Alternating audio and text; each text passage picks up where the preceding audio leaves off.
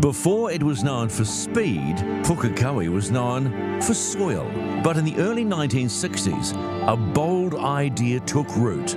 New Zealand had a Grand Prix, but no permanent home to stage it. So the motorsport community rose to the challenge. Among the first to test the surface was Jim Palmer, turning the circuit's very first race laps. In January 1963, Pukekohe opened its gates and massive crowds arrived. Away they go.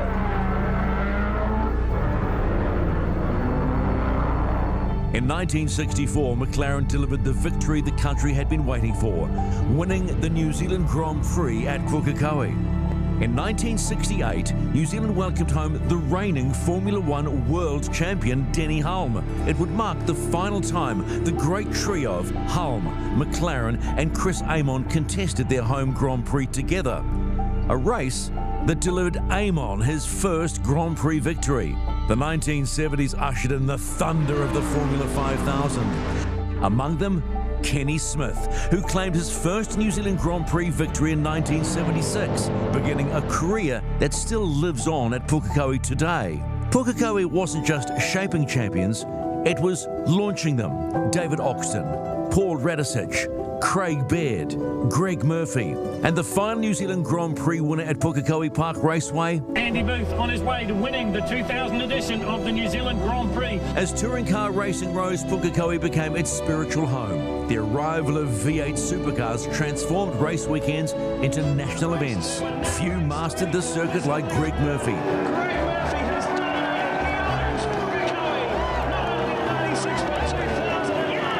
Crowned the king of Pukekohe. While it was Shane Van Gisbergen who claimed the final victory here in 2022. Shane Van Gisbergen wins in New Zealand. Along with the Jason Richards Memorial Trophy. In the early 2000s, another chapter was written. Drifting arrived at Pukekohe. Raw, expressive and fearless. Many of those early competitors are still here today, now joined by the biggest names in global drifting. The inaugural Drift GP, a round of the D1NZ Drift Championship, and one final lap for those who grew up here under its summer sun, for the blood, sweat and tears in the ground beneath us, for the triumphs and the heartbreak, for the journey and the memory. We stand in honor of 63 years of history. The book closes, but the story never fades. Savor this moment and celebrate those who are here to share it. Kia ora, good afternoon. Welcome to Pukekohe Park Raceway for the final time and the last drift. Yes, we've already seen D1NZ and the Pro do their thing. Congratulations to Lodi Heinonen for winning the last ever Pro Championship battle here against Dave Steedman. This is the last drift. You're just joining us on KO in Australia, on Fox Sport, or on Sky Sport Lect on Sky Sport New Zealand. This is the iconic racetrack that was opened back in 1963. You would have seen the magnificent historic shots moments ago. This place oozes history, and we're going to talk to some gentlemen here that were part of that history. It's going to be a busy old day. We're heading towards Drift GP around 2:25 this afternoon. So if you want to know what the track's like, well, frankly, a bit of a shower, so it's a bit slippery right now, but this is what the judges are looking for. Take a closer one. Well, here we are for one final time, one of the most notorious and fastest competition drift circuits in the world, Auckland City, Pukekohe Park Raceway. Welcome to round 3 of the 2026 D1NZ Drifting Championship. It's a 2.9 kilometre circuit with plenty of character. Turns 1 through to 4 is where the action will be this weekend. Initiation right in front of the main grandstands. A minimum speed requirement for the scoring this weekend. We'll see cars at around 180 kilometres an hour. This is all about commitment, with 4 scoring zones to watch out for on this layout. Time to take a virtual lap of the place now. Thanks to Logitech, the lead car will take the left lane out of the Monster Energy start gate. Teams will be looking for lower diff ratios and taller gear sets to get the best wheel speed this weekend. Judges will be looking for a set and forget entry with limited corrections through the sweeper. Outside zone 1 will come in thick and fast on the right hand side, firing through to that first inside clip of the season on the left hander. Avoiding the ripple strips is key here to score well this weekend. Inside clip 2 on the right hander, pushing out to outside zone 2 on the left, which is where the rear wheels need to be, finishing out onto the back straight. Our judging officials for the weekend are all former drivers, some of the heavyweight names of New Zealand drifting in the last decade. Four-time D1NZ champ Darren Kelly is back alongside Taylor James. Series veteran Andrew Redwood is also back in the judging seat with Joel Counter, keeping an eye on competition as our driving standards observer and review judge for 2026. Our penalties for this event have all the usual suspects. Wheels off track will be one to watch for. Straight lining the car will be a crucial one here on this fast layout, especially during transitions. Excessive left foot braking will be another big one. You can use the left foot to settle the car with little dabs, but using too much and slowing the car up will hand you a much bigger penalty over the guys who can stick it to the section at full throttle.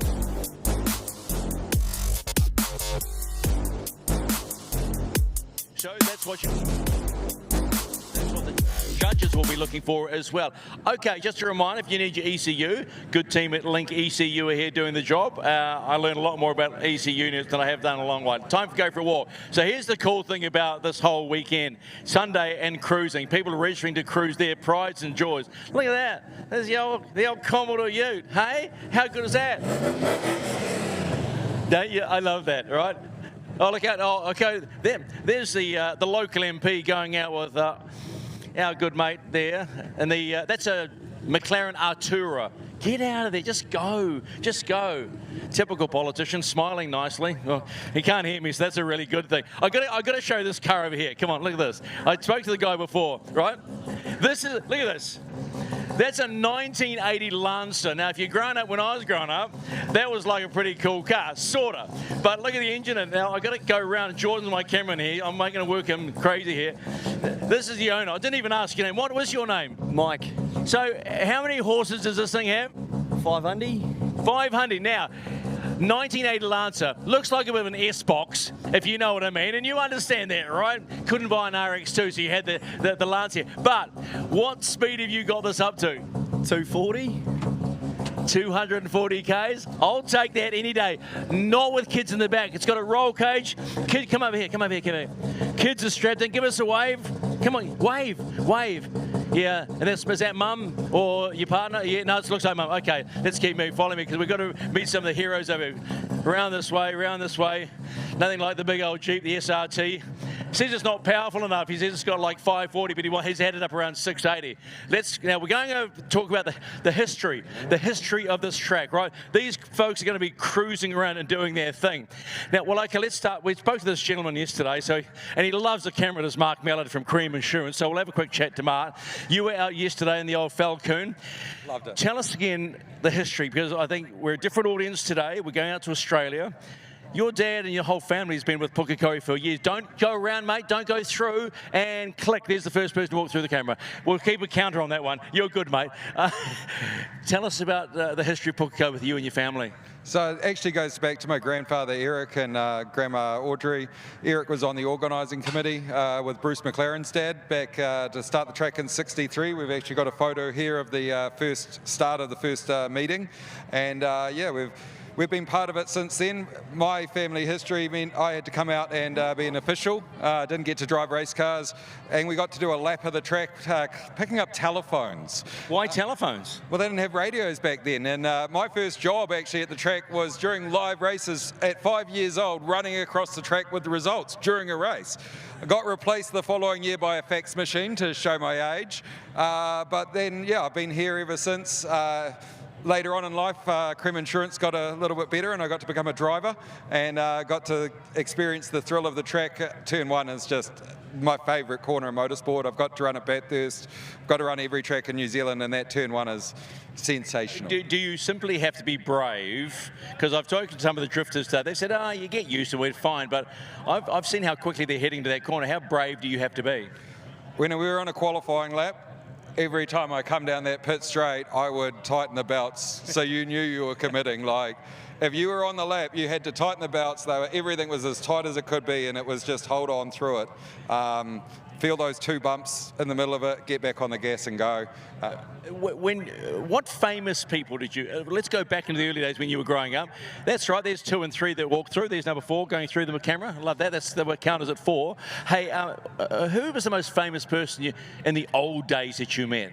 Jos Verstappen. Josh Verstappen, Max's dad. Yeah, he came down in the 80s, and that was really awesome. David Oxton's here in a car that was one of my childhood cars that I watched. Smash Palace, if you remember the old movie. There's a big crash scene that's from here. There's been so many famous races that came here. Holm, Moss, Stewart. You name a famous driver from the 60s and 70s, and they came through. Eric and Ron Foster, the New Zealand Grand Prix Association, brought them all down. I see the drifters, they're bringing people down to have fun and do stuff. That's what they did. They created an experience over the winter. Come down here, meet some lovely New Zealand ladies, and go water skiing and do all the fun things you can in New Zealand during summer that you can't in a European winter. So that's how we got a lot of those cool drivers down, and it's great to see Drift doing it, because there's some amazing drivers from Drift here doing their thing, and the cars are impressive and everything. It's just cool. I got to go over to the pits yesterday and have a look through. You actually want to go for a drift, don't you? Yeah, I love drifting. I like to do it. I don't know if I have the skill to do it. These guys are another level, but... Just ask for a ride, it'll be okay. If there was one specific memory of Pukekohe as we say goodbye to the old lady, what would that memory be? Whether it be racing or not racing? Just my family time, to be honest. We as a family, my uncles, my aunties, they were all here. My nana would walk down that pit lane and it'd take 2 hours to walk down because she'd meet with Kenny Smith and their families. And that's what it means to me, is just those family moments. I'm going to do commentary, so I'm throwing my brother out in this car, and that's another moment that's cool for me because he's always crewed and done stuff for me. So to put him out in the race car driving is just awesome. It's the family, and motorsport's all about the people. You see the kids out there on this cruise, and they got their families and stuff with them, and it's just awesome to see that even in drift, it's a total family occasion, which is cool. Just a shame we have to say goodbye to the old girl, eh? Oh, totally. I love it, and I missed it, and whatever I can do to get back. But thank you for D1 for having us. We appreciate it, and just an awesome event. Thanks, mate. Mark Mallow from Cream Assurance. Okay, look at this. Just here for Jordan. Alfa Romeo Alfetta GDV, right? The engine's an ex-Kenny Smith Formula 5000 engine. Now, the man going to drive this today, I'm going to just interrupt him because he doesn't mind interrupting. I call him a driver. He calls me a broadcaster. Just go around there, buddy, so you don't walk in front of the camera. Angus Fogg, who normally runs around the J.A. Russell Mustang, which is a beautiful car, and it lights it up beautifully through Bathurst and around the country. Talk to us about this Alfetta. What do you know about it, and what's it like, and have you driven it? Yes. Yes, I have driven it back in the day, in the 90s, when I was just a young lad at Bay Park, racing 850cc minis. That thing was there, and it was to us, it was like a space shuttle. It was unbelievable. It was very, very successful at Bay Park with Ian Elgee driving it. The Elgee family were quite unusual, shall we say, clever. Some of the cars they came up with out the gate. And this is one of them. Formula 5000 engine, so that looks really light. Is it a light car? Very light. It's under 1,000 kg. It was built from a brand new body shell, so it's never been a road car. They picked that car because it was very good through the air and had very good weight distribution. Through the air, but on the ground? Well, yeah, hopefully, but on the ground. They were very ahead of their time. The aerodynamics and that, they didn't just put a wing on and hope that it would work. They actually had monitoring systems, and you'll see inside the car it's got like old aircraft gauges and that. They were actually measuring the vacuum at various points. It's a very cool car. What's the driving experience like? It's very cool. It's different, obviously, because you're sitting in the back seat driving it, and all that other stuff's in front of you. But it's a bit like a little go-kart. It points wherever you want to go. It's very, very noisy, obviously, with the open trumpets right there. But it's what a race car should be, I reckon. Are you looking forward to having a skid out here? Absolutely. You know, been coming to Pukekohe for a long, long time.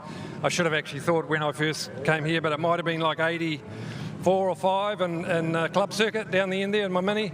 So been coming here a long, long time, had a lot of success, had a lot of big crashes as well. Where did you tip it up here?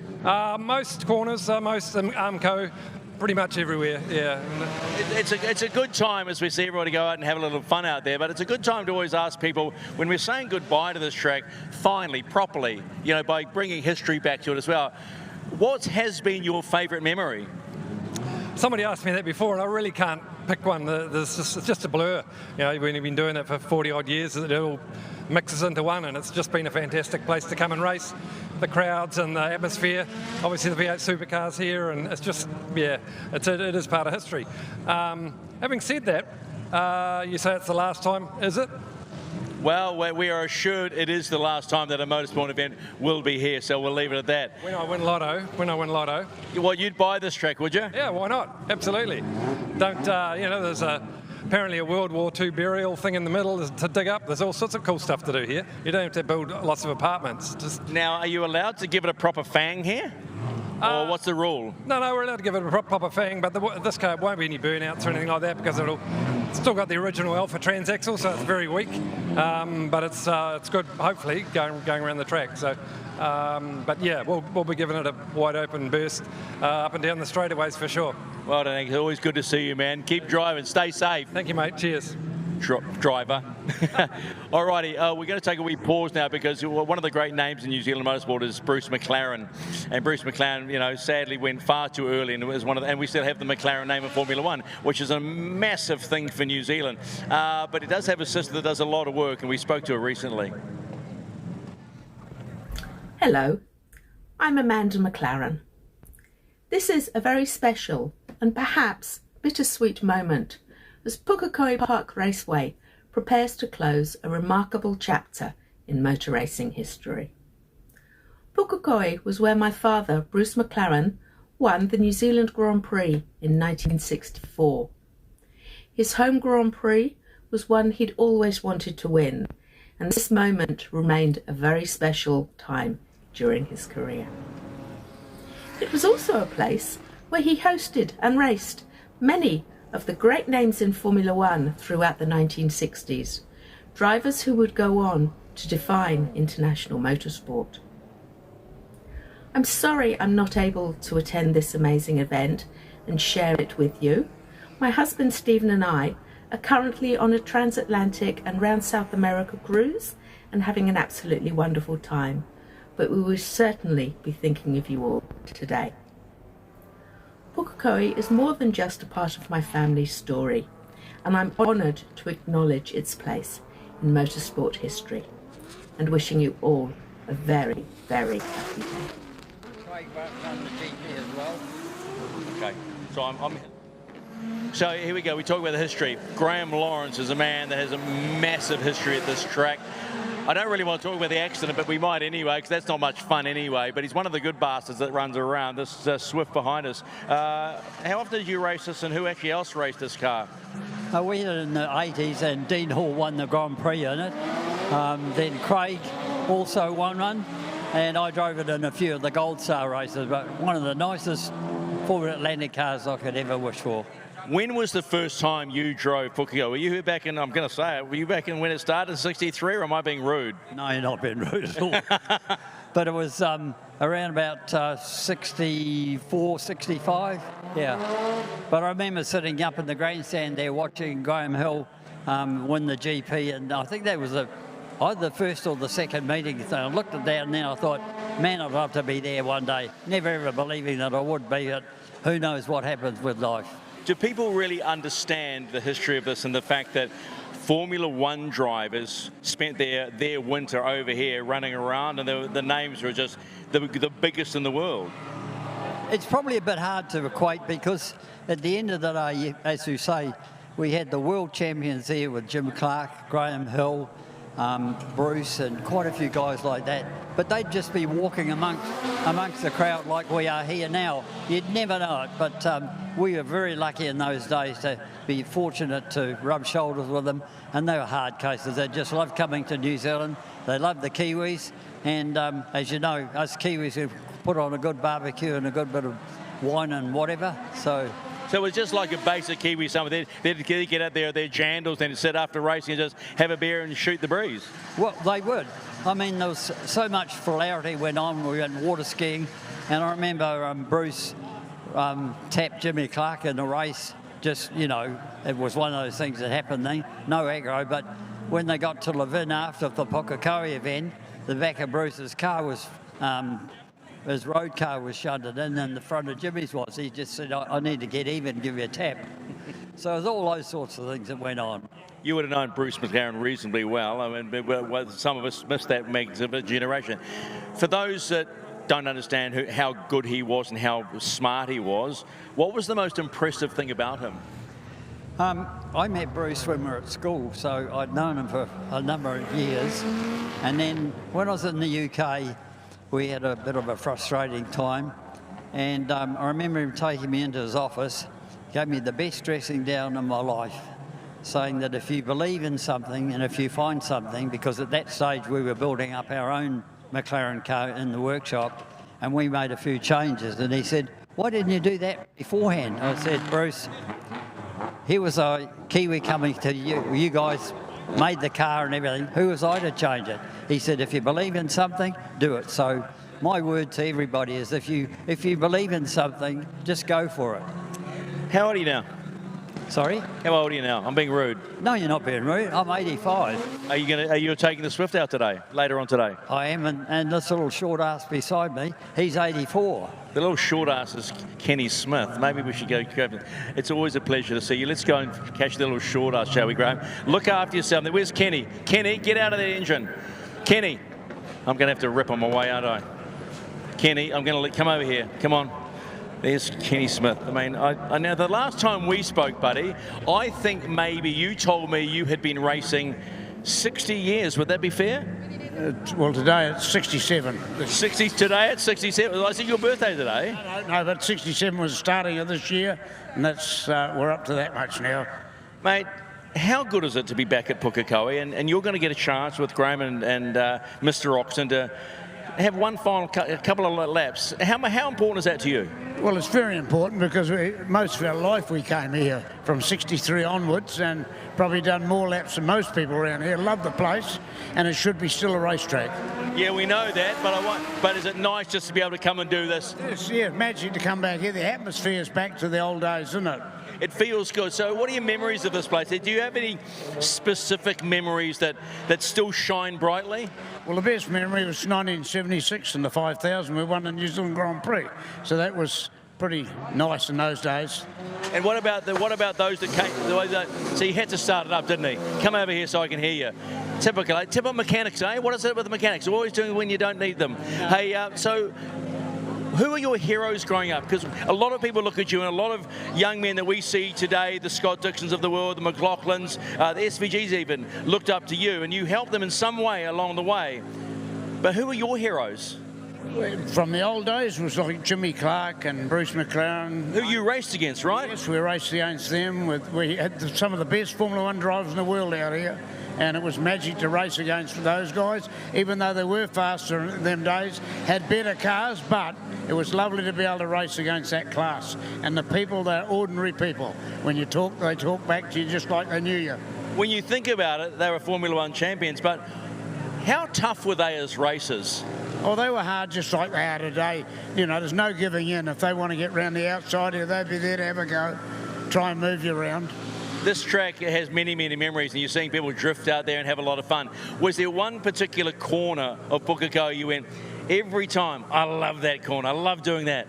Turn one, when you got that right, and in these cars here, you could go flat round there, and in the finish in the 5000, as Graham Lawrence should remember, we used to get it round there without lifting off in fifth gear, round turn one. So if you had your eyes on the odometer, what were you doing, do you think?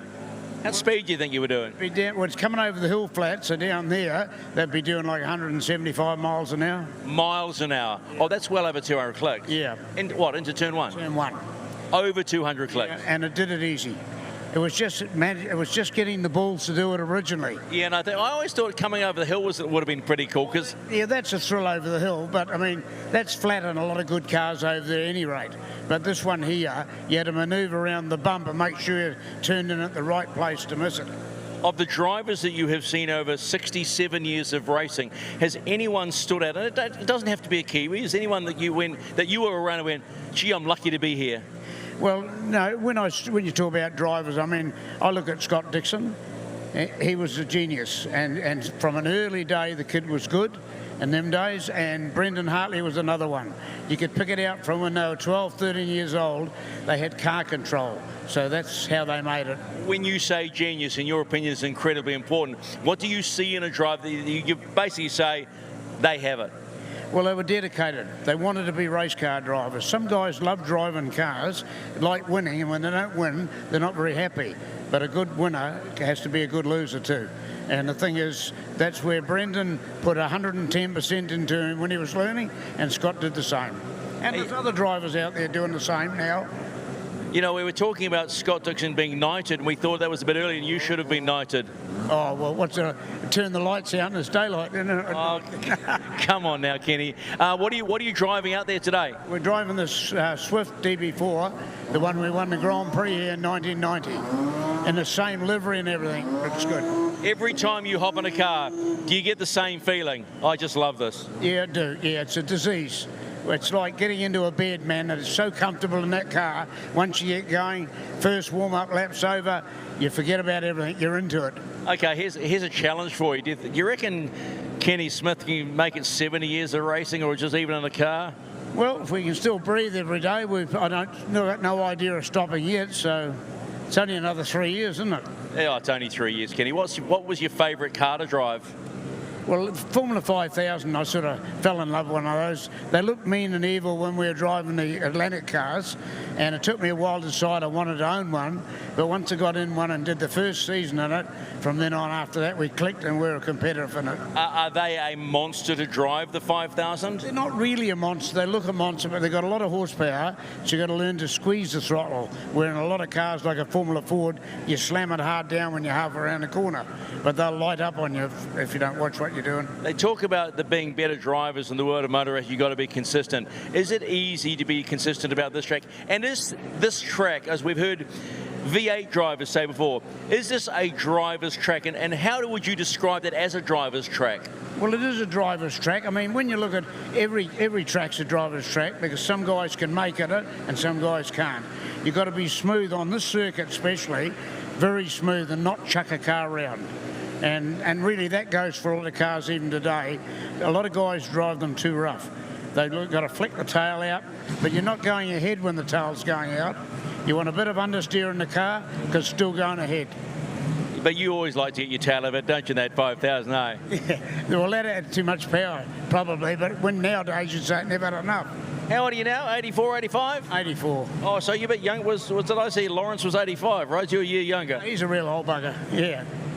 Okay, I won't tell you what he called you. Hey, Kenny, it is always nice to see you, man. Have some fun out there today. Yeah, we will. No, thank you for that. You are more than welcome. Kenny Smith, how good is that? Some of the cars are coming back in. Now, you can go now, Kenny. Go tell that mechanic to just be a little more polite when we deal with things the other day. There's a whole lot of other cars going around. I apologise to my director and my producer because I can't actually hear too much. I'm going to have to plug this one back in to figure out where we're going next. So I'm just wondering, and I'm going to have to ask a question live.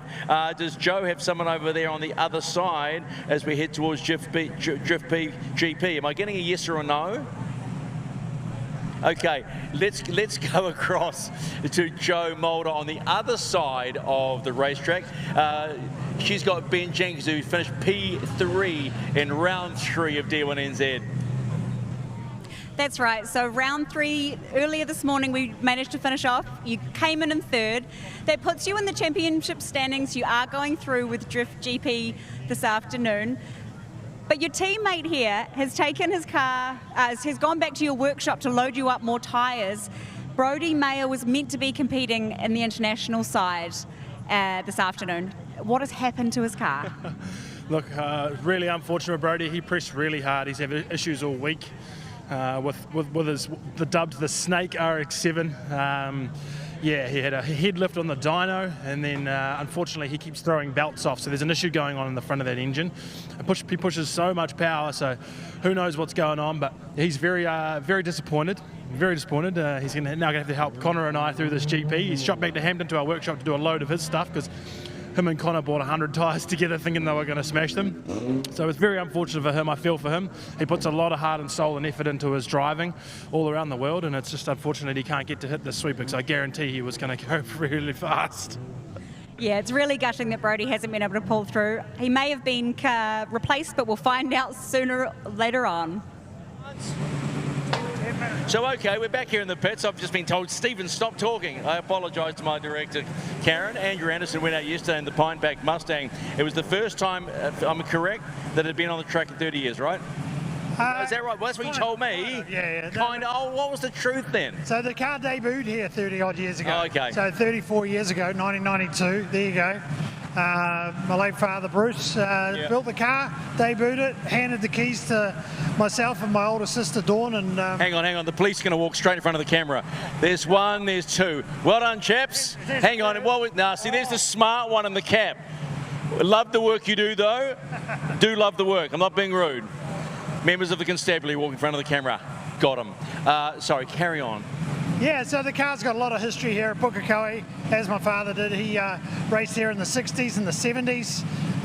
Things from Zephyrs, Zodiacs, GTHO, Falcon, of all things. Did you race as well? Yeah, I got to race in 92, so I was a young whippersnapper at 19, debuted in the Mustang behind us here. So it's a very special car to the family. Granny or Mum has let us bring it out today. And I've done some laps yesterday, which was very special. And what can I ask you? I saw you come back in. You went. I think the words, and you might be right, or you went. That'll do me.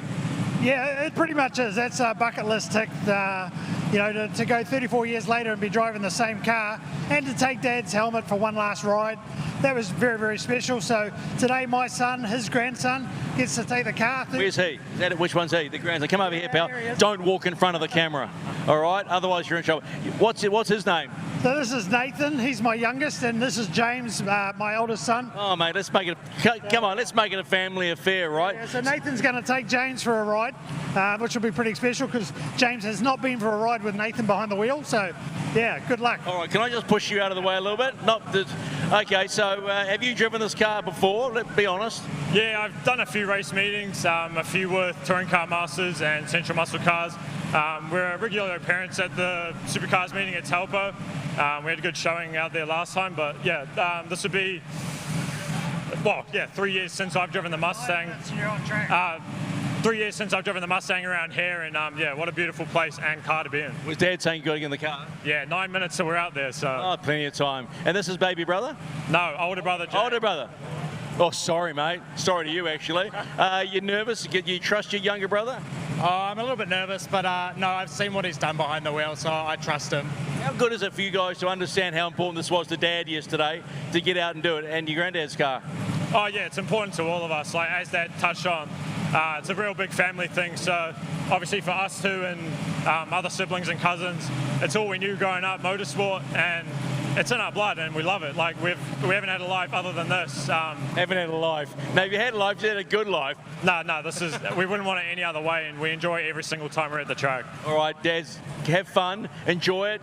Don't bend. Oh, you're doing nothing. You're just sitting in the seat, so you'll be okay. There you go. The Anderson family. I saw my mate Barry over here. Now, Barry, come over here. Now, you won't know Barry, but we did a story on Barry in the old TV show a long time ago, and Barry is one of the biggest Ford fans going around. In fact, he's a Dick Johnson racing fan, but today he's an the Anderson family fan. You would have been to Pukekohe a long time, so this is a fan. This is Barry the fan, right? What's your greatest memory of Pukekohe? No, you're not taking the microphone off me. Stop it. What's your biggest memory? The memory would be the barbecues after the Pine Pack boys have had the racing.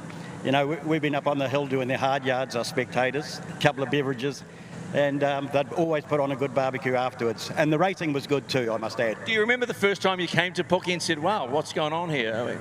I remember getting here, but don't remember getting home. Yeah, okay, so that's the true fan. There's a car coming through, Jordan. You want to knock him down? I'll tell you what, you're a Ford guy, but when you look at the Schmick Hard Park here and look at some of the Japanese cars here, you've got to say, wow, right? Oh, absolutely.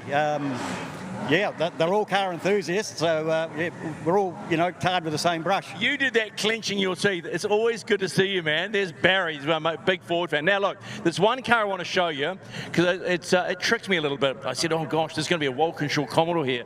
I'm sorry, Jordan. You all right, buddy? Look at the cars here. Just get out of my way. There you go. Look at the fans here. This place is rocking. Now, I saw this car earlier today. I went, oh, my gosh, it's a Walkinshaw Commodore. And then I looked at the Rego. But I don't care because the work done on this car. Look at this. Have a look at this. How good's this? Just look at it, right? Is this the, oh, there's the owner. Come over here, pal. Come on. No, please, come over here, mate. Come on. I want to have a chat to you.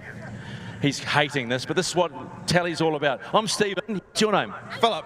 Philip. So this is Philip's car, but it's not a Walkinshaw Commodore, right? It's a Holden Walkinshaw. No, it's not, is it? It's a Berliner. Right. I just about cried when I saw that. But the work you have done on this, magnificent. How important, just to bring it to Puke today? It was very important because I learned to drift here, so it's a pretty special place for me. And it's good to be able to come back and have one last go on the track, really. Yeah. But you're not allowed to drift it, you realise that, right? I know. Actually, does it have a motor bigger than a 4-cylinder Berliner? It does. It has a injected V8. Yeah, and a manual. Can you open the doors? Because I want Jordan to have a look at that interior. Do you mind? Just get in there. Jordan, go in and follow that. Because look at the interior here. I mean, when you look at cool cars, it's one of my favourite colours anyway, gold. But can you get it? Yeah, that's right. Oh, geez, the old wind-down windows. Remember those? Can you get in there, Jordan? Have a wee look at that. I'll go around the back and have a quick chat to Philip. What was the idea? Was it just from the seat? Have gold and it's pure white almost, isn't it? I just quite like the contrast of the white and the gold together. Yeah. How many people say to you, wow, it's an original, and you say, no, it's actually a Berliner? Not many see that. I mean, how long did this take to get it to this stage? It took me a couple of years to do it, but I actually painted it 25 years ago. Can you open the bonnet? Can we see the motor? Yeah. Come on. See, I've opened the door, so now you've got to do it, and you can explain to me, because as most people know, when it comes to engines, I'm a dummy. Oh, okay. Oh, look at that. 5,000, just a big old 5-litre. Come over this side. Oh, no, don't. I'll come around to you. Get in there, Jordan. Look at that. So how often did you drift in D1? I competed in like 2008, 2009 and 2010, yeah. What were you racing? I had a Sylvia S14. Yeah. And was it fun? It was a lot of fun, and I've still got the bug these days. Yeah, but you wouldn't take this beauty out, eh? No, I'd be too scared to rip all the spoilers off. So honestly, man hours to produce something like this? I don't know, probably 1,000 hours. Really? And is this, did you do 99% stuff, or did you farm some of it out? I did 99% of it, yeah. I had another guy paint it, but I did everything else, yeah. How often does it actually get out? Oh, it's probably just a weekend car these days, yeah. But try and get it out as much as I can. Were you a bit nervous bringing it out here with all the other cars around, you know, thinking of the paint and all that sort of stuff? Getting too close, I might open the door. It's all part of the fun, taking the risk, I suppose. So you learned to drift here on Pukekohe. Yeah. When you first approached turn 1, which even the great Kenny Smith said turn 1 was his favourite part. Yeah. How daunting was that as a young drifter? Oh, very, yeah. Obviously, you've got to work yourself up to the speed, but yeah, it's exciting. It's an exciting track, that's for sure. What was your best position in D1? Come on, let's just talk about it. I was only in the rookie series, but I ended up 4th in the championship, yeah. Well, you take that any day of the week. Definitely, I was happy with that. Now, do you have kids at all? Can I be blunt? Oh, yeah. And are they taking to Dad's fascination with cars and drifting? Definitely. Oh, really? So they drift scooters or what? No, my oldest drifts a car, yeah. But, yeah, he's a bit of a hoon. Okay, so you're not one of these guys that hops on the suburban street and just quietly slides it into the driveway when you're one of those moods? Not me, no. Trying to teach him to go to the track instead. Mate, so nice to see you, man. I've got to say, I had to come and find out about the car because it stands out. Yeah. You have done an immaculate job, albeit being a Berliner. But it's a fast Berliner, so we'll take that. Nice job, Phil. Appreciate the time, mate. Look at that, eh? And look at the turn around there, John. Let's look at the work and money that people put in the car. Get in amongst it. Look at it. This is what it's all about. That's what I love about this community, right? They just love building engines, and the amount of money I know that people spend on engines goes into the hundreds of thousands, because it's not about. It's just about simply loving it, and the drift community is one of those cool communities that go. So we can't be too far away from the first celebration. Can someone talk to me? Of course. Now, we talked about Sir Scott Dixon. Now you can hear from him. Scott Dixon here. Today is a very special moment as Pukekohe Park Raceway marks the end of an extraordinary chapter in New Zealand motorsports. Like so many young Kiwi drivers, I grew up inspired by legends like Chris Amon, Bruce McLaren and Denny Holm. That led me to my first race there in 1994, racing a Formula V. It was also where Kenny Smith came into my life. He was more than a mentor and believed in my dream. It is also special to know my race-winning 2005 IndyCar is there thanks to the Ross family. Pukekohe played a crucial role in my story, and I know it's done the same for countless drivers over the years. Thank you for being a part of this day and being alongside my mum, who represents me as the final lap is taken. Thank you to everyone, all the volunteers and those who waved the flags for me back then and are doing the same today. Cheers.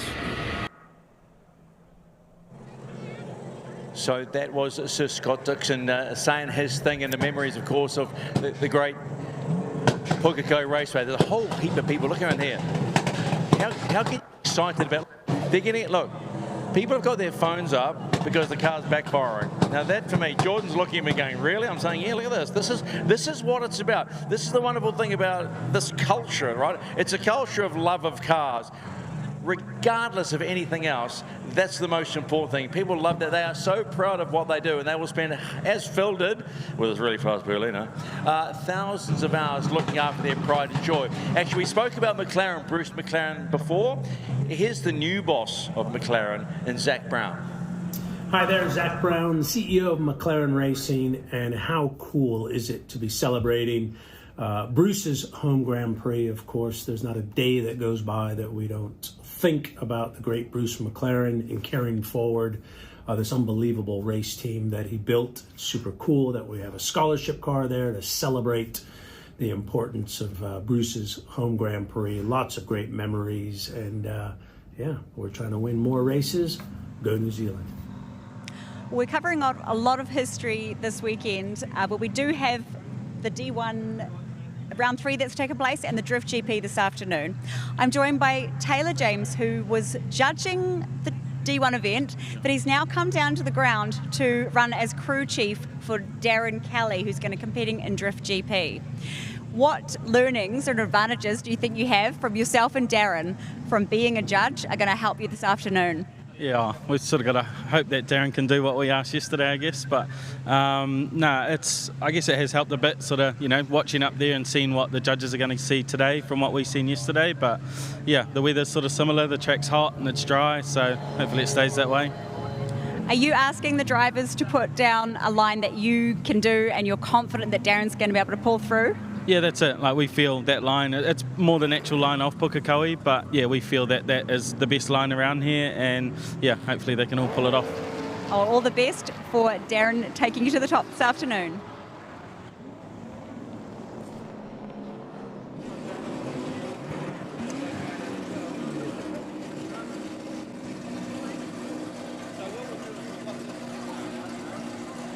Owen Evans joins me right now. Owen Evans, I'm going to say it, son of Mitch Evans, does pretty well in Formula E. Son Simon won I-Pace, the world champion the only year it ran, and himself a lunatic in a car and a very fast driver in his day.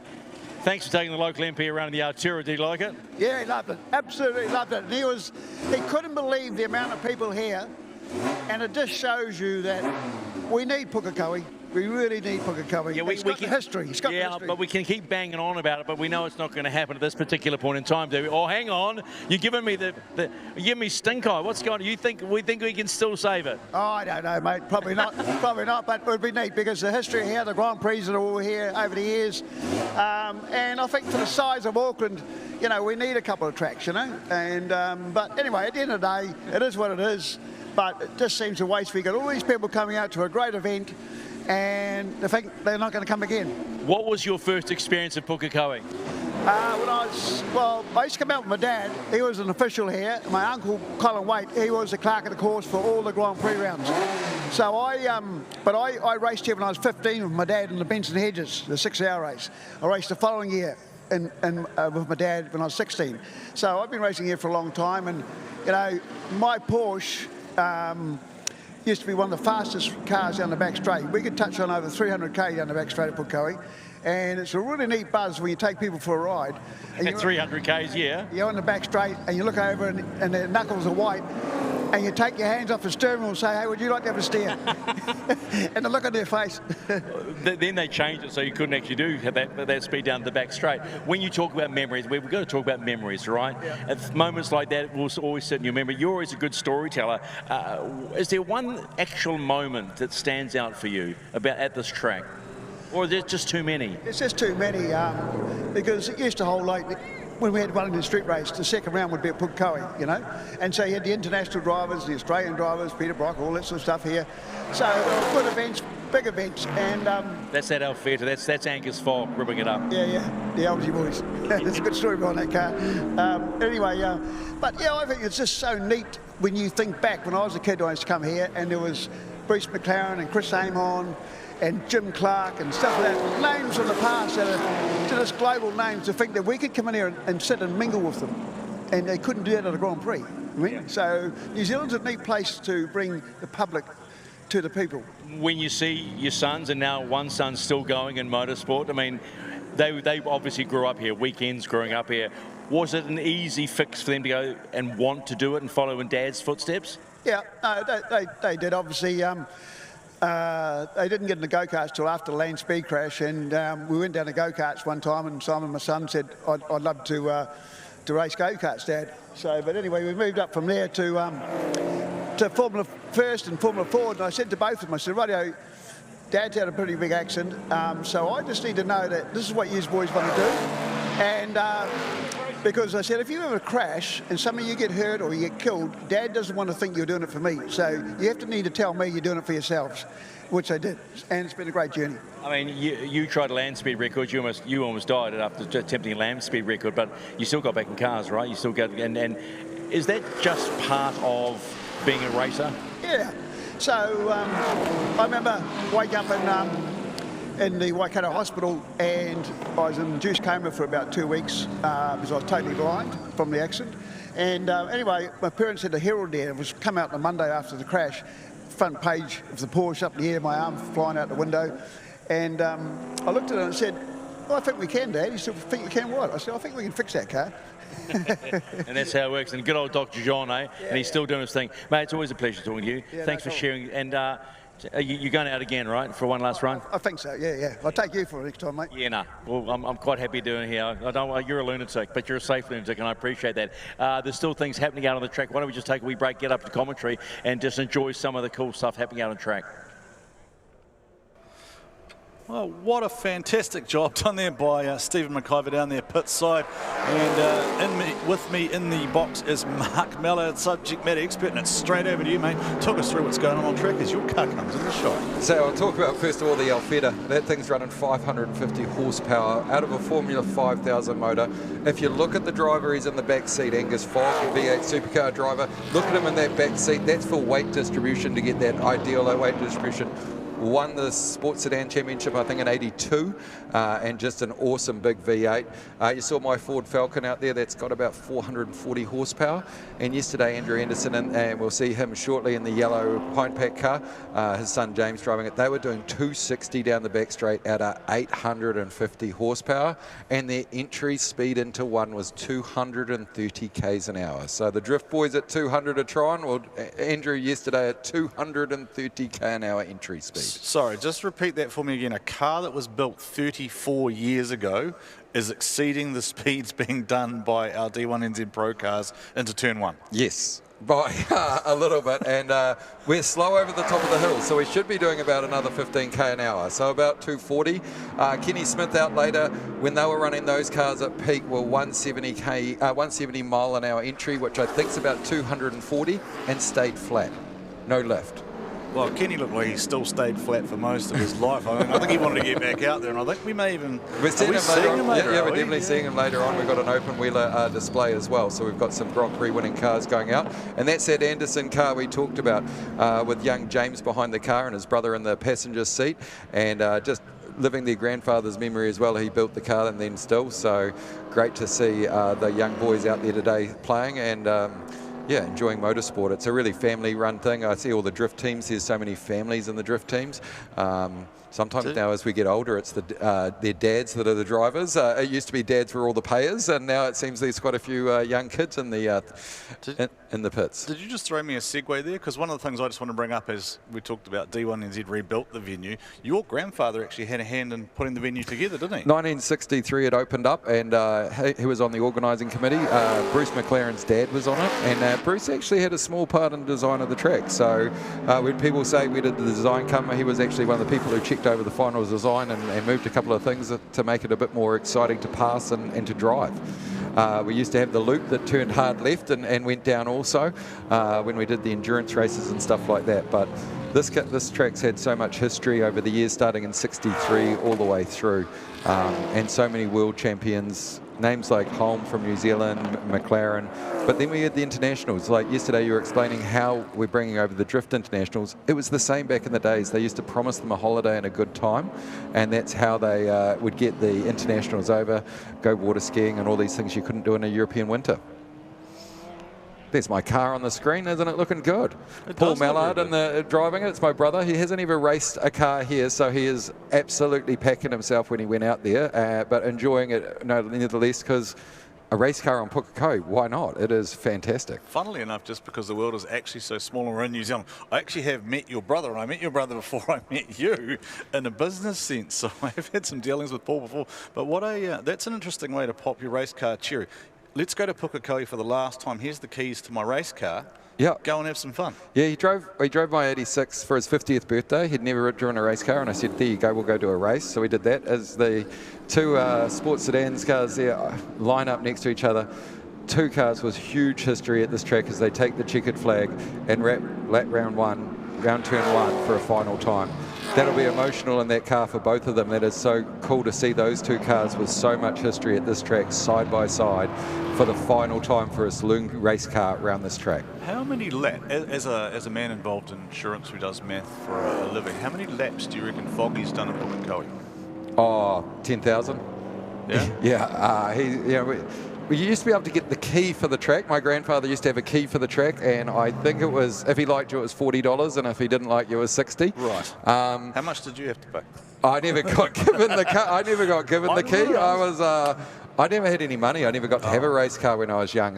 So race driving came late to me. I was always an official.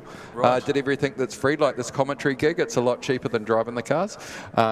It's very fun. So fantastic. Paul getting the last run. I think he's the last car out there. So I think we'll close down the track for Saloon cars with Paul Mallard. Then Granddad started it. So that's pretty cool.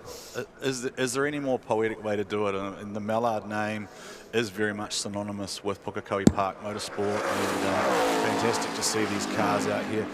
It certainly didn't require much arm twisting, did it, to get some of these guys to come back and dust off these cars? Absolutely none whatsoever. Please, can I come? When do I need to be here? Don't worry, if you're running any time, I'll be here ready to go. So absolutely fantastic. So what do you think will happen with these cars now? I mean, are they still active duty cars, or will they So I run mine in a historic racing. So these classes, so the car on the left runs in central muscle cars, and the car on the right runs in historic sports sedans. So they've always got classes to come out and run. We have historic race meetings, just like we have drift race meetings, and then we have top level international race meetings. So there's something for everyone. There's a place for an old rotary. There's a rotary class in motorsport. Every car can have a place to race in the sport, which is fantastic. Right, and are those classes are they predominantly your gentleman racer or your business owner, or are there a handful of sort of semi-pros in amongst that? How does it kind of go these days? It's very hard in New Zealand to be anything pro. Right. Most of the people that are trying to be pro have left and have gone in Australia, America and everything else. We've got an absolute ton of talented drivers overseas. In New Zealand, everyone's very doing it for themselves or with mum and dad's money, and a few sponsors. Alrighty, it sounds like Stephen McIvor's tracked down another guest for us. Oh, so welcome back to the Iconics area. Now this is Tim Hill from the NZ1 GP Association. We are celebrating Pukekohe Park Raceway. It's cooler in here for the moment, okay? But look at this, Tim. Can I hold this up? This is in a photo of the official opening. Yeah, she's the old black and white back in January the 5th, 1963. And that was a Bentley they called the Fast Lady. And that's how they opened. Look at that, just flying across. Look at the crowds there already in 1963. Over here, Jordan, if you can get in a little bit closer, that is the official program. So that's pretty cool. Tim, I mean, how hard were these to find and just curate to keep safe for people? Well, I was fortunate. I'm a member of the NZDT, and part of their archive material Yeah, that's the Anderson family. Don't worry about it. Keep going. Yeah, part of the archive material we got from when we moved from Mount Richmond, and I took over part of the business, was to actually, it's all sort of landed up in my container in my house, because we needed to preserve this sort of stuff. It's quite important to keep. Yes, we do, and you've done a great job. And now Angus Fogg's in it. We're going to go around behind Angus Fogg. Follow me. He'll try and run me over. I saw David Oxton a minute ago. There he is. So I'll just go around from the, here we get over here, the old Alfetta, and I'm just going to interrupt Kenny. Yeah, can I talk to this old fella? Come here, David Oxton, come on in. Can you hear me okay? Just about. Just about. I'll take, oh, there we go. Turn around here. The camera's that way. You know, I know you love the camera. I worked with this man back in 1990 or 1991 in F1 coverage on Sky. Yeah. I remember vividly. And I think there was one, you pulled the old fella up, you said, you know, Stephen, there's no refueling in F1. Do you remember that? You do, don't you? No, you don't? No. Oh, please. You're getting a run today to say farewell to Pukekohe Park Raceway. What are you driving today? So my old RT4 is over here. This is the... Sure, we'll walk over here. We'll just move over here. Excuse me, can we just squeeze through here, please? Sorry. No, you don't have to apologise, but I'd like you to not walk in front of the camera. Never works. It never works. So anyway, talk to us about the car, bud. Well, this is what we call the pie car. It was the first RT4 in the country, 1980, and we ran it for a couple of years, had some good success, won the Aurora National South Pacific Championship. And then I traded it and got a white one and then a red one. So the red one was the better one because it won a Grand Prix. But this one was a good old girl. Winning a Grand Prix, having your name on that trophy, how important is that? Well, when you've been trying for 15 years, it's bloody important. Yeah, but the fact that there are only 2 Grands Prix outside of Formula One that can have that Grand Prix title, which is the New Zealand Grand Prix and the Macau Grand Prix, just turn yourself around. We want to see that beautiful face of yours. It adds something, though, doesn't it? It adds something special that no one can take that away from you. That's special. And we were a group of, you know, Graham Lawrence and Ken Smith, Jimmy Palmer. We did it for so many years, and we all just looked out for that one chance to win the thing. And Kenny won it a couple or 3, and I only got it the once. But when you hold that trophy up, it's pretty bloody special. I asked Kenny what the races were like in your era of racing. He said, oh, they gave as good as they got. Was that the same with you? Well, those guys, like Kenny and Graham, when you've done so many miles with them, you can go around corners like Rothmans, as it was called then, but top of the hill there, and you can have a wheel inside, and you can trust the guys. But, you know, that takes time. You've really got to know who you're doing it with. But the bashing, no, we didn't really do bashing. You stand up for yourself, make sure that you don't get pushed around, but you don't have people off, no. Do you remember your first experience of Pukekohe vividly? First, you know, I can't, because Christ, that's 70 years ago, isn't it? Oh, you're a young man. Come on. Do you remember? What was special for you about Puke then? We're trying to get turn people. 1. Still turn 1. Everyone knows turn 1. You know, you got to hook your nuts up and just go for it. And if you really get it right, you get the exit of turn 1 right, then you get the launch straight across 2, and then you pick it up. And all the speed at Puke is from turn 1 to railway. The rest is flat in these cars and in most of the little single-seaters. So that's pretty exhilarating when you come over the hill in any car, flat in 5th or 6th, whatever it is. Yeah, that gets your attention. The adrenaline, everything's buzzing at that point. Of the races that you race, who do, outside of the Kiwis, because although you can admit, who are the cool drivers to hook out with? KK, obviously, KK Rosberg. Yeah, when he arrived here, he could hardly speak English, but he knew how to drink beer and find the girls. And certainly he taught us all a thing about how to go over chicanes, because we were green and we used to go round them. And when Rosberg came here, he just went straight across them, and that was the time was. So, but a good guy to hang out with. Used to hang out with him in Canada when we did the Labatt series. Great guy. Do you have a favourite memory of Pukekohe? I mean, I know everybody's sad to see it go. We thought it was not going to be used again after the last Supercars event, but, you know, Brendan White and the team, James McManaway from drifting, said, no, we need to say goodbye properly. Is there one specific memory of Pukekohe that stands out to you? God, I don't know.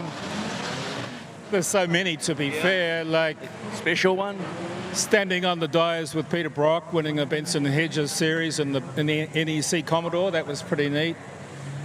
Any meeting with my dad when we were running either the first Brabham that we ran. I remember probably the worst moment I had at Puke, well, one of the worst ones, was the very first meeting we came in a Brabham in about 1967, and we walked down to the start-finish line to do the driver's briefing.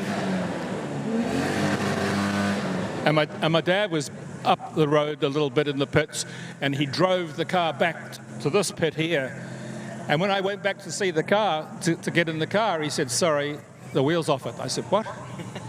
He turned hard right and didn't know that the rear was wider than the front, and he tore the rear wheel off before he even went racing. So that was a pretty bummer day, but hey, it's your dad. We forgive him. But, you know, those are the great memories. The Grand Prix was pretty nice, pretty special. The worst day, probably the day it closed, because this is, you know, lost forever. I was here on day one of the Grand Prix. I was pushing the John Surtees Lola, which was a 1963 Grand Prix. I was 15, and all those cars needed pushers in those days, and three of us on the back of the cars, and that's how we got them going. So, yeah, I was there on day one, and if this is the very, very, very last one, I'll be pleased to be here. Yeah, well, you get one of those moments, right? But you actually get to do it in the role, so that makes it even better, right? I mean, the fact that someone said, "Hey, come on, come out and have a crack at this for the last time," must have made you feel good about still being a racer. Oh, it's an honour, really. Thanks for Lance for asking me out. You know, I knew Kenny was coming out. We were going to make a guard of honour for him to say goodbye to it, and then like Graham and I said back at that, we want to be in on this act too. Fine. Well, you're part of it, and I'm going to say this politely, an institution of races that built racing in this country. And I know that we always use this poor cliche of punching above our weight, but it would appear that we do punch above our weight, and we've made such an impact on the world stage, and you've been part of it, like the lad. So thanks. Steve, because it's really important that people preserve history. As the gentleman over there from the NZ1 GP Association said, we have to preserve history and remind people that it just doesn't happen. It starts from when you're a toddler until you become a proper racer. Well, the first days were pretty much fed by the car clubs. I mean, Auckland Car Club back in those days was 2,000 members, and the Northern Sports was probably 1,000.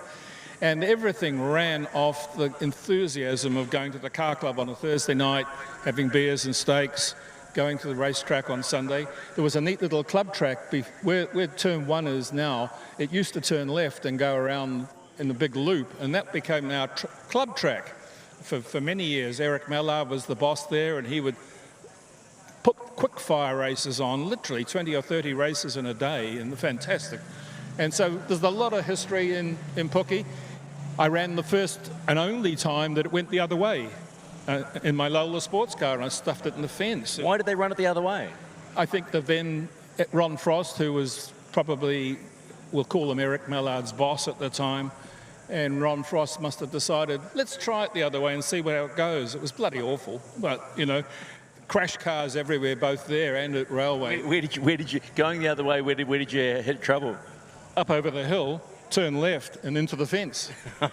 Oh no! Just never been there before. Never been there, done that, and it was something to forget. I said to Kenny, when you hop in the car, even at 85 years of age, do you still get that same feeling? Do you? Oh, absolutely.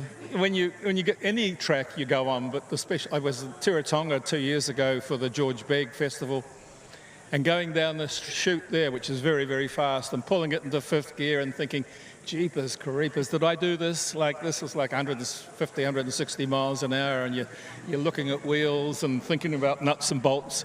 You know that if you start to worry about stuff, you should be out of it, you know. But so today, you can't go crazy, but will you still have that same feeling sliding or clambering into the cockpit? I hope not, because they'll probably make a mess of things out there, but no, it'll be great. We'll be missing Laurie Powell. Laurie Powell used to be an institution here. He was the starter. So long before all you youngsters had lights and buzzers and digital whatsits, we used to have flags to start the race, and it was the New Zealand flag. and everyone's looking for an edge. And I always used to try and figure out how we can beat Kenny. Laurie Powell had this little twitch in his body, so when he lifted the flag up, his left leg used to shake. So I figured out as soon as I saw Laurie's leg shake, I'm going, and that was it. Perfect timing. How many races did you win on the back of the shake? Great times, great memories. Mate, it's a pleasure seeing you. Have some fun out there, all right? Enjoy it and be safe. For the last time. For the last time, mate. Yeah, that's good. There you go, David Oxton, Grand Prix winner and one of the genuine good guys. Yeah, Jordan just said, can you put your earpiece in because Karen's talking to me. I think she said, okay, let's have a wee break, shall we? Because we're heading towards Drift GP. We're closing in on the very first time and last time we have Drift GP. The internationals against the Kiwis and the Aussies. Whole lot of fun coming away still on the last day of Pukekohe.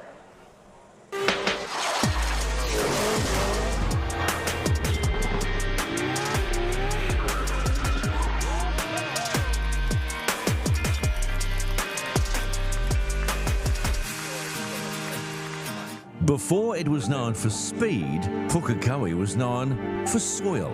But in the early 1960s, a bold idea took root. New Zealand had a Grand Prix, but no permanent home to stage it. So the motorsport community rose to the challenge. Among the first to test the surface was Jim Palmer, turning the circuit's very first race laps. In January 1963, Pukekohe opened its gates and massive crowds arrived. Away they go.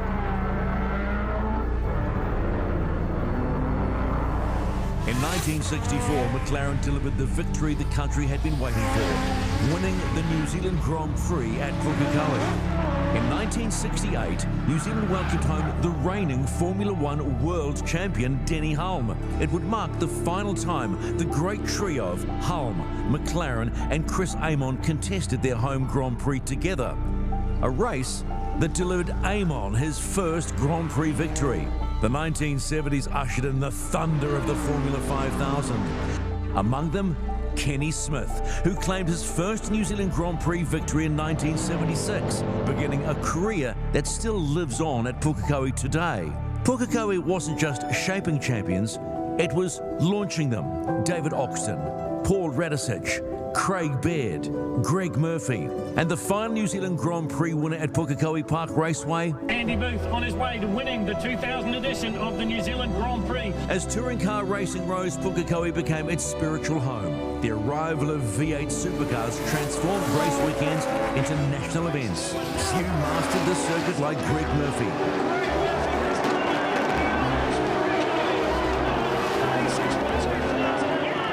Crowned the king of Pukekohe.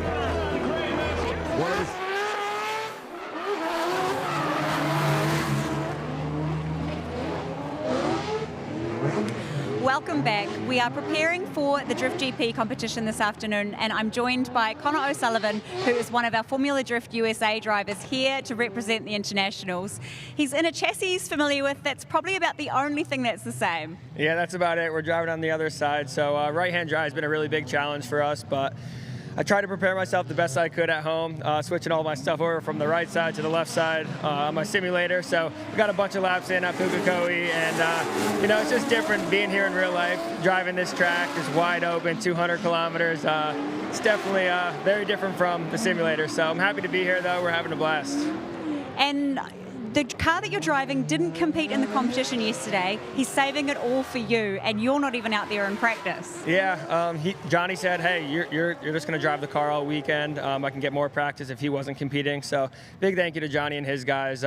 They've been awesome to us, and yeah, we're not going to do practice right now. We're having some clutch problems, and on my last two runs, when I initiated and pulled the handbrake, the car ended up stalling, and I kind of had to bump start it to stay in drift. So we're going to try to keep the car really cool, and we're going to just save it for competition. We got Darren Kelly, first battle, which I'm really looking forward to. We watched him in the U.S. when he was in FD. Really, really good driver. I know I'm going to have to push hard. It's going to be a really tough first battle, but I'm really excited for it, and hopefully the car stays together and we can put on a show for all you guys. Well, all the best. We can't wait to see it go down. Fantastic job there, pit side Jo Maulder. Now, Mark Mallard, drifters, they've got to be a handful, right? But you seem to have somehow worked out how to work with these guys and you insure some of these cars? Yeah, no, it's actually quite easy because they're actually mainly good people. Right. We just have a bad people in insurance think they're bad people because they like cars with horsepower and modifications. And no, we do some really good products. We've actually helped change the industry in New Zealand. Previously, you only could buy fire, theft and transit. But what happens when there's an earthquake or there's a flood? So we actually include natural disaster in our policy so that when it all goes wrong and it's sitting in the shed and something goes wrong, you're covered. When it's on the back of the trailer coming to the track, it's covered. Your right foot not doing the right thing as you drive around the track, not covered. Not covered, right. But as soon as you put it back on the trailer, you're back covered. Put it in the shed at home, you're covered. And that's what most people want. They understand on the track you are taking your own risk and liability. Right. But when you get it back home, you don't want a flood or something to ruin your day. And there is a lot invested in a lot of these cars. It has been incredible to learn how much some people do invest in their cars, and it's actually really enjoyable to see how cool they look too.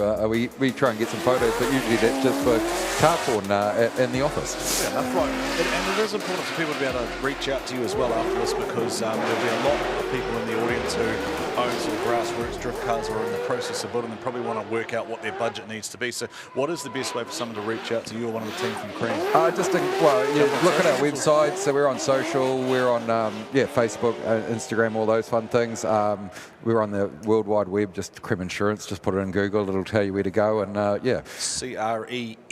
Yes, Cream like in Creme de la Creme, the best. Yeah, we're the top level. Yeah, not as in Cash rules everything around me, the Wu-Tang Cream. Well, it sort of does. It does? yours only is when you're paying for race cars, it does. It's the only way you get things done sometimes. Beers and cash works the best for race cars. I love it, Mark. Your clear passion for the sport and your family lineage to Pukekohe is undoubted, and it's fantastic to have you here in the commentary booth with me. And it does look like we might have a fire on track at the moment in the Johnny Burns entry, which is being driven by Ryan Littoral now. Back corner. No, that's actually Adam, isn't it? That's Adam Davies. It's a back corner. Yeah, that was a strange. Yeah, we saw a. Whenever you see a driver jump out that fast, well, he had his fire extinguisher. He got his own fire extinguisher out, so he was trying to save some money there and get out there first. They've got the it looks like it's a back corner, so I'm not too sure what happened there. Yeah. Back wheel. I wonder if it might just, there is with the rolling burnout type action that these cars produce, you can get rubber stuck up under the guards. Usually the crews clean it out pretty thoroughly between runs, but maybe some tyre rubber stuck up in there and dropped down onto the exhaust, and things have just got pretty hot. So it is, I think it is just a tyre rubber fire, and it's Dave Steedman. Sorry, it's Dave Steedman. And if you watch it now as it comes back across to the other side, you'll just see that back wheel, and whoom. I think it is just a Oh, tyre. that looks like oil to me. There's some fluid in that to make it go up that quickly. I'm not allowed to say these things because then people tell me I'm making fun of RB engines in there. I didn't even know it was an RB, so you cannot say I'm a total rookie. I did not know what was in that car, and it ain't an engine issue. That's going to be diffs and stuff like that. That's an oil line down to the back end somewhere there. Right. I've broken many of those things with wheel spins and other fun things that you like to do, and this drifting would be putting a whole lot through that train, especially as you hit those two bumps through the first corner. Unweight, back onto weight. You've seen a lot of wheel issues actually this weekend because of that bump, and what power they're putting through and G-forces they are. It'd be great to have an inside wheel cam here on just seeing the flex on the tyre, because it is insane in that turn one. I think there's a reason we don't run that anymore, because I think it has cost us a few cameras over the years when things like that happen. But I am intrigued by the fact that you've obviously studied this intently from afar, and I do know that you have a friendship with Andrew and Kat Redwoods, so it's car racing. I just like watching it. I feel like maybe you want to give this a go at some point. I will respect the guys too much to say that I would do it, but I would like to, Rody Knowles, who I sponsor, took me out for a hot lap, and I was 2 thumbs up, Rody. Well done. Yeah. You've got a talent that I wish to have. But no, like maybe on a club circuit or something very slow, I definitely wouldn't want to start here at Pukekohe. Like I put my brother out. Like maybe we just twist Rody's rubber arm and say maybe there's a sponsor. We'll probably go down about about 500 horsepower for the first one I do. I work in insurance and have a risk mitigation factor, and plus don't want to have to buy Rody a new car. Yes, because that's what I would think I'd do, because I would be very keen as we get cars back going again. Yeah, so it's Benny Jenkins, Colin Halligan, who are 2 of the top protagonists in the series. You can see immediately just how rapidly they attack that corner there. Those boys well up north of 180k an hour, just firing there. They are just doing sight laps at the moment for GP, so we're not into practice of the top 16 battles yet. We were just sending the drivers out to get a read on conditions, because obviously things did change rapidly this morning. I don't know if you saw that, Mark, where halfway through it rained, right? And Dave kind of... Welcome to Pukekohe. Yeah, just...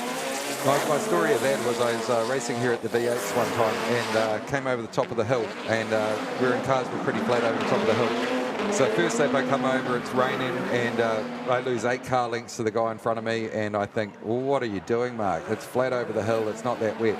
Next lap I come over the top of the hill, and it was far wetter, and I was facing both the pits and then the grandstand and then back to the pits, and managed to finally get it back under control and decided that no, it was a lift zone in the wet. But this track here, you could have one corner that was wet and the rest of the track could be dry.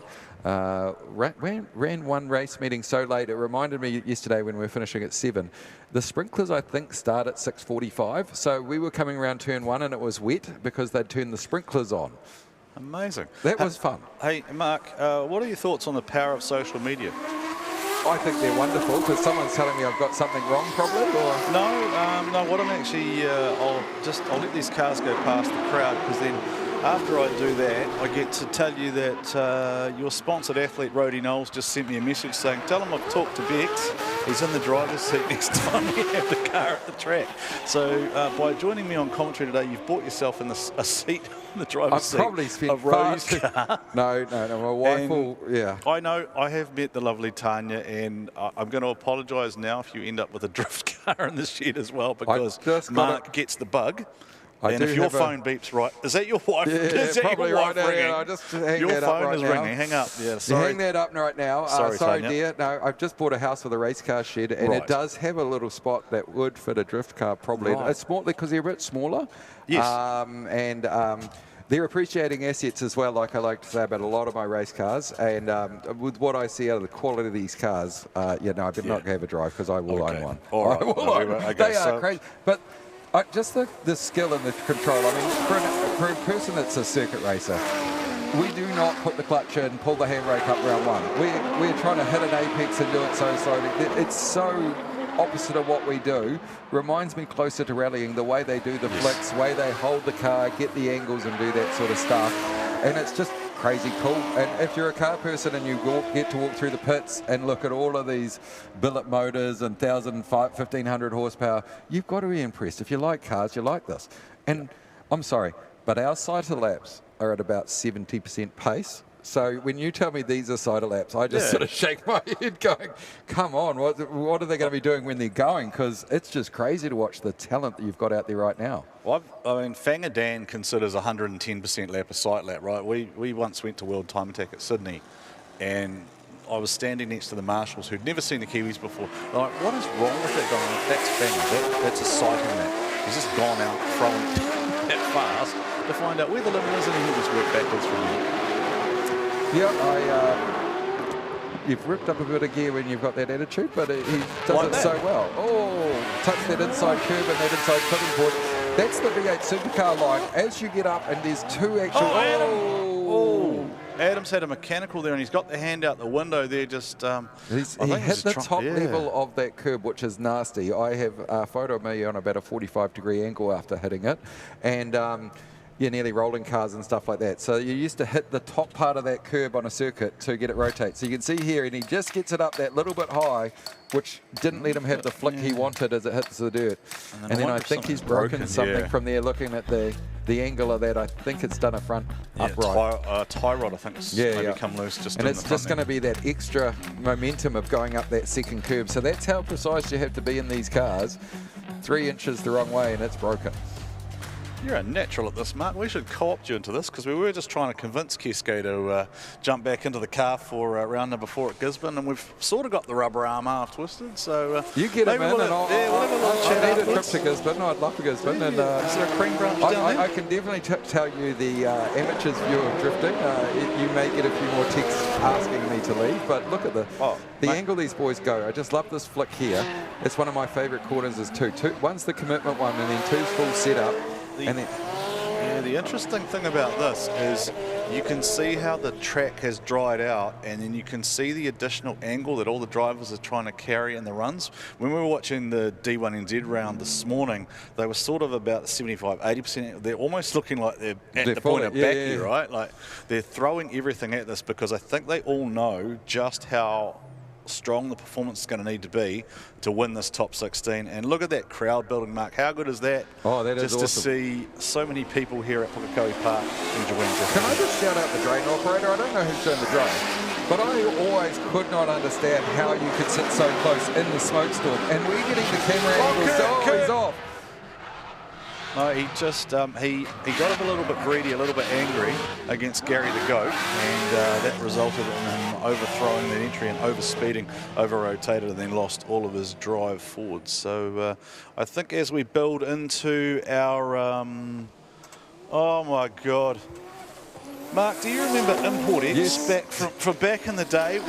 I don't know if you can do this, but we're watching drifting live on air, and I'm doing commentary talking to you, as well as we're on the Import X show being filmed in the background by two people who are even older than us. The retirement village is completely empty.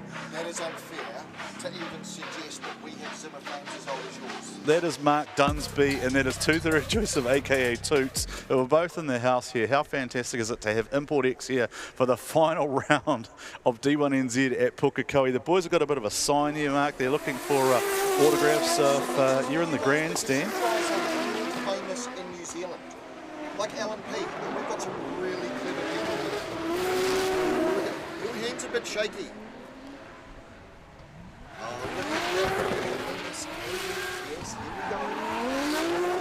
So Betty J leading away over Connor Halligan there. Just try. Where am I? I don't know what to do with my hands. I'm not professional at this like you two. That's because I'm much younger than you guys are. We've got a red flag on track, so we should pick up the action. But that crowd has built up nicely. If you're around Auckland, there's still, I think, some tickets left. Did you like the Kiss Cam yesterday? Did you enjoy that? We had a bit of Kiss Cam for Valentine's Day. Oh, did we? Yeah. I don't know if there's any volunteers. I mean, I always ask people to put up their hands and volunteer if they want to do it, but I don't know if we're going to get that today, because it is February the 15th. It's not the same Hallmark Day, really, is it? I enjoyed Valentine's actually last night with my wife. It was fantastic. I brought her to a racetrack. So, yes, I was cooking dinner last night and learning my my Valentine's back. I heard Andrew Woodward was made a heart-shaped pizza. Right. I heard all about that this morning from my wife on his effort versus mine. So that's always great. The judge has made me judged. So thank you for that, Andrew. Andrew is the chef in their house. I do know that. He but prides a himself on heart-shaped pizza? That's going a bit far, isn't it? Come on. Sorry, man. I'm just... Man. One of the great things about our view, Mark, is we get to see some of the other stuff that goes on here, and I can see Kurt Whitaker's actually in the judges box, OG champion. Kurt Whitaker, 2 times DK, 1 time with a 2JZ and 1 time with a small block Ford underneath the bonnet. So I'm wondering if he maybe is joining Andrew Redwood and Joel Counter to judge the GP this afternoon. I know there was some talk about Keisuke Nagashima potentially joining the judging panel, but... That's got to be one of the toughest jobs in sport, being a judge for this. I really do appreciate it. I went up, because I used to commentate actually from the judges box where that is, and just showing me the different clipping points and where it was on the track and how hard it is to see some of those things from up there. Really did impress me, the different aspects of what it is that takes it to be a judge, what they're looking for, the points throughout it, and then also just the sense of how to encourage drivers to actually follow that by talking about it beforehand. So they have a lot of briefings which people might not be listening at, and that's what's killing scores.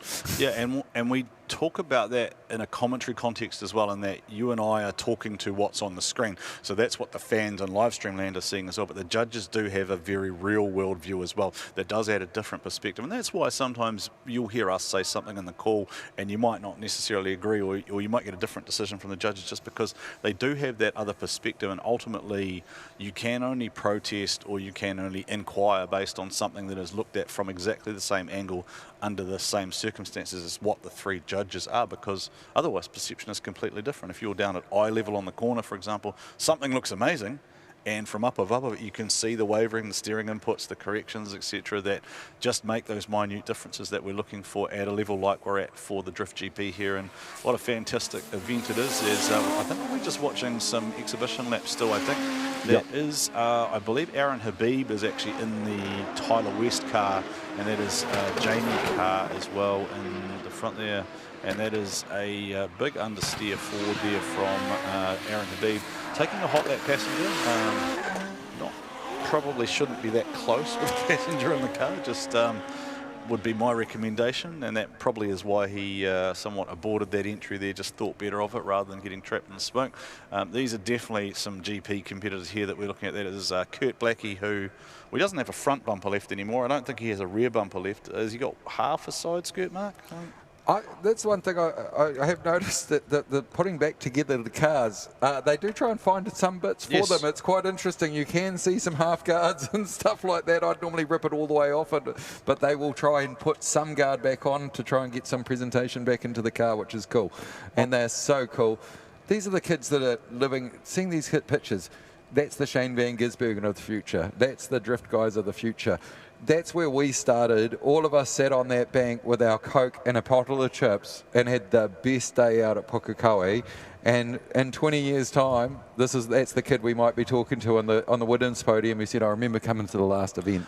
Yeah, and it's a great segue to talk about Amanda Sorensen being here as well, because the little girl on the bank now too has somebody to look at to go, I can see a path to be you as well. And past it's kind of been a bit of it's been a boys' club. We're not backwards in admitting that, but with some of the female drifters coming through now, the Zalia Mears, the Kim Thorleys, Amanda Sorensen is here as well. Pukekohe, of course, is the only place that we've had a female on the podium for D1 as well. Bex Bennett way back in the day in pro sports. So there is now that opportunity for young boys, young girls looking upwards at their favourite driver to go, hey, I want to be you in 10 years' time. Speaking of people you'd like to be, I'd quite like to be Laurie Heinemann. I'd like to have that sort of car control. It's just insane, and they just drive it up onto the door just to add that extra little bit of speed, judging it off the other, and that is crazy cool. That is talent. Yeah, Lowry is really well known internationally. You hear a lot of it through the Drift Masters commentary where they talk about he's one of the few drivers that picks up speed through each corner. A lot of others stay the same, or they regress and go the other way. Laurie gets faster and faster every corner. He just judged it on the guy and then just brought it up and just, We call that rolling out of the brake and trying to make a pass. Obviously not so much passing here as Darren Kelly gets going. What is his lap number 3 or 4 for Darren today? I mean, he spent all day judging yesterday, right? I talked to him. He's done 2 laps before today, so he was keen to get some practice in because he was trying to figure the car and make sure everything was right. And that angle is very good. Needs to clip it a little bit more to get it to come across the other way. He's missing in the switch there, but the angle on entry looked pretty good to me from the absolute rookie view I had. Yeah, no, and interesting too that Taylor James is elected to go down and crew chief for him. So that's those were 2 of the 3 judges we had yesterday and this morning for the top 4 are now down on the track, proving that they have the credentials to actually go out there and not only say what to do, but do what they actually ask the drivers to do. It's great you bring top drivers back to do it. I think that's a really cool thing because it gives the judging actual bit of gravitas. These guys have done it, they've seen it, they've been there, and if you can do that sort of thing, then you can judge it. I mean, if I was getting told by someone who'd never drifted what I was doing wrong, I'd struggle to listen. But when they've got top guys that have done more than I'd ever want to do in the class doing it, you've got to have a listen. Yeah, I mean, that's exactly, that's kind of how I would explain someone would listen to us, for example, talking on commentary, and we're offering our opinion based on, in my case, a little bit of watching drifting, in your case probably a little bit less watching drifting, but then yeah, you're right, when somebody comes out there and they have been there, done that, and it's kind of like, okay, here's the feedback. The perfect example of that was Darren Olafkroner's interview yesterday, where he said, well, Chelsea Denofa jumped in the car, and here's a professional driver from FD who said, I would change this, I would change this, and I would change this. And that is exactly why you want to put somebody who has those credentials in cars. So this is just a single run that we're seeing. This is just some of our pro sport drivers from yesterday, just having a little fun. Some of them have got passengers in the car. And then we will be progressing straight into our top 16 for the Drift GP, at which point we will welcome a couple of guest commentators in for the top 16. We have Sam Meredith, aka Mez, out of Australia, along with the one and only Tony B, who is usually my co-commentator for the World Time Attack Drift Challenge. We are going to take a look at some of our familiar faces before we kick off with the GP this afternoon. I love the smell of tire smoke and race fuel in the morning. Ladies and gentlemen, boys and girls, this is Uncle Frank on the mic, and welcome to D1NZ Pukekohe. Hey, this is Dion, and this is D1NZ back at Pukekohe. Wow, 20 years since I've been here. Let's watch the action. Hey guys, I'm Justin Rood, co-founder of D1NZ and Drift Corp. So I look forward to seeing you all there, and it's going to be a cracker day. Let's go! You can go in deep. I can. Too deep. Really, you hit the end sort of thing. I need GPS to find my way back. Yeah. Actually, that's deep. Kia ora. I'm Nick Steele, the professional, and this is D1NZ. Hey everyone, it's Kendall, and it's the place where the love of drifting started for so many. D1NZ Pukekohe. Hey, it's Tony G. Legends are made here. This place has shaped drivers, battles, moments, and entries that we'll never forget. This is Pukekohe, and this is D1NZ. Hey guys, it's SCM Steve the Maulder, Pukekohe Park. Wow, it's the final. A place that's created so many legends, and of course household names in New Zealand. Names like Fangadan Woolhouse, and of course, Mad Mike Woodette.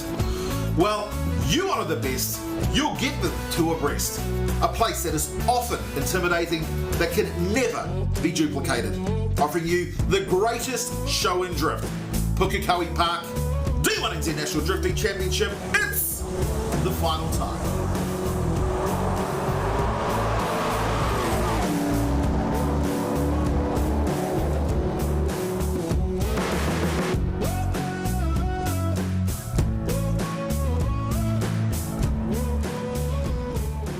They're a good-looking bunch, those drift presenters, aren't they? Hey, well, this is the last day of Pukekohe as a motorsporting venue, and it's going to be sent off with Drift GP. We are not too far away from the Aussies and the Kiwis having a go at the internationals that have arrived here, and it's a top 16 straight-out shootout. They were drawn by marbles, and away we go.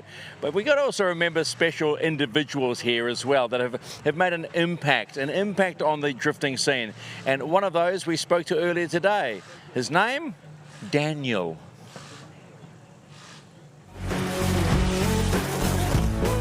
Did you actually know that Pukekohe racetrack used to come down here and the sweeper used to go left? I don't know if it went past where the horse yards are or stables are, but it actually used to go left past the grandstand and go around and actually go down to the main road and do a loop around down there and then come back along the fence line.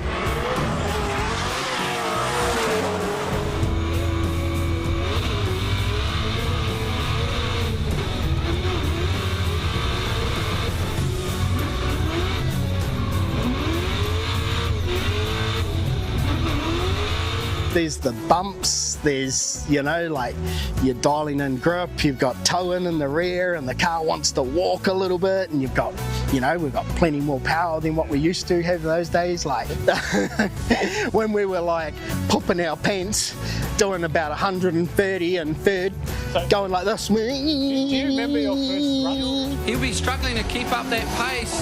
Fangadan is a future champion in the making, so consistent, so strong.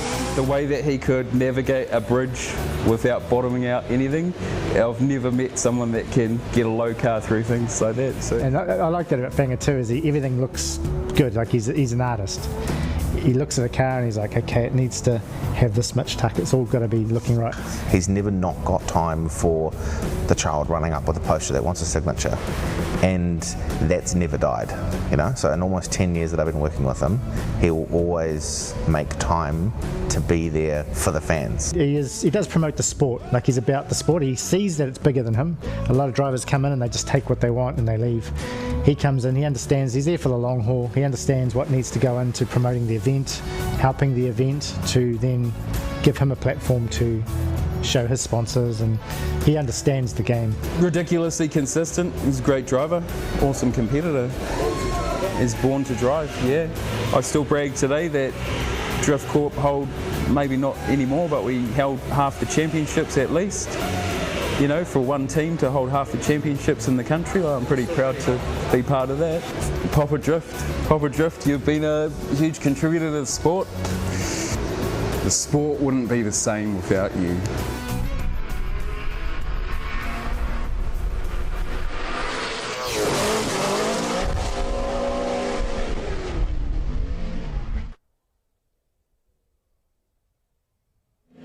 Well, here he is in the flesh, getting ready to face Ryan Littoral in Drift GP, four-time Drift champion, Fangadan. I mean, 23 years and you're still doing it, so one would suspect you just love doing this. I love it. I absolutely love it. I'm part of, we were just saying I was part of the furniture. Well, I think I'm part of these old bench seats behind us here, eh? Really? So, yeah. You remember those? Did you ever go and sit on those? Yeah, I did actually. I come and watch the Supercars here actually there, and I remember the Castrol VIP tent up on the hill there, and Ford Mountain, and even Century Batteries had their corporate box down here at one stage. And mate, you're an advertiser's dream, aren't you? Oh, mate, yeah, I love it, man. I'm going to be around for a long time as well, and for my young fella to take over. So, yeah. Well, really? You want to see the next generation of Banger? Yep. We can figure a new name there, right? Yeah. We'll have to give him a new name. Why do people call you Dad or Papa Drift? Papa, the longest man standing, and they can always come up and ask me questions, and how do I set up this, and how can I do better, and I've always got, I remember the first time you decided to go to the Mustang, and I think it was at the Leadfoot Festival that you launched there. Am I correct then? Well, it was pretty much about that time. It was about that time, yeah. We did Big Boys Toys. I think we released the car, and then there was only a couple little show gigs, and we were doing Leadfoot, yeah. And you've never had a problem drifting this thing, have you? So because it's a standout car and full of grunt. Full of grunt, both these machines have been, very successful in my career. There's 2 championships in what we call our activation car.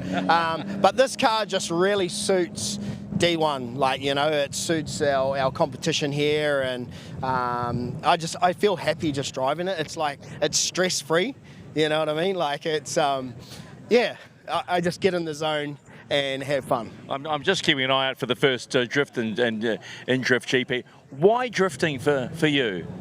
Well, I actually never wanted to do drifting. I wanted to race V8 supercars, I wanted to, drive a Falcon or a Commodore, and do Bathurst, but it was actually my friends, there's Justin and Jarris and Reese McBreen, those were the guys that were following all this Japanese stuff, and I was like, oh, well, it's sort of a craze, well, let's just get into it, and I'll build a car as well and have fun with my mates. And once I sort of got the bug for it, I just, I want to be the best at it, and I've just, gone from strength to strength, and yeah. Who did you look up to when you were in those early days, and how do you get better to be a 4-time Drift King? Just pushing your limits, I can go flying around this track and most probably do the same line every time, but I'm like, no, I want to better myself. I want to push the limits, I want to do a bigger entry. I want people to come up to me and say, man, that was wild, Fanger. I don't know how you pulled that off. That's what excites me, and that's what makes me better, just pushing the boundaries, you know, like trying to drive it harder, trying to enter faster, you know, more aggressively, more clutch, more angle, yeah, everything, just more style, just whatever we can do to make it better and to better myself. How important having the internationals here, because we constantly talk of trying to grow the sport. Yep. And you go into that Schmick Hard Park, Yep. and they are amazing. The amount of car technology, people building engines, and you go, it's got to be there, right? Oh, definitely, man. Like the car builds that guys are, you know, they're looking at what we're doing in drifting, but there's guys that go to Mad Mike Drift Horse days and things like that, or to the car events that are around New Zealand. They're amazing builds, you know. The hundreds of thousands of dollars in these dream cars for kids. Well, there's a car just sitting over the back here, like he's not competing or anything, but he's just like, I just wanted to build a cool race car, you know. And he's just, you know, he's into drifting. He actually used to drift years ago, but he's like, I just thought I'd just build me a really cool car to come out and put on display. So that's really cool. Is this your dream drift car?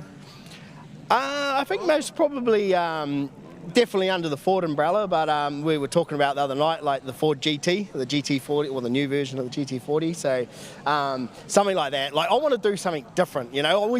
We actually thought about like an AC Cobra or some wild thing, like, I don't know, like it's all, you know, it's awesome being able to prove, you know, the current products and manufacture that they put out. Like this thing is, you can go and buy this car from a Ford dealership with the supercharger, with the same differential. The only thing different, we do have a sequential gearbox, but that's literally a road car, and I'm driving the ass off it. So that's how amazing the Mustangs are.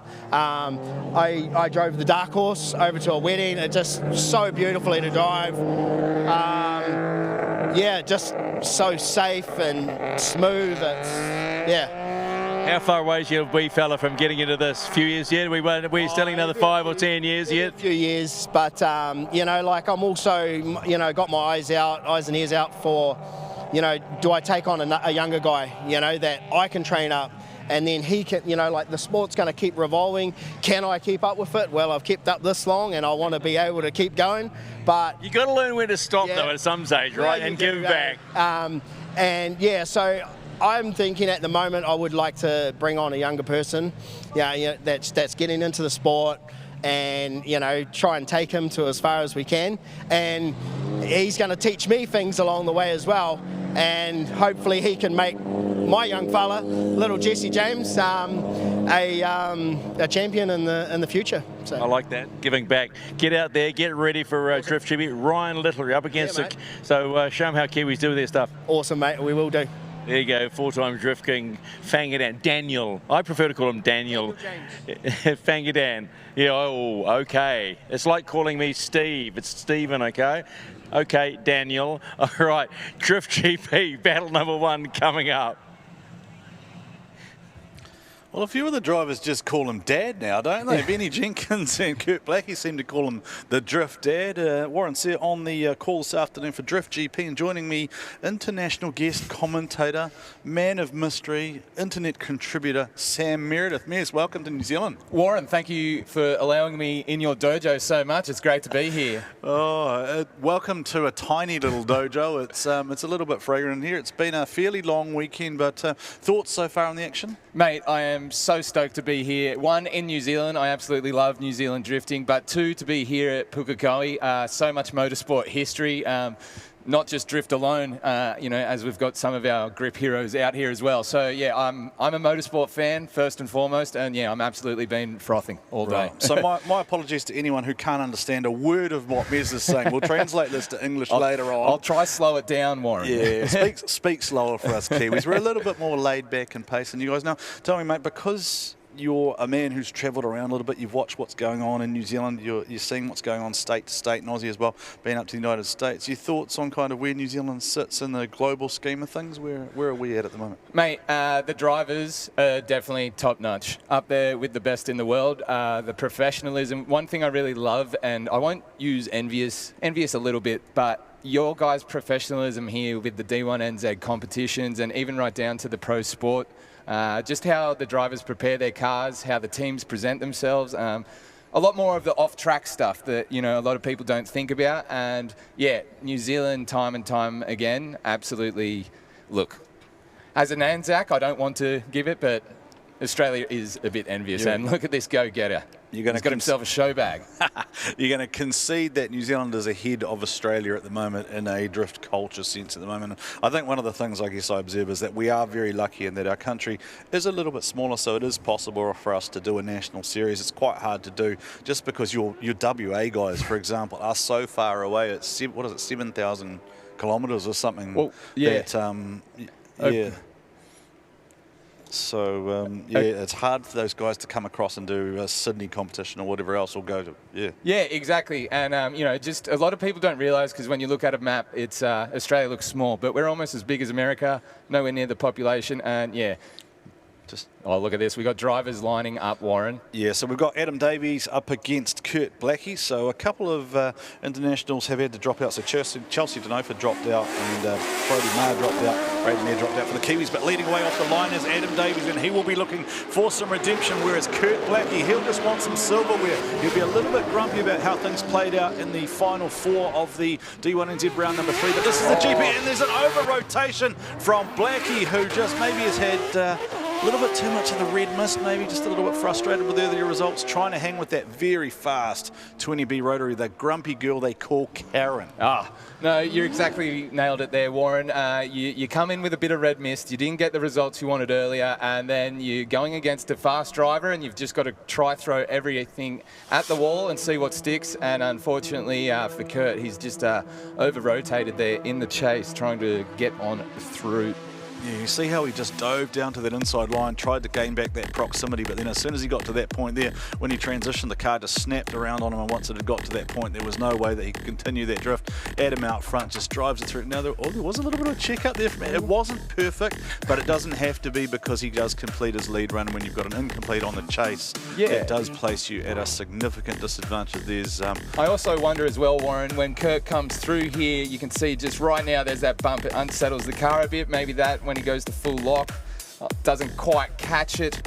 But yeah, look, there we go. The judges, they're getting busy. And there is a lot of wisdom in the house right there, Warren. Yeah, some South Island wisdom by way of Drift South champion Joel Counter. And Joel also held a record. His dad, Tony, loves him mentioning this. So he qualified 27th once and then ended up on the podium at D1NZ. And up until very recently, that was the biggest jump in rankings that had ever been achieved.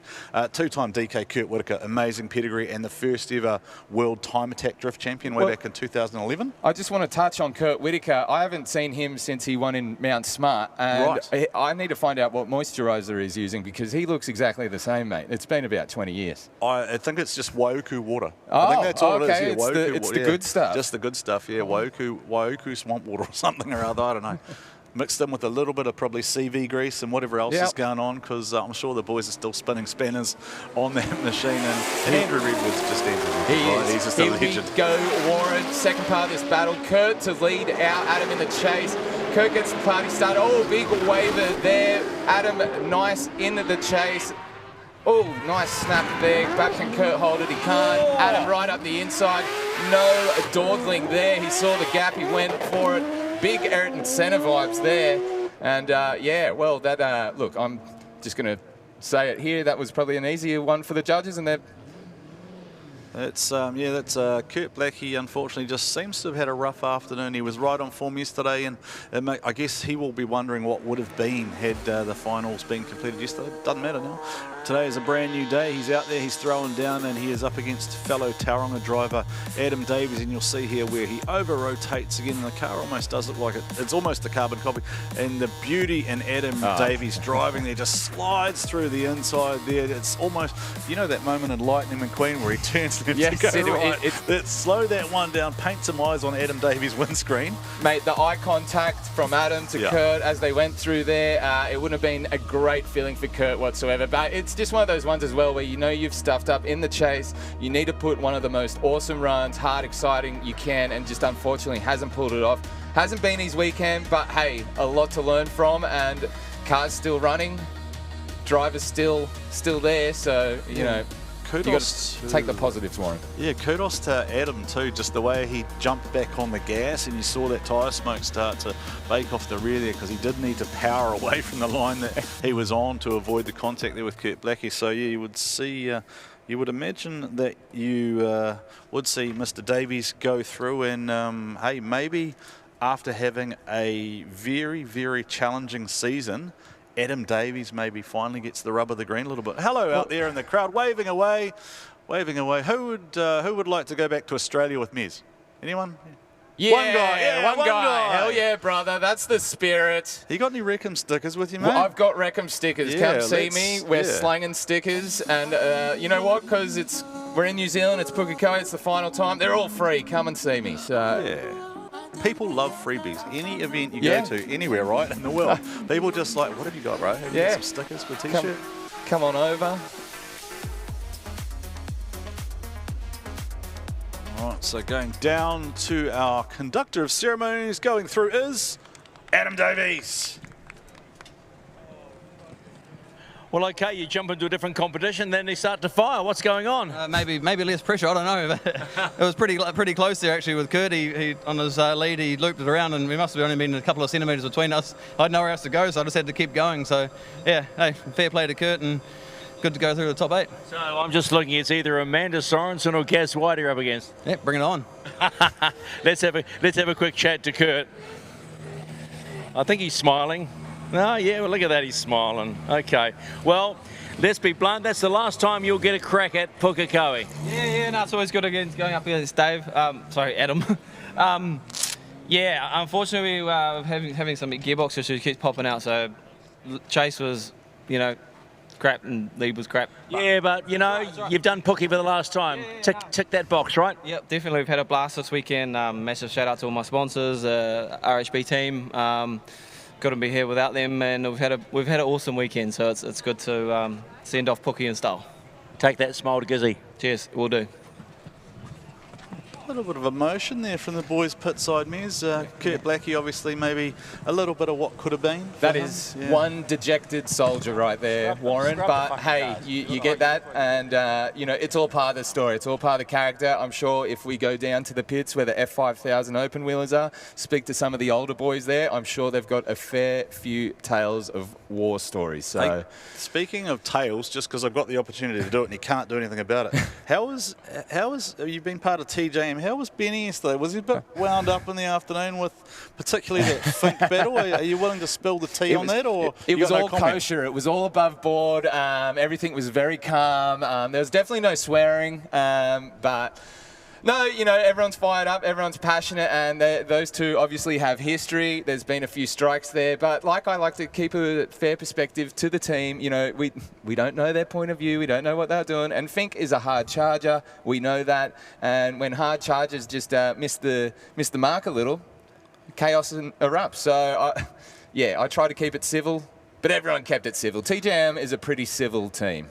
Yeah, sponsored by Pinnacle Civil as well, too. Oh, there we go. Great segue. Great plug. It's like you've done this before, mate. Well done. I'll chuck that one up and you can just hit that one. No, the reason I was just asking, because I sort of did feel like I'm a big fan of the whole branding and character thing within the sport, and I sort of felt we saw a little bit more of Luke going back towards what I traditionally called him he didn't care if he was the villain within the sport. So I thought that was really interesting. Now, speaking of really interesting, Amanda Sorensen, arguably at the moment the biggest name in female drifting in the world, up against the 4-time Drift King, the Red Bull Drift Shifters winner, Gary the Goat, Gaz White, kindly gave up a day fishing and decided to bring Papa Tony down, although, as we heard earlier, pulled a bit of a fast one. He already changed the diff and then rang Tony and said, I'm not sure. That was a really fast release there, man. So Gaz White streaked down the straight. We know how fast Gary White will go into this. He will think nothing of 190k now. Amanda Sorensen, he's going to throw that in and say, come and get me, young lady, if you can. Amanda Sorensen trying to play catch-up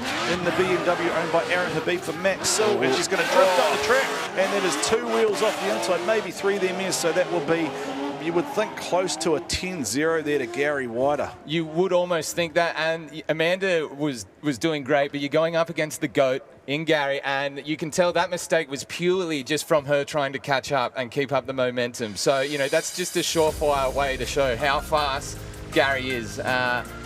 Yeah, there's not much to add to that, to be honest. Gary out there leading perfectly. Oh, a little bit off there. I won't go perfect. Let's not do the commentator thing where we just generalise. Let's get real harsh. Yeah. Gary could do way better, to be honest. Well, it is. Yeah, it's Gaz, right? and the thing that I know about Gaz, having worked with him for 15, 20 odd years, right, is he'll be the first person when he goes back to pits and he'll pull that video out and he'll go, I got that wrong. Yeah. He's incredibly self-analyzed. While he comes across as very laid back, he knows exactly what's happened each run and he knows exactly where he needs to improve each run. And the fact that he was a metre and a half off where he should have been, he will know that with Adam Davies coming up potentially next, assuming that things sort of fall how we probably think they will now, that he will need to tidy that up, and he'll be looking at the fact that Liam Burke and Dave Steedman, along with Saxon Moyes and David Hunter, all very, very tough opponents on his side of the tree, let alone having Mr. Heinen and Mr. Fink on the other side of the tree potentially. So, well, I mean, we still haven't finished this battle just yet, Warren. That's but, true, yeah. You know, and just going back on what you said, you don't become a 4-time champion without being a harsh critic on yourself. So, yeah, definitely great to see Gaz chuck a sickie on the fishing and come on out and throw down. Great to have Amanda here as well. Absolutely ripping in that BMW. I won't lie, I was quite surprised. She came out of the gate, first lap, plucked gears and went for it. You know, no timidness showing whatsoever. So that was really cool to see. Dare I say it? She was faster than the car's owner into the first section, I think. I think Aaron would be okay with me saying that. So. I'm not too close with that crew, so I didn't want to jump on anything. But yes, that's right. I'll do it for you. I'll throw the insights. All right, here we go. Amanda leading. Gary just waiting a little bit late to get the party started. Oh, big straighten there by Amanda, and we're just playing cruise laps. I think Amanda went to initiate there and then it came back out and Gary was coming at a rate of knots towards the rear of her car, and I'm sure that would have been an interesting moment in cabin for Gaz. I don't know whether he actually has the comms in this weekend, so... Maybe the battery wasn't charged, but oh, looks like a bit of sort of understeer there from Gaz as he went to start the entry, but that was still all kosher. The chaser's allowed to do that. Yeah. Then Amanda just found herself way too tight on the inner line there, I think, and that's where the straighten comes in. She has been running a real tight line sort of all weekend, which is completely understandable when the other side of the line is a concrete wall and you're in a different car. Yeah, so I was wondering what her familiarity too with driving on the other side of the car is. I don't imagine she would have done a lot of laps. I was just about to say, and not just a foreign car, foreign side of the car as well. So still young in experience. If I was going to be real harsh on that, because it's Gary, I'd almost go, I'm going to just 0-0 that and just go back to the first run, because he did understeer on the initiation, although arguably had Amanda initiated her drift by that point in time. If you're being harsh towards Gary, right? Look, yeah, look, that would be extremely harsh, but I think to offer a balanced perspective here, Miz. I'm just trying to keep it real, Warren. Who do we have up next? Here we go. Well, Saxon Moyes, one of your boys, right? From over Aussie's side. You know a little bit about Saxon? I do indeed. Our young shredder has had quite the weekend. Oh, as he snaps to angle nice there. And there is the token straighten up that he has done almost 9 times out of 10 in that car. He said it is quite gripped up. He won't be happy about that. But Saxon is an absolute young weapon. He's been competing for a little while now, not too long, but a little while. He bought Bo Yates' old 8.6 and has absolutely commandeered the steership there, because he's an absolute solid steerer. So he's had trouble all weekend, jumping from borrowed car to borrowed car, has had absolutely no seat time, and has been sort of struggling with this car straightening up right there. And as I said, that has happened quite a bit. So Saxon won't be happy. No, he is also the only driver in the field who's trying to drive a pro sport car, spec'd up to pro. So that car is Matt Brown's car, which would normally be on 235 radial tyres.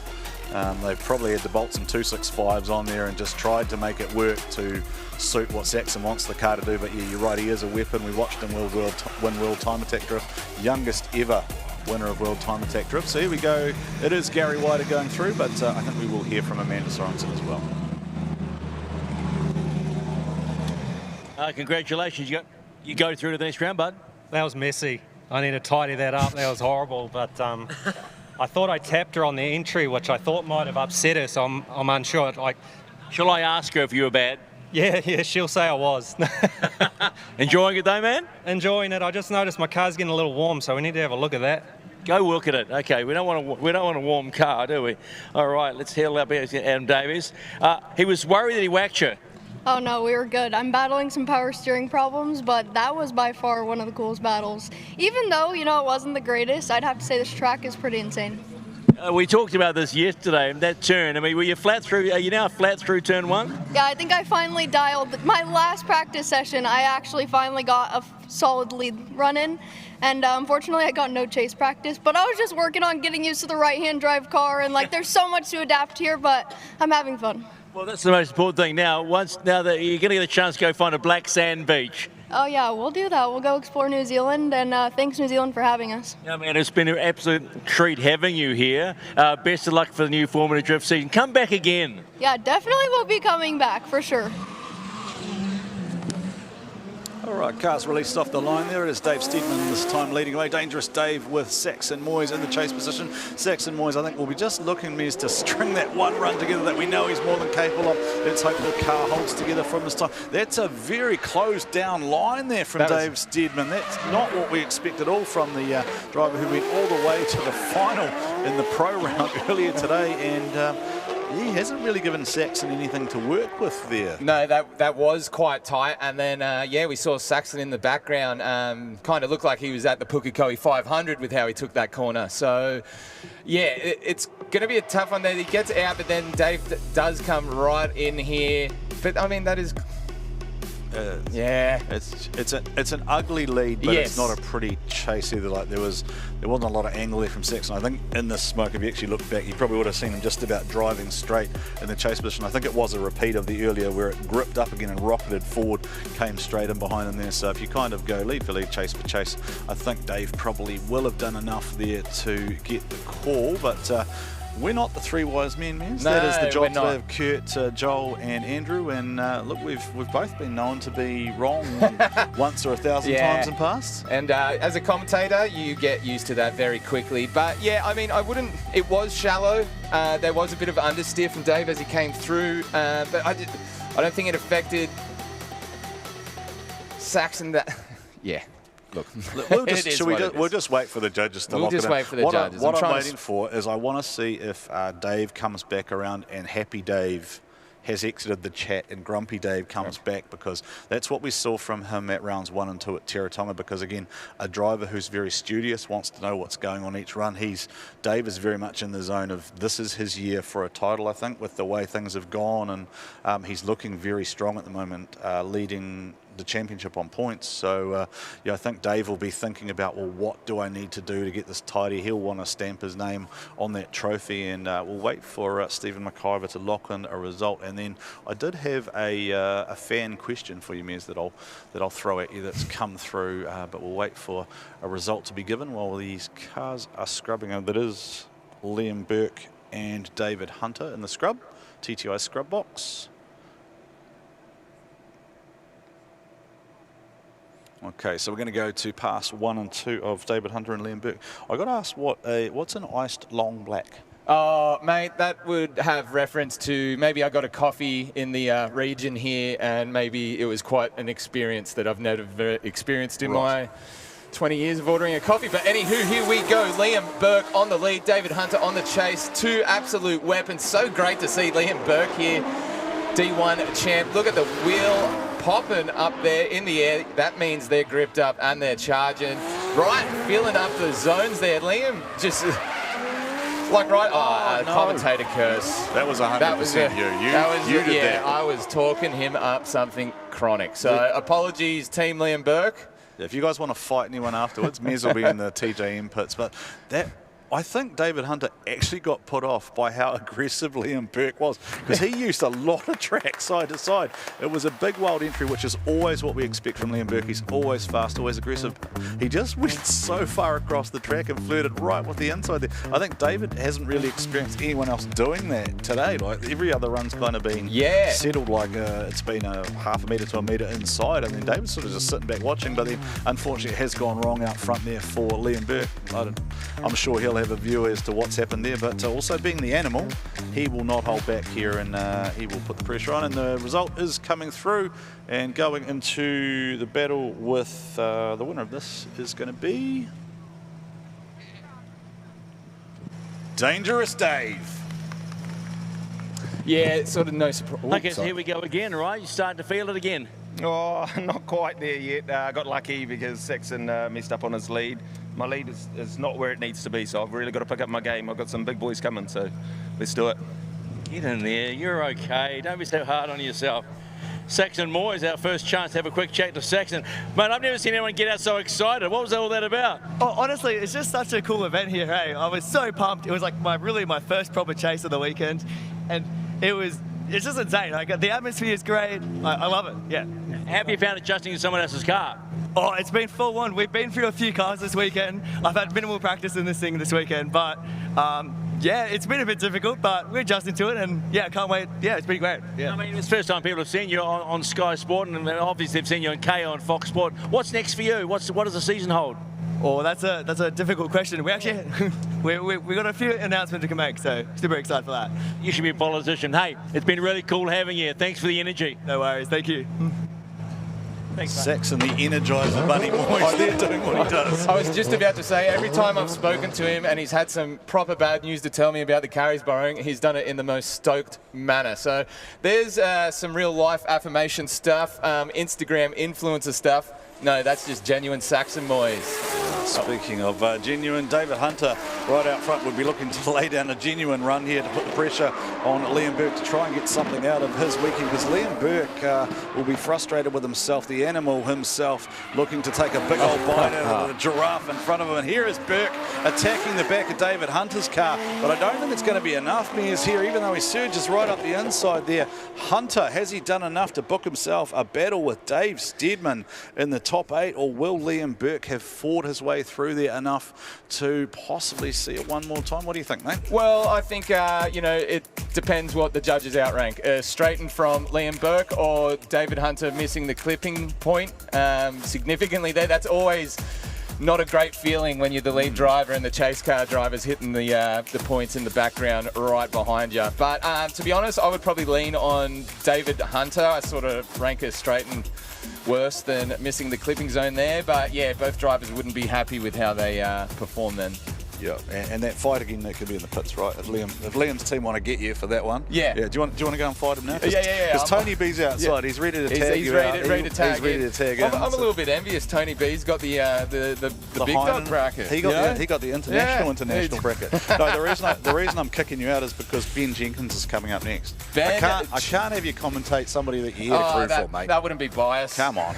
Get out of here, you larrikin. Thank you for having me, team, and yeah, see you guys next time. Sam Meredith, absolutely fantastic to have you on the microphone here.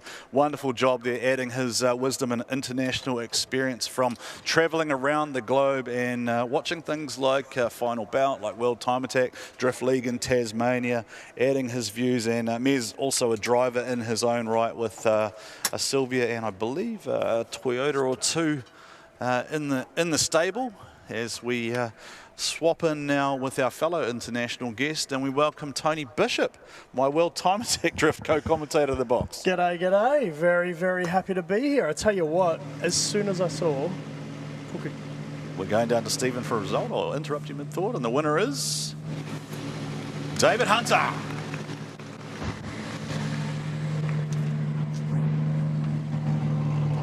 Nice to see you back in the circle with a smile on your face. Just thought I'd make a little special appearance, take place of old GST Tex Brody Ma.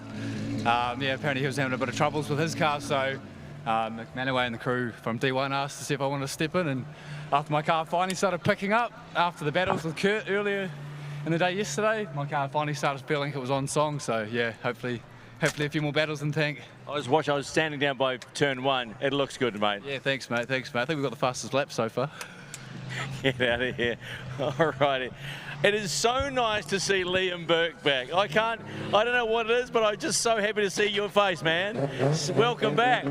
Yeah, mate. I think I cooked my lead a little bit there, but I'm pretty sure we got on him on the on the chase there. It felt like it come in so fast to that last corner there, and yeah, just a little bit hot on my end, but awesome battle, Dave, and it was great to be here. Was it easy to come back and say, come on, one last crack at Puke? Oh, hell yeah. Like yesterday where I was putting down, I was really happy with the runs that I was doing. A little bit wet this morning, that was a bit nerve-wracking, but yeah, it was a great time out there. How about coming back again for a full season? Oh, that'd always be on the cards. It's always been a pretty low budget drifter, so it's always just been obviously a money thing for me. But yeah, we try to get out where we can, and yeah, love to be out there every now and again, or full seasons. Nice to see you, man. Thanks for turning up. Cheers, mate. Right, so here's a look at that side by side there. This is what put Liam Burke on the trailer there, as he kind of indicated. A little bit hot there on his lead run. He was sort of walking away there, Tony Bishop, from David Hunter, but then it all went wrong here, just a little bit, maybe too greedy. Straightened it back up, and that'll be the deduction. And that's all it takes to put you on the trailer in a competition of this level. Absolutely. I tell you what, it's been, you know, mixed conditions, chaos. I've been watching from the grandstand. I've been watching from all over. But yeah, look, it's a bit of a challenge. You get a wide line out on that ripple strip, and she's a bit chaos. Oh, hang on. So sorry. Looks like there's some breaking news. There's a buy run there. I just saw. Lowry. Lowry Heinonen withdrew after staging, so we cannot put another car in, and Benny only has to do a buy. Ben Jenkins. Straight through. He told us he was going to win his way into the GP, and he goes through into the 8 with a singular buy run. So Laurie Heinonen came out on track and then pulled off track just out of our shot, and I think Joe's down there to find out what's gone on.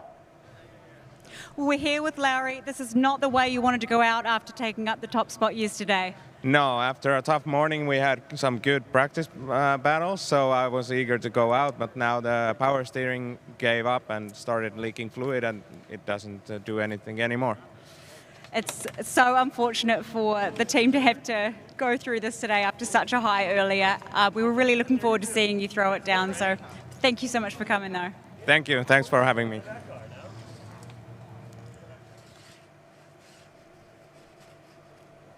So just looking down there at the CRC pit shoot, Tony, in the Monster Energy start zone. I see a couple of cars scrubbing there.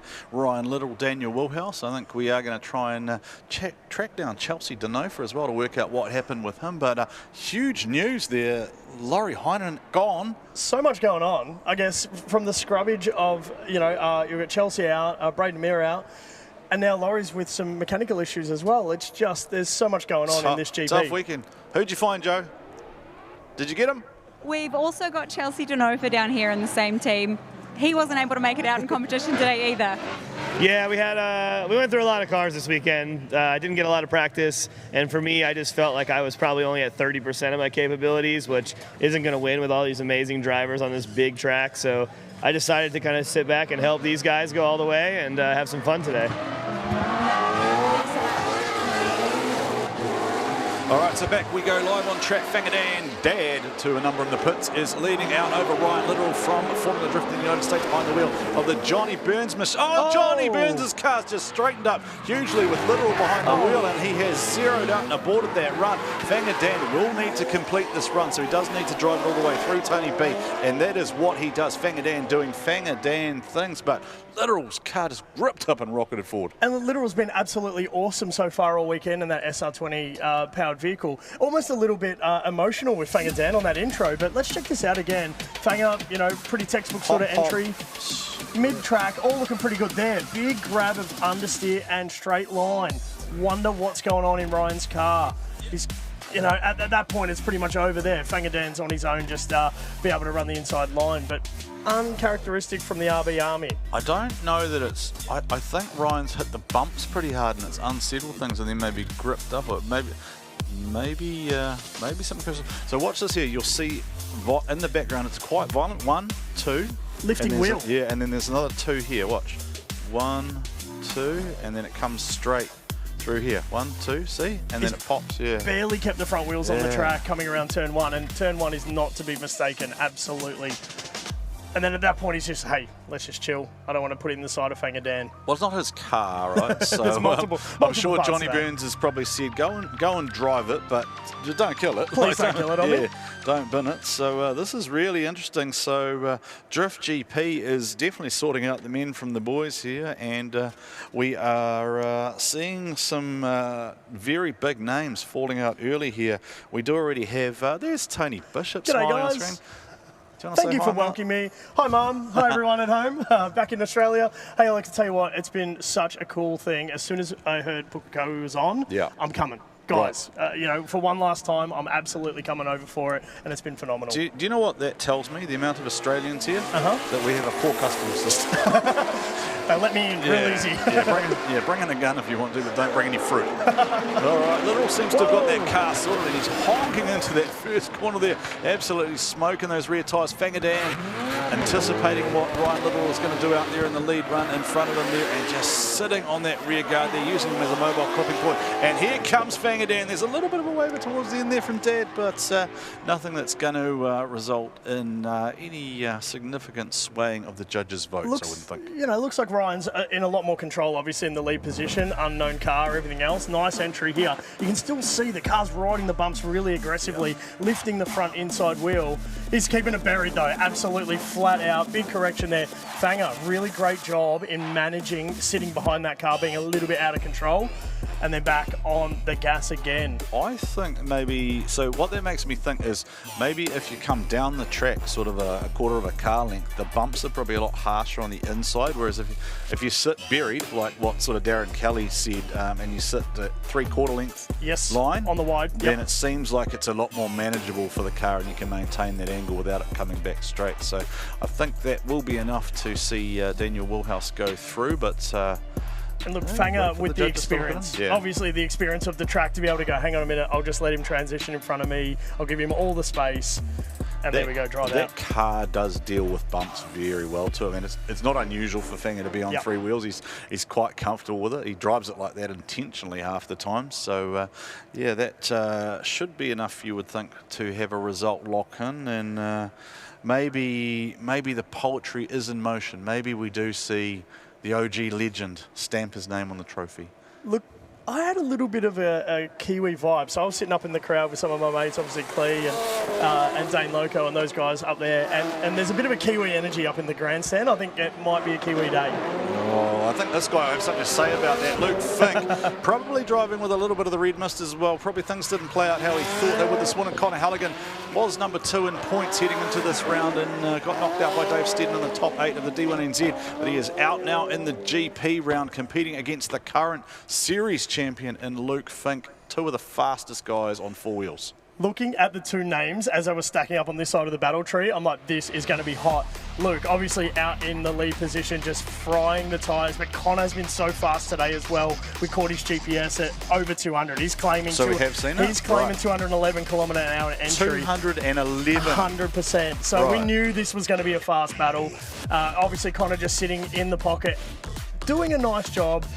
Luke out in front, we'll just see how they go with a switch around. Connor's fast. So I think while we transition back around, we go down to Stephen, get a result for the Woolhouse literal battle. It is Daniel Woolhouse. Hey.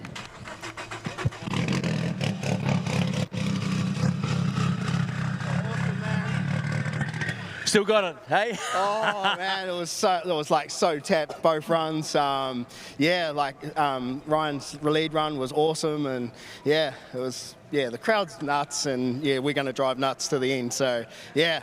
Okay, David, word of the day, nuts. Nuts. We're all nuts. Well, let's talk to Ryan Littoral in Johnny Burns' car. How have you handled this baby? It was a good time, man. Johnny and his crew put together a great car for me.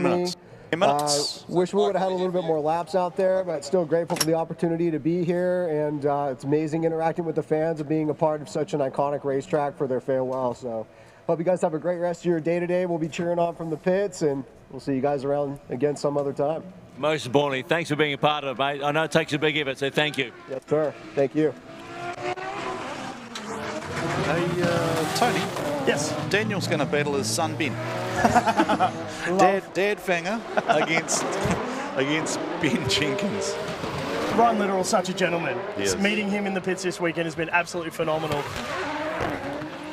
have we got a battle here? Connor Halligan and Luke Fink. Connor Halligan in the lead position this time, pushing out wide. We've got the second half of this battle, but they're side by side going over the finish line. Let's get another little look at how they went in turn 1. Yeah, we'll need to look at the GT Radial replay here. So they tricked us. They just snuck out of that Monster Energy start box and into the Link ECU initiation, got ahead of us. So we will wait and see whether we can bring up a full run replay here to show you on the screen, and let's see what happens there. I know we pick it up a little bit later through, so that does tell me that Luke Fink did have better proximity. Yes. But then he hasn't extended out to that second outer zone. Maybe run off the inside. Looks like Connor's hitting all the clips, doing what he needs to do in the lead. Did he just tap him?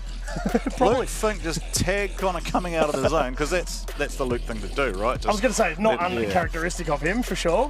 Yeah, so Luke's definitely got that proximity compared to where Connor was, in my opinion. Yes. And I'm not a judge.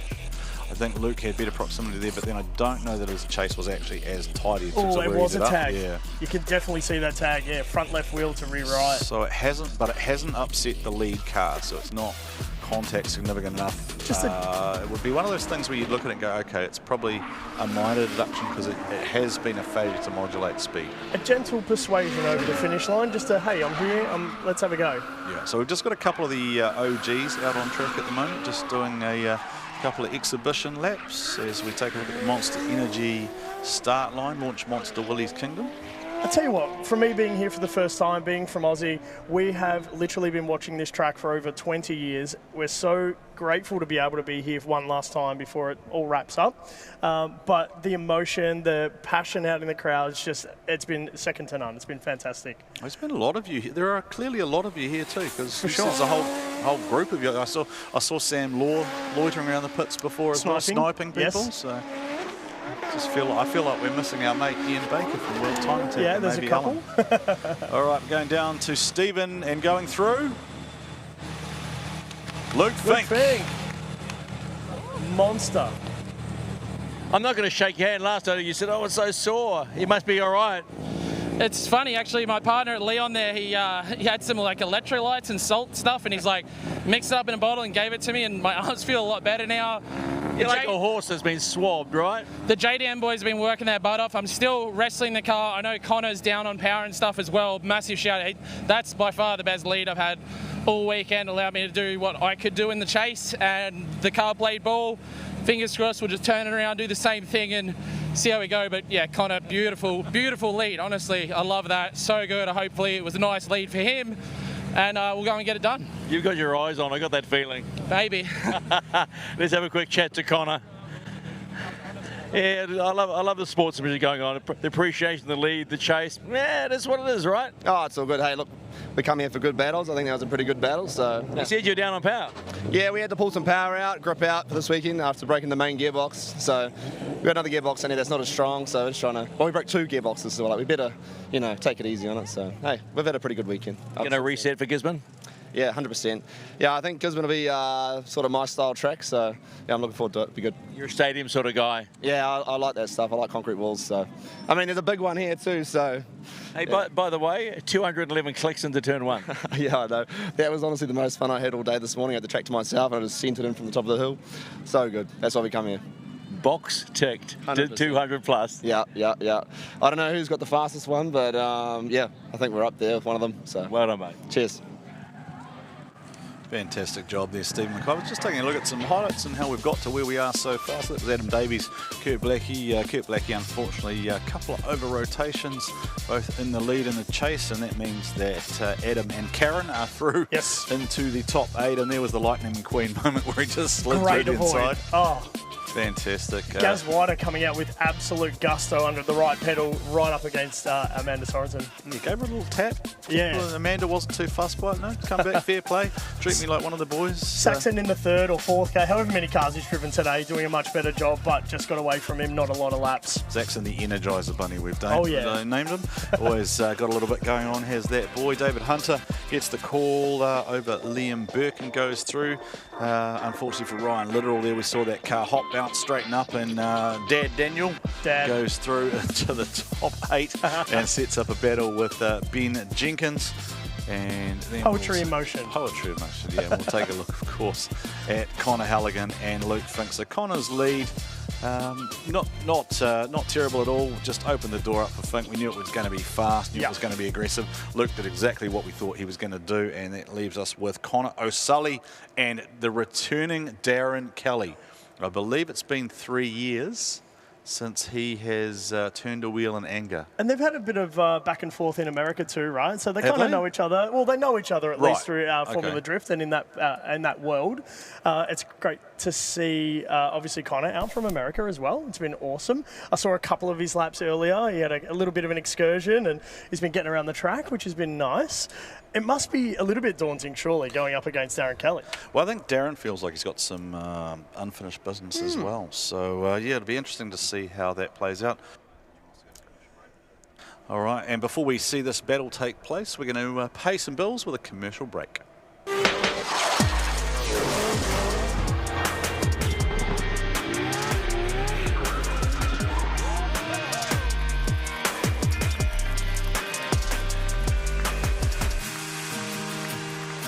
Before it was known for speed, Pukekohe was known for soil. But in the early 1960s, a bold idea took root. New Zealand had a Grand Prix, but no permanent home to stage it. So the motorsport community rose to the challenge. Among the first to test the surface was Jim Palmer, turning the circuit's very first race laps. In January 1963, Pukekohe opened its gates and massive crowds arrived.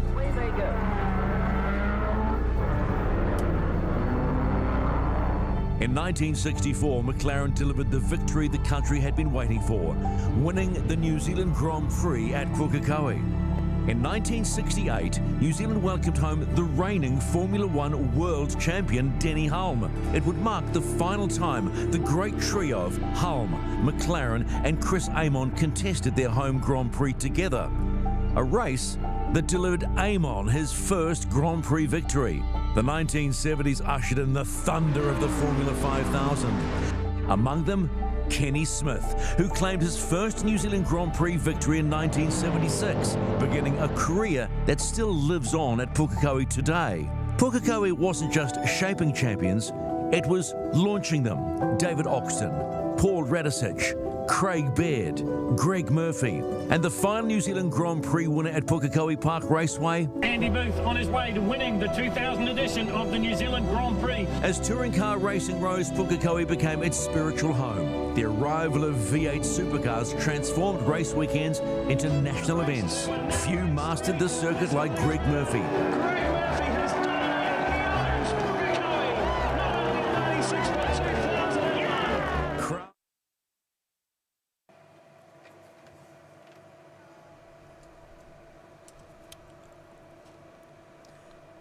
Welcome back to the D1NZ National Drifting Championship. Of course, our special event today is the Drift GP, and you are looking at one of our international visitors, Connor O'Sully, spinning spanners on the Johnny Latham Uni-Control machine. He was due out on track to go head-to-head against Darren Kelly, but they're clearly making some front-end adjustments and repairs there, Tony B. Certainly not what you want at this stage of the weekend. This has come out of nowhere. He hasn't been on track for a little while. I didn't really see him even in practice. We had a short little practice session right before this top 16. I think he did go off backwards and probably hit a ripple strip quite hard in that final session. So I wonder if something maybe was loose, and then just as he came out, I don't even know if he actually went out and scrubbed and then just come back in, or if they've just gone to drive out of pits. But that looks quite significant. They're trying to replace something and knock a few circlips and stuff out, aren't they? I mean, yeah, obviously knuckle in place, tyre rods being worked on. Yeah, that's a bit of work. I mean, are we time certain? Is there any issues with... Well, Darren, is there any rules for GP? Darren, I think, is up there, and you are able to... actually, I'm just being told by Race Control that because it is GP and it's exhibition, Connor O'Sully can actually change cars if he wants to. Wow. So as long as Darren is okay with it, and doesn't wish to take issue, then Connor O'Sully could jump into another car. However, Connor O'Sully hasn't driven anything else this weekend to my knowledge, so it would be incredibly brave to jump in and take on Darren Kelly in an untested car. And he drives a BMW chassis back home as well, so that was obviously going to be the thing he's most comfortable in. Yeah, so the only other car really that's going to be suitable is Isaac Aldridge's car, and that's an LS-powered machine, and it's Pro Sport spec. So 4-time DK Darren Kelly sits waiting. You've gone from you might go from a TRD NASCAR motor to an LS motor from West Auckland. We are seeing everything this weekend, I'll tell you what. This is entertainment at its finest, Tony. You and I do this for World Time Attack, and we have just been told that the 5-minute call has been enacted, so there are 3 minutes remaining. So we're hearing power steering rack, and I don't know if it's possible to change one of those in 5 minutes. And I'll tell you what, you do not want any steering related issues coming into turn 1 at Pukekohe, let's be honest.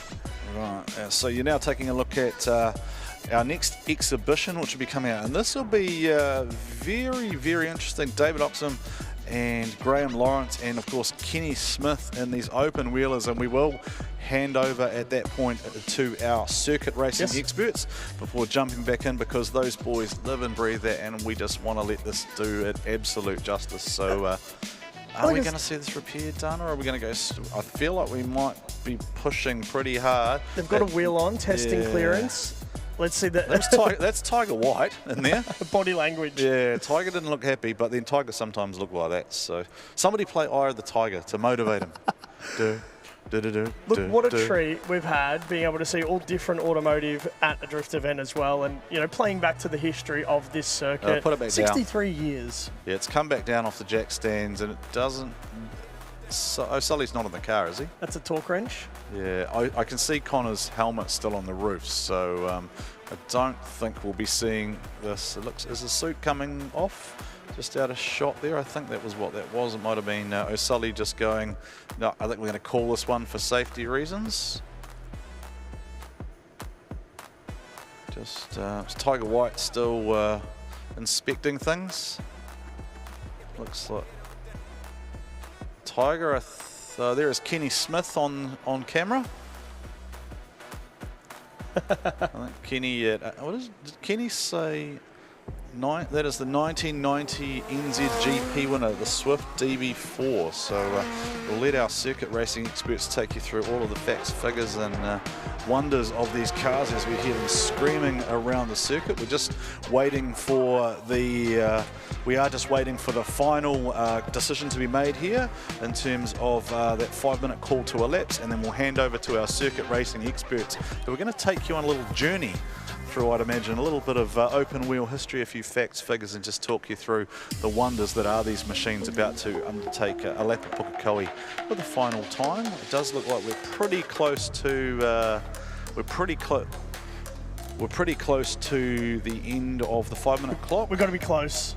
It was a 5 minute, it was 3 minutes in. We're just waiting for the final word. That is David Oxton. That is the 1983 NZGP winner. Oh, the helmet's going on. The helmet is going on. O'Sully and crew rushing. So are they going to beat the clock? That was a hot shoe shuffle. That was moving with intention, getting around the car to get on. Now the car is on the ground, right? So as long as the car, I think, fires, I think that means that it will comply with the 5-minute rules. They're right? allowed to safely transit out of pits, yes. So it looks like O'Sully bolting in. So we've got an eager F5000 pilot waiting, but O'Sully and crew, including Tiger White and co for Johnny Latham's machine, the Unicontrol BMW, looks like they've got the job done, Tony B. Incredible, absolutely incredible. And we'll hear this amazing machine fire very shortly. I figure it's just going to be how successful, hopefully, that they've got it all back together so they get a nice steering response through one. And I think I would put a caveat on it, right, in terms of he's going to bring this out, and I'd say he's going to hit the scrub box, and there is still a possibility, depending on what happens, that he could go, hey, this is not safe. Yes. To end, because as the international, now we did get this confirmed for us earlier, the internationals were all given the higher seeding, so to speak. Sure thing. And the international chooses whether they lead or chase in each battle. So that is, I think he's giving us good. Yeah, he's just looking for good juju. Playing to the motorsport gods. Do you know what? for two reasons. One, I want to hear this engine sing, but two, I also don't want to commentate as hex anything. I'm actually just going to let this go off the line. Totally. And we're just going to watch and listen to what this thing sounds like as Kenny's just rolling back towards one of the other open wheels, but I'm pretty sure they'll be being pushed, right? So I don't imagine those cars have reverse, do they? They wouldn't have. I don't know. Go fast they mode. go fast forward. Yeah, I don't pool. imagine they go. I don't imagine they go backwards, and it'll be interesting to see what happens as they come out. Mark Mallard will be with us shortly, along with another special guest, just to talk you through that. Tony B and I will grab a little bit of water, to be fair. Retire. Retire to other circumstances. You're going back up to VVIP with your Australian am. counterparts. Who'd you say was here? Dane was here? Yeah, we've got Dane, we've got Loco Crew and Clea Rickman, LS Army from up in Queensland, doing good things in the drift scene. Again, Customs, you've done a terrible job. How did you let these people through? They were Kiwis originally. Alrighty. So I think did Joe find someone who's lost? Is he lost? He's out there somewhere. I've tracked down Keisuke Nagashima, commentator. He's jumped out of the box, but you're getting lots of eyes on these internationals. What do you think about the battles we're seeing this afternoon?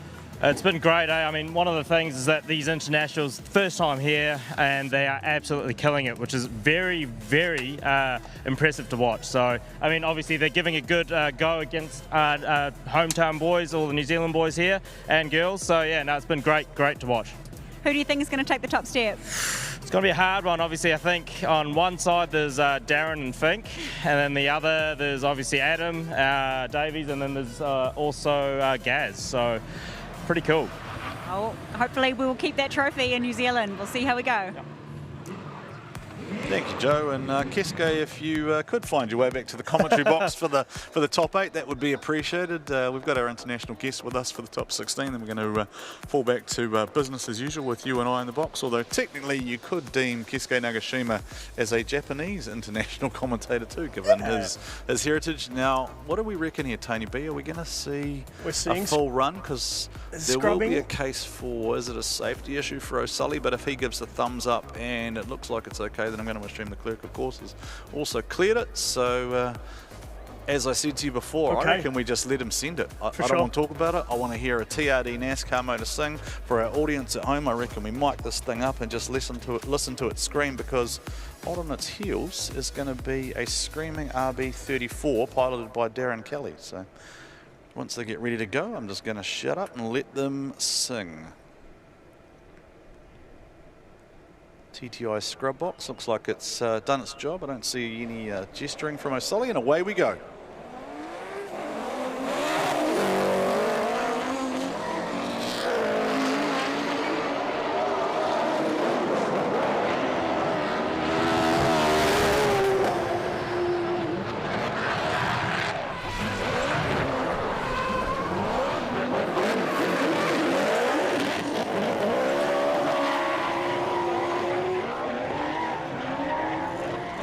Well, Tony Bishop, there may not be a better sound in drifting. I just wanted to listen to that bouncing off the fences. I just can't help but love that sound. And look, it looked like Sully was still having a little bit of a moment in the car, managing the steering. There's obviously still something going on. It was obviously deemed safe enough to run, but he's still really doing a lot of correction there. Darren Kelly just doing exactly what he needs to do, managing. Here, we just pushed a little bit too wide, grabbed a handful. Again, pushing wide. You can just see it's not as responsive. There's something going on there. So, look, good effort to get around the course, for sure. Yeah, and Darren Kelly is a surgeon. Oh, yeah. Right, he's not going to make mistakes. You know exactly what you're going to get from him each time. Once he entered, right, it's set and forget. He is locked onto you. He's a bit like one of those missiles that just tracks you and copies exactly what you do.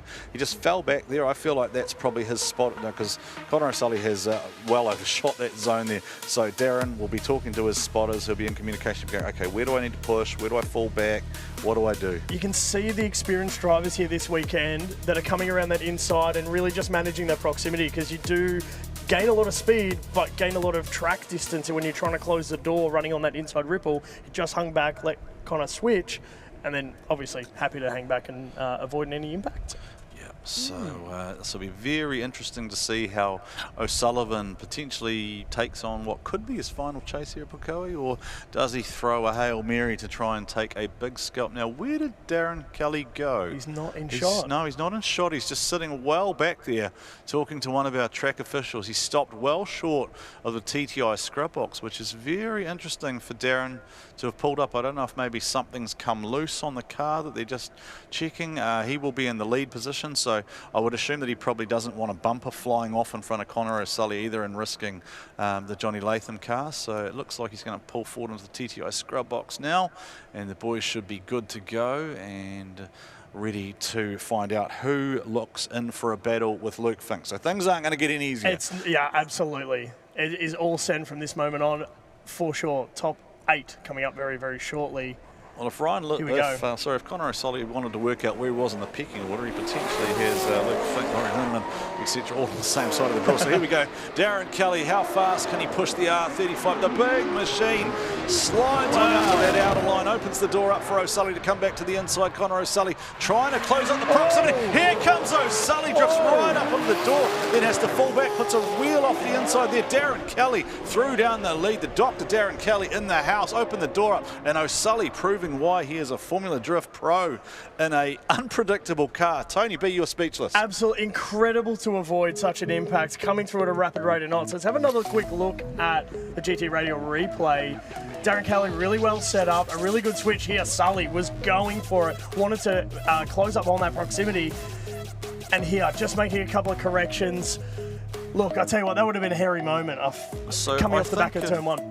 So I think if you were trying to work out what the difference is maybe between the D1NZ drivers and the internationals from DMAC and FD, they do have the international drivers do seem to be able to close at a rapid rate of knots and then wind an angle without making contact. I think a lot of the Australian and New Zealand drivers, we almost said they overshoot, or as Keisuke puts it, overspeed, and they make that contact, whereas the FD drivers seem very accustomed to sliding right up to the door but just not making that contact. And I think, adding the angle, adding the braking force, but the right amount of braking force while still on power and just really managing the distance. They do a very good job of that for sure. But, man, credit to Sully for not making contact. All righty, so we are going to see a decision, and then we are going to see our open wheelers out. So we'll hand over to our circuit racing experts very shortly. I'm being told that I believe the open wheelers are going to do like a warm-up lap or just try and get some heat into the tyres before Kenny, David and co try and open those things up. So I am being told that they are quite loud. So if you have got small children with you, that is my one and only warning I'll give you, although we just came from Johnny Latham's car, so I don't know how loud it is in context compared to that. The echo up the grandstand is phenomenal for all of our friends in the house. It sounds absolutely fantastic. I'm certainly keen to try and maybe catch an ear of these open wheelers out on the we're paddock. going to be able to do that because you and I are going to jump out of here in a moment, and Mark and Co are going to jump in here as our circuit racing experts to talk us through these fantastic vehicles. Now, why did they go back there instead of into the CRC box where they should have been with Stephen? Failure to follow instructions by Darren Kelly. Darren's just like, I'm the head judge, I'll just do what I want. Yeah. I don't care, I don't have to listen to you. Oh, look, there's Stephen. That's Stephen. All right, so here's the side-by-side. Okay, so let's just take a look at what's happened here on the side-by-side. So Darren is back proximity-wise, but then there is definitely a wheel off the inside from Connor O'Sully, a wheel outside from Connor O'Sully in the lead. I mean, obviously lead position, Darren's really watching those front wheel attitude. You know, Sully's having to do a hell of a lot of work to keep it under control, and he's, I guess, using his experience to hang back just that little bit. All right, so waiting for a decision to lock in, and going through to the top 8 is Darren Kelly, DK.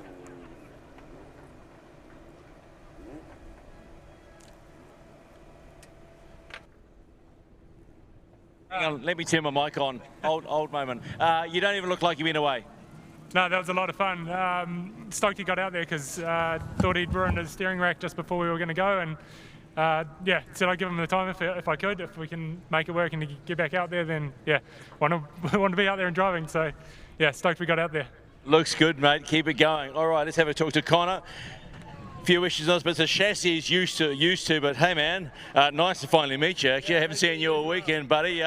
Sorry, it's been here and been and gone. But what did you make of that? No, that was an insane battle. We lost the clutch, so we skipped practice all day to save it for this competition. You know, going against him, we knew we had to put it on him hard. It was going to be a hard first battle, and we had to push hard. And the car, every time I pulled the handbrake, the car would stall. So when I initiated behind him in the chase position, car turned off. I had to pop start it with the clutch, and it happened again going into the inner clip. But you know, Johnny Latham and all the other teams around here that came out and helped us and got this car back on track, it was absolutely insane. And I feel like the drifting culture is the same everywhere, and everyone's just hands-on. So I had a blast out here. Thank you to D1NZ and Johnny Latham for letting me pilot this car. I've had a great time out here, and I'd love to come back. Oh, you come back, mate. But by the way, that last run, that was epic. You're all over it. Yeah, I mean, I had barely any power steering, and I did what I could. I knew I had to put on a show for the crowd, and that's what we're here for. So. Mate, you put on a show, come back again. Yep, absolutely, we'll be there. See you soon, thanks, man. See you guys in the next one. Welcome back, and live on screen you see David Oxton there in the Pi DB4 trying to get his car started. We've got 4 open wheelers out there with some huge heritage, and I've got Michael Clark, who I think I know a few things about cars, but Michael, you've been around and watched these things for many a year.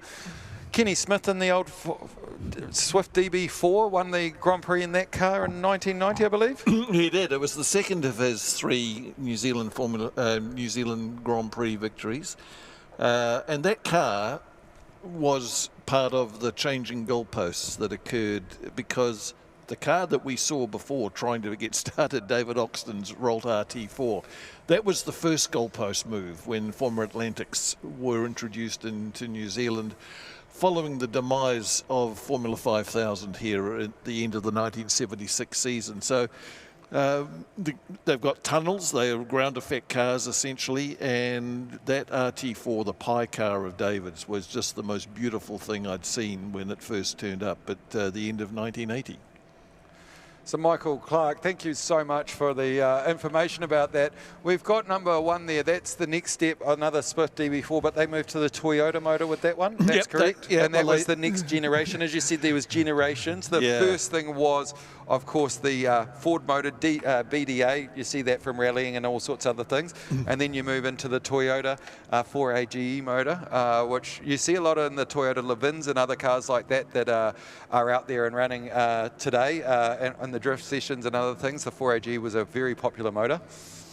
And then behind we've got the McRae, which is a little bit older, in the Formula 5000. So we're seeing those generations through. So we saw the Formula 5000, then the DB4, then the Rolts, and now the Swifts as well. And if you want to see something that came in between, down in the marquee, where these cars are, is Kenny Smith's 1976 March, which is a non-ground effect Formula Atlantic car, which was the first year of Formula Atlantics here in 1977. So let's just focus on the car that's on the screen at the moment, because that's the earliest of the cars here. That's the McRae GM1. Graham McRae, genius driver, engineer, and he debuted the very first version of that car here at Pukekohe at the 1972 Grand Prix, January 1972. He put it on pole position. I don't even need a record book to refer to, Mark. There must be something wrong with me that I remember these numbers, but 55.2 seconds. It's embedded in my hardwired into my brain. That was a complete new level of speed around Pukekohe. So 2.8 Ks, 55 seconds. My quick maths on that, it says you're averaging about 180 Ks for the lap, which is pretty quick. That's very good maths, and that was the last year before the chicanes came in. They were introduced before the 1973 Grand Prix, and so that time remained locked in for some time. And now we've got some younger viewers, and I am one of these younger viewers. That spot we were just showing over the top of the hill was where one of those chicanes was, wasn't it? That's exactly right. There were 2 of them. There was one at what we used to call the hill stand, coming over the top, and then the other one was effectively in the middle of the back straight. They were designed to slow the cars down. Sadly, there had been a fatality in the 1972 New Zealand Grand Prix. people sometimes refer to Pukekohe as a dangerous circuit, but that fatality, Brian Falloon's death, which was a freak accident really, the only fatality ever in a Grand Prix at Pukekohe in all the years it was run here. So the chicanes were put in to slow the cars down. They remained for probably nearly a decade. Keke Rosberg came out here in 1977, and whereas the New Zealand guys would drive around the chicanes, he showed them how to do it. You essentially use them as launching pads, and there were some wonderful photographs that were captured at the time of Keke Rosberg's chevrons just murdering the chicanes. He was a martyr to suspension. It didn't bother him. Obviously for the New Zealand drivers on tighter budgets, they needed to be a bit more careful, but he showed the crowds just how to go about doing things. He showed them a lot from what I've heard from back in the days, to be totally honest, but it's great to see these shots of over the pits here, and as we see these cars coming back around, we're going to see Kenny in the white Swift DB4. Kenny was so excited to get out here and do this again. He was fizzing when I talked to him. And he said that 1990 Grand Prix was probably his favourite win at this track. 76 was good, but he'd been so long since. He said he didn't appreciate 76 enough when it happened. Didn't realise how hard it was going to be to win until he got back to 1990. So that was his favourite of the wins. But it was an interesting one because he said he'd really enjoyed 76, but he didn't understand how hard it was to win a Grand Prix. As we see them getting into a bit of a formation with the McRae at the front, and then Kenny right behind as they come up over the top of the hill. But yeah, it would have been nice to see David Oxton out there as well, because Graham Lawrence, David Oxton and Kenny Smith, that is probably three of the best drivers we saw with Brett Riley back in the 70s and early 80s. Well, certainly New Zealand drivers, absolutely, yes. No question about that. And I'm not sure what's happened to David. He got that car prepared to demonstrate at Hampton Downs last year in the weekend that was in his honour, the Legends of Speed meeting, and it seemed to be running pretty well, but it's obviously not operating properly. And Graham Lawrence, he wouldn't have been in a car in a while, would he? Not in anger for sure. That's Graham never won the New Zealand Grand Prix, but of course, but he won the Singapore Grand Prix. He was very dominant in Southeast Asia, in fact, and but his greatest claim to fame was the 1970 Tasman Series in the ex-Chris Amon Ferrari, and a car that Chris Amon had won here, the 1969 Grand Prix here at Pukekohe. So Graham, one of the best drivers, and along with the names you've just mentioned and Jimmy Palmer, drivers who all would have graced Formula One fields with honour had the circumstances come their way. Absolutely no question about that. They had the ability, just not the opportunities. And then, so in this generation, this is the Swift generation is when we saw the Beard, the Radicic come through. Very much so. And the difference between the Swift and the car that effectively replaced it as the next thing to have, which was the Reynard.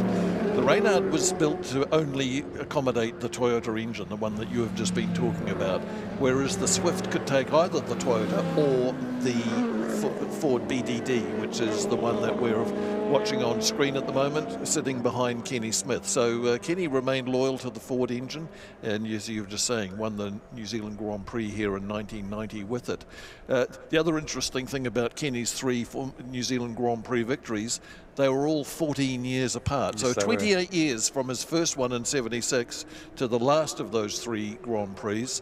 I mean, if that doesn't say longevity about someone's career, I'm not sure what does. But Kenny, well, I mean, what more can one say about the legend that is KJ Smith? And his great mate, who, when I did the Kenny Smith book 10 years ago, there was only one name that I was going to go to write the forward for that book, and that was the car, that was the driver of the car we're seeing on screen at the moment, Graham Lawrence. They, as Graham said, we are effectively, brothers separated at birth. They, in fact, I think Graham... Similar statue and a few things? Well, yeah, similar statue, but I mean, as Graham said in and says as much, which in the forward to the book, you know, my funny little friend Kenny Smith, and yeah, the two of them are a double act. There's no doubt about it. Now I saw Glennis Dixon as well, and I think I saw Kenny's sister still coming out to the track as well. So they've got the family around, and it's great to see the families coming out and seeing this sort of thing. And that is the thing, that those three names that we've just been talking about, well, in fact 4 if you count Jimmy Palmer, the father and son relationships of all of those drivers was absolutely essential to their careers. Well, we're going to cross across to Jo. She's got Luke Fink in the pits there. That's right, Luke. You were the only international still in the fight, but I saw you guys doing something interesting last night to sort out the ranking order. What was the ranking order between you and some of the other internationals, and how did you end up deciding? We had 4 international championships between us. Well, four championships between us, whether they were national or international. Then we fell back on what we did before drifting, which Chelsea and myself have both been world champions in BMX. He was in racing, I was in freestyle. Laurie really just did Corn Hub before that. He just enjoyed Corn Hub, we'll call it, okay, before that. So he was out of the running. And then it came back down to what other car stuff you done. Turns out I've been a Gymkhana champion of Europe and the UK. And then we realised Chelsea's won Le Mans. He won Le Mans in a Mustang, and I was like, that's way cooler in my opinion. You did have a more interesting way that you decided you'd try and do it after that. Oh, we talked about running races, and we realised we're both old men. We tried like all kinds of stuff. We had to go on some go-karts. There was talks about, yeah, all kinds of interesting, wonderful ways. It was great to see you on the drift go-karts. You guys are just kids at heart. We can't wait to see the rest of the afternoon play out.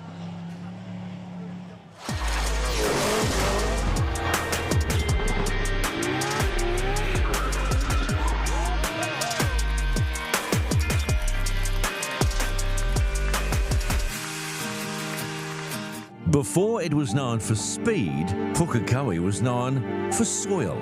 But in the early 1960s, a bold idea took root. New Zealand had a Grand Prix, but no permanent home to stage it. So the motorsport community rose to the challenge. Among the first to test the surface was Jim Palmer, turning the circuit's very first race laps. In January 1963, Pukekohe opened its gates and massive crowds arrived. Away they go.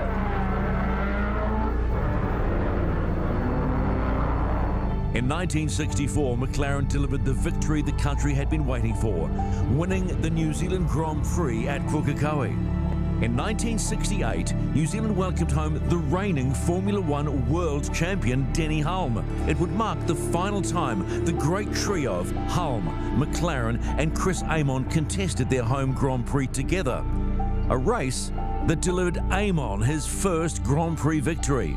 The 1970s ushered in the thunder of the Formula 5000. Among them, Kenny Smith, who claimed his first New Zealand Grand Prix victory in 1976, beginning a career that still lives on at Pukekohe today. Pukekohe wasn't just shaping champions, it was launching them. David Oxton, Paul Radisich, Craig Baird, Greg Murphy, and the final New Zealand Grand Prix winner at Pukekohe Park Raceway, Andy Booth, on his way to winning the 2000 edition of the New Zealand Grand Prix. As touring car racing rose, Pukekohe became its spiritual home. The arrival of V8 supercars transformed race weekends into national events. Few mastered the circuit like Greg Murphy.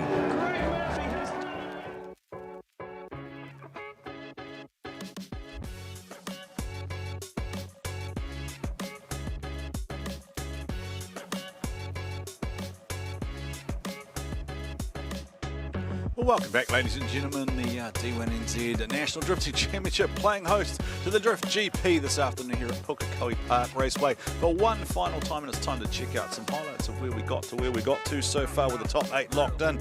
Adam Davies and Kurt Blackie went head to head, and Adam Davies got the win there with Kurt turning it around twice. Gaz White gave Amanda Sorensen a little tap on the rear bumper and took her out of competition, but Amanda said all's fair in love and war and kept on driving. Ben Jenkins and Daniel Woolhouse lock into battle battle in the top 8 on their bracket. So it's Dad vs Son there, and Luke, Fink and Darren Kelly to go head-to-head in the other top 8 battles. So it is going to be all on this afternoon. We're just taking a look here at what knocked Ryan Little out of battle. So the car go hop, hop, hop, and straightened up on him there. Fangadan goes through.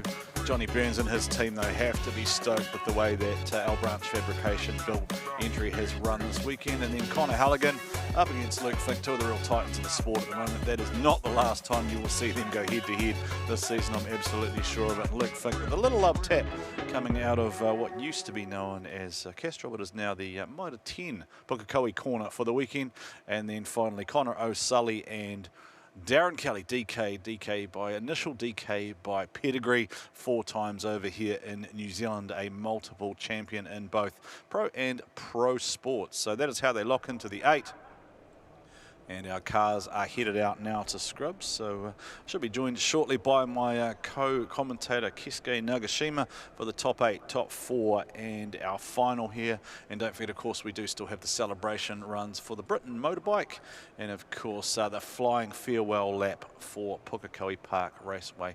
One final time here, one final drift. So lots going on here. Great to see so many of you here, so many knowledgeable and enthusiastic drift fans. A great hard park down there. A big thank you to all of our commercial partners, CRC for the pit zone, TTI the scrub box, Monster Energy start line, the Link ECU initiation, GT Radial sponsoring the sweeper, the Mitre 10 Pukekohe corner, Mick Outer Zone and the hard park. 10 Tools of course sponsor our Podium for Pro, the GT Radial replay, the Logitech G Zone, G-Shock for the top qualifier, and of course Mark from Cream supporting the icon zone. So we're just going to take a look at a couple of sighting laps.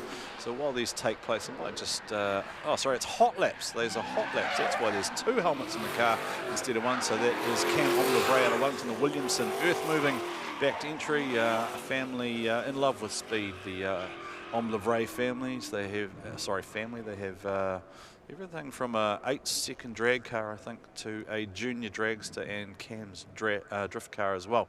So it looks like that is that Amanda Sorensen behind the wheel of... That is Amanda Sorensen again. I don't imagine that they've moved the seats, so let's just do a ladies' lap of honour with Amanda and turn it up and let us sing 900 horse of 2JZ.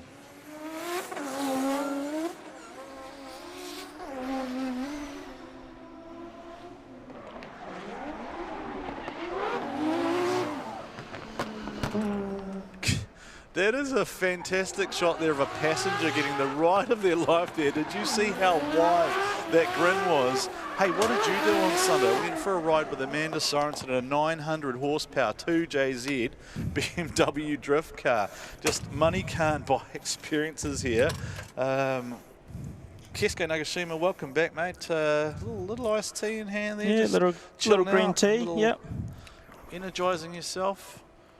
Hydrating, making sure the skin is glowing. Yep. Yeah. 100% antioxidants. Mate, what's the vibe down pit side like? Oh, the pit's actually cleared out a little bit because obviously all the competitors, other than the guys in the top 8, are there. But the grandstands are absolutely chocker, which is awesome to see. Well, I did see a number of the drivers have actually made it up there as well. So hello out there in live stream land. My name is Warren Sare. This is Keisuke Nagashima. They call him the 205 King. We are your hosts for the Drift GP here at Pukekohe Park Raceway. Both of us first came here in the early 2000s. Keisuke, both as fans of the sport. We've watched it grow up, we've watched it evolve, we've watched it develop, and we are here for one final drift, courtesy of D1NZ and the Drift GP. And we are down to our top 8, and there is Luke Fink, ready to be a menace as always. I mean, Fink and Darren Kelly, if I'm correct. So, I mean, that would be an absolute battle to watch. If they don't hit each other, I will be very surprised, right? If there is not at least one little love tap from one or the other and a return serve, I'll be very surprised. Now, Gary the Goat and Adam Davies. Karen is what they call the 20B rotary, piloted by Adam Davies out of the Team DSR camp. Mimico on one side of the car and Hydrolink on the other.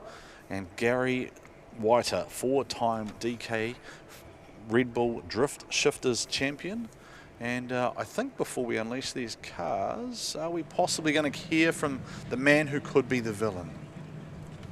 Is he the villain? Is he the bad guy? You just said someone that, well, I'm going to talk to somebody who could be the Drift GP champ. Wow, someone's looking into the future. Do you feel like that, champion?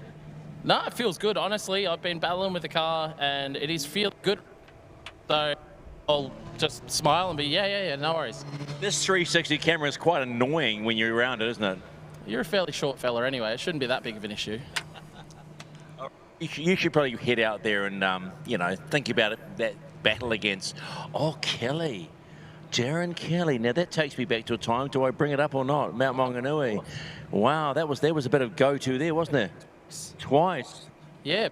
You're like 2 flies on a watermelon, you know? Yeah, we've had 2 battles and they've both come unstuck, so maybe 3rd time's a charm. I grabbed the 32 so we can have a battle, but just for old time's sakes. But no, it's good. I'm excited to have a battle with him. Sent it in there, absolutely out. So yeah, we'll have a rip. All right, mate. Have some fun. Oh, absolutely, always. I don't think Stephen appreciated that heightist remark there from Luke Fink.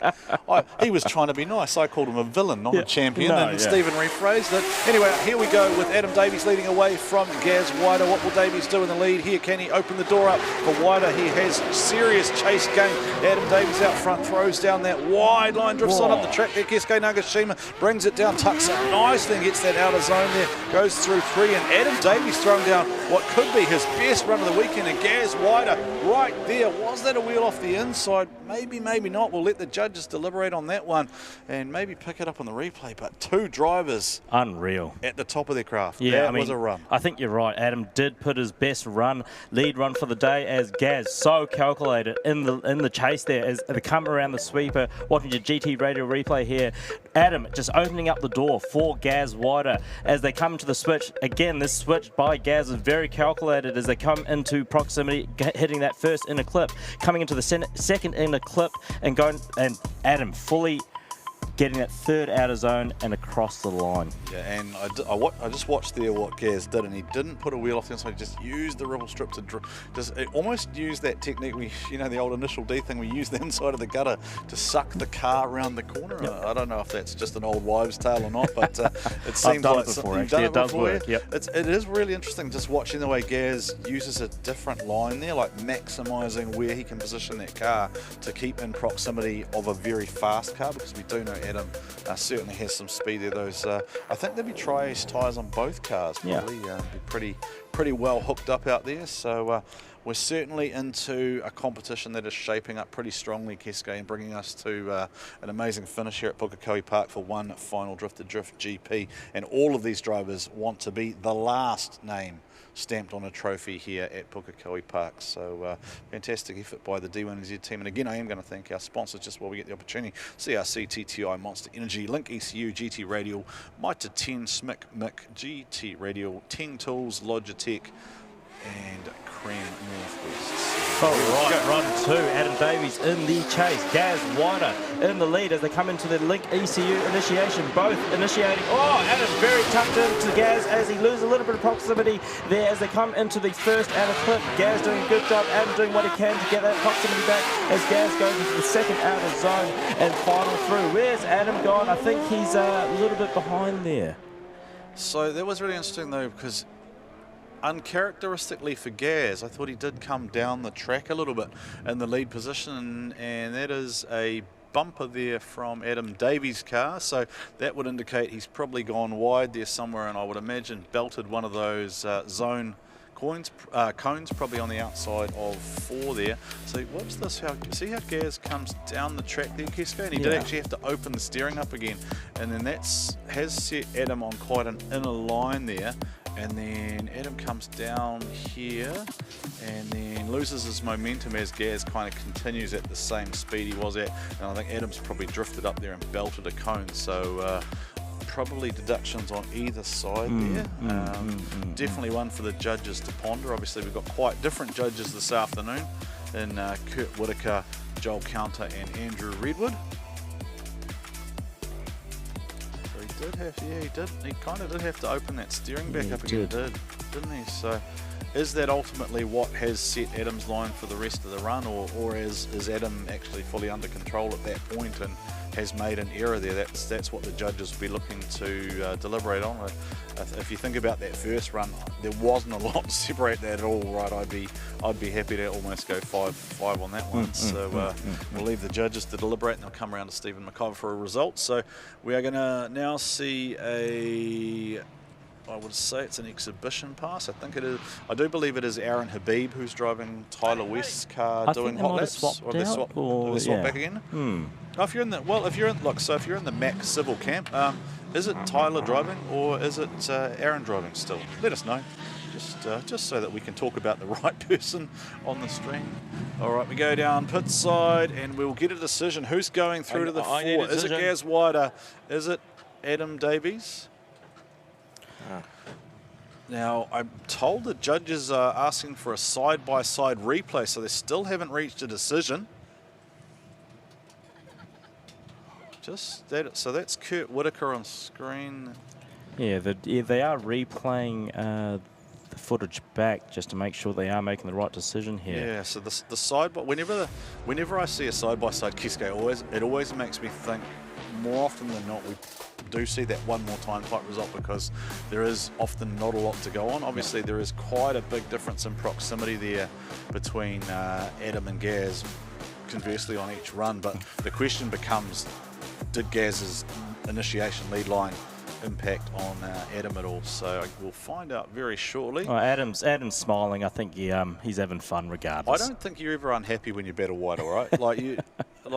I mean, even if he wants to just reach into the car and just sneakily punch him, that'll be all right. Gary will still be smiling.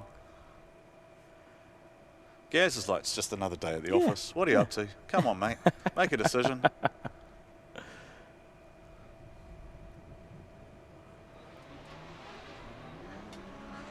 We are just waiting on the judges' decision still, obviously.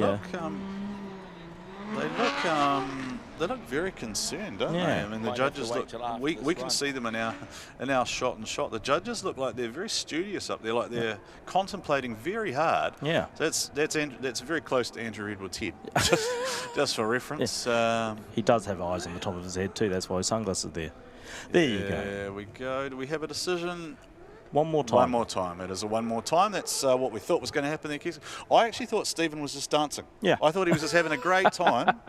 He was just feeling the groove. I feel like Stephen has had a great day. I saw how much he was enjoying that pit walk and all of that history that was around him in the pits, and just chatting to colleagues and friends and drivers he'd obviously had interactions with over his years. And it is fair to acknowledge and recognise Stephen's long TV career as well, as we watch Dave Steadman and David Hunter roll off the line. Dave Steadman will have the lead there.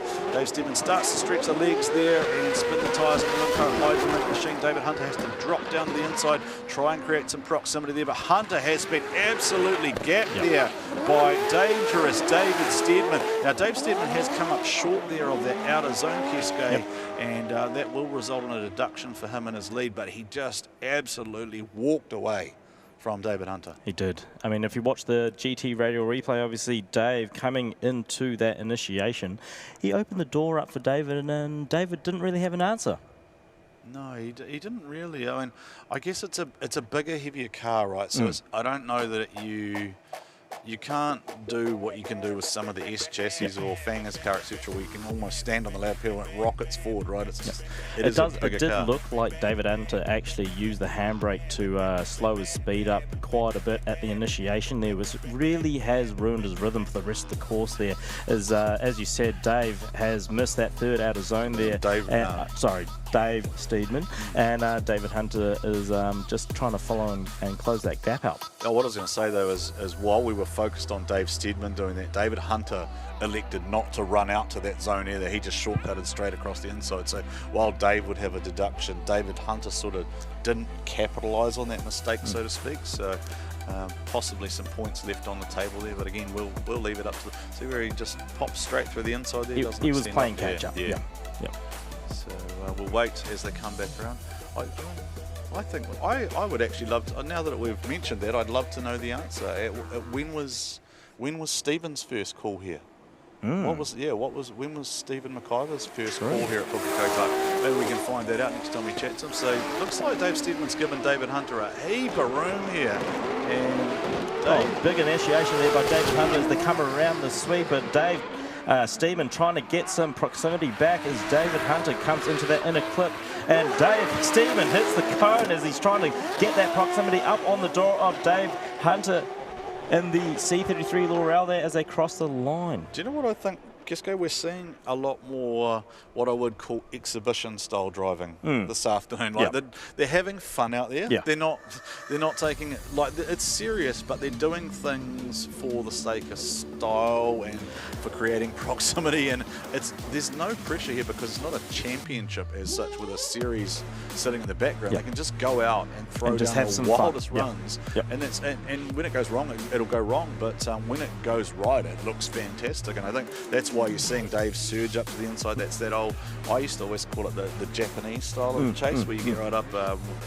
We got really used to seeing, like, Sky Zhao was kind of the first who went to Japan and came back with that Japanese knowledge of just being on the door and banging into someone and putting the pressure on them. And every now and then you'll see that emerge in a battle. We referenced it earlier with Connor O'Sully and the ability of the FD drivers to emulate and get really close, but they don't tend to make the contact, whereas sometimes I think the older Japanese battle style was just the little tap. Tap.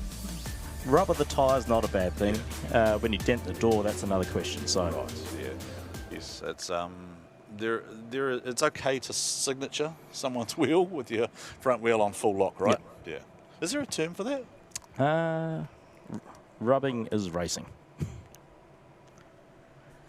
All right, so it does look like we have a decision locking in, and going through is David Steedman. That's the second time today you've gone, what? Well, I don't know what's happened in the chase, so yeah, I'll have to go and watch back. But yeah, once again, I'm getting my leads a little bit better. But man, David Hunter's on a ripper. He's so fast. That was quick entry on his lead. That's why we want him to have more consistency.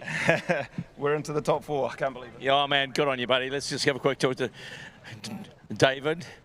Ah, man, this is what it is, right? But, you much appreciate from him about your run. 100%. No, that's all good. Like, I can see how he got it in there. I was a bit messy on some of the midsection. I dragged a bit of handbrake on the sweep.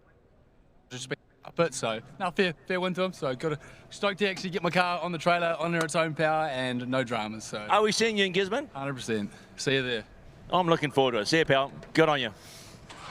Great call there, Keisuke Nagashima. David just referencing exactly what you called there, the handbrake drag in the middle of his run, which impacted on him, but seems fairly philosophical about things. You can see the differences in the run there with, that was a massive heater run from Hunter in the lead position, but just obviously was messy in the chase, and that was enough to see the run go Dave Steedman's way. So we have Gary White and David Steedman in a top 4. Oh, no, we don't. No? We still have a one more time for that one. Sorry.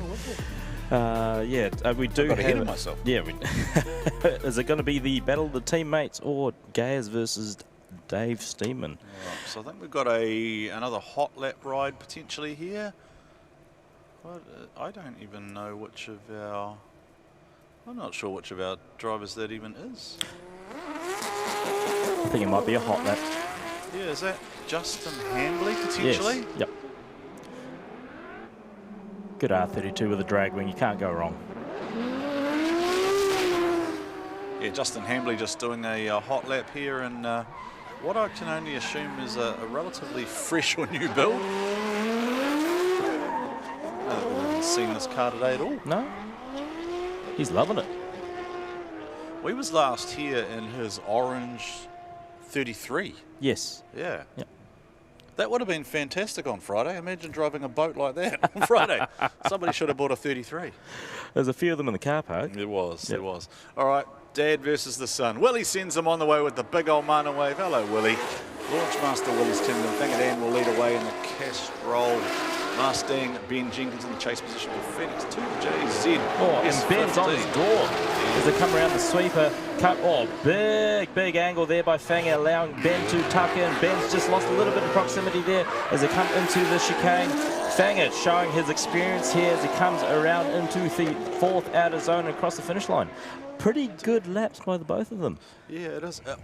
Here's a question for you. Do you think it's fair to say that Ben seems to be lacking some midsection speed? I think so. He has been consistent, obviously in line. No, but he's not yeah. doing anything, but it just seems like if there's ever been distance created, it has been through there with Ben. I'm just wondering if he is lacking for a bit of forward momentum or something. It just makes me think about some of the other comments that I guess of the opposing drivers have made. I don't think Ben probably is doing anything there in terms of Ben only knows one way, loud pedal down. Yeah. So I mean, at the end of the day, I think that car's had a bit of a beating over the weekend.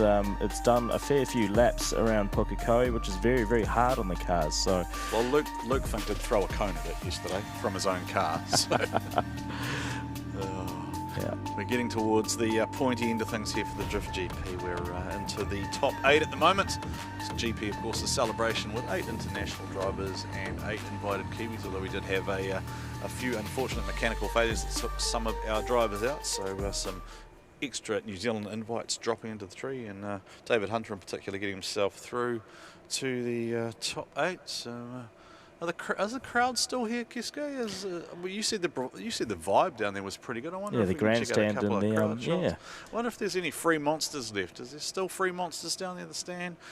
Where's the monster truck gone, by the way? We didn't really talk about that today. I think there is still a monster truck. Yeah, the monster truck's been gone, yep. There's a good JDM t-shirt. Fan of the JDM racing team. Yeah, you're on TV, mate. There's the monster team. Hopefully there's still some free monsters there. Benny Jenkins will lead them away. Fangadan will settle into the chase position. As we come into the Link ECU initiation, Ben does a very good handbrake drag there into the initiation. Fang trying to get that proximity as they come around the sweeper and switches back. Fangadan trying to suck in there as he uses the ripple strip, and very, very good proximity there by Fangadan as he comes around. Ben doing a very good lead run to allow Fanga to get on his door. Did Dad just give the young fella a bit of a lesson there? That Might looked have like given him a spanking. Very intuitive switch from Fangadan. Seemed to know exactly where Ben Jenkins was going to go and when, and he anticipated and he actually switched earlier. I think you'll see that here on the GT radio replay. I mean, Ben does a really good job allowing Fanga, but Fanga was very, very good there in his throttle control as he goes to tuck into Ben's door, coming into third outer zone, and absolutely phenomenal drive. Wasn't quite as early as I thought, but it was definitely a very decisive move in the way Fanga chose to attack. We'll pick it up here again on the GT radio replay. So there is that, there's quite often that distance there. I think Fanga feels like he's got enough grip and speed that he can give people a little bit of room there and then carry momentum. And here's where he makes that big decisive move, winds the angle in and just keeps on sliding sideways, takes advantage of that lock in the, I don't know why we call it the activation car, it's just Fangadan's comp car, the right? RTR Mustang. Yeah, it's an RTR, courtesy of CTB Performance. There's a few more fans. There's a young fan. You're on TV. Wave. You're on TV. Yay.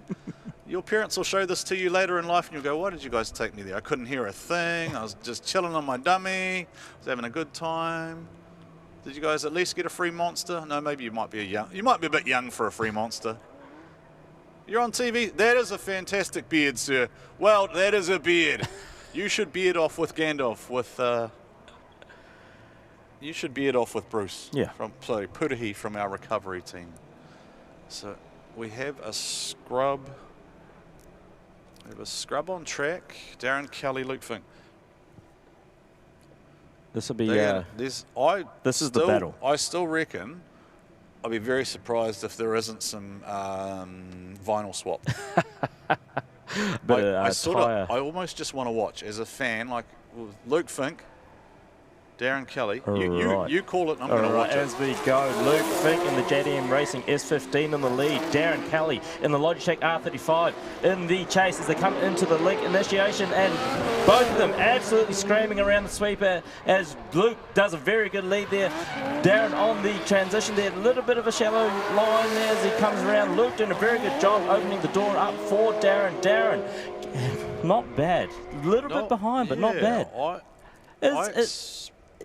is one of those things where, that actually, I think they might have grown up a little. Well, yeah, I mean, has Darren been practicing maybe? Is he getting ready for that Logitech Digital Series? Yeah, most maybe likely. I mean, he's got the logo on the side of the car now, and we know he's got all the Logitech gear, and he is a Logitech ambassador, so maybe he's been getting in a few sneaky laps on the sim, but I was actually really surprised there, because I'm used to Darren being one of the closer proximity chase drivers. For Luke to stretch the legs like that, yeah, that was interesting for me. So we're going to go down to a result now.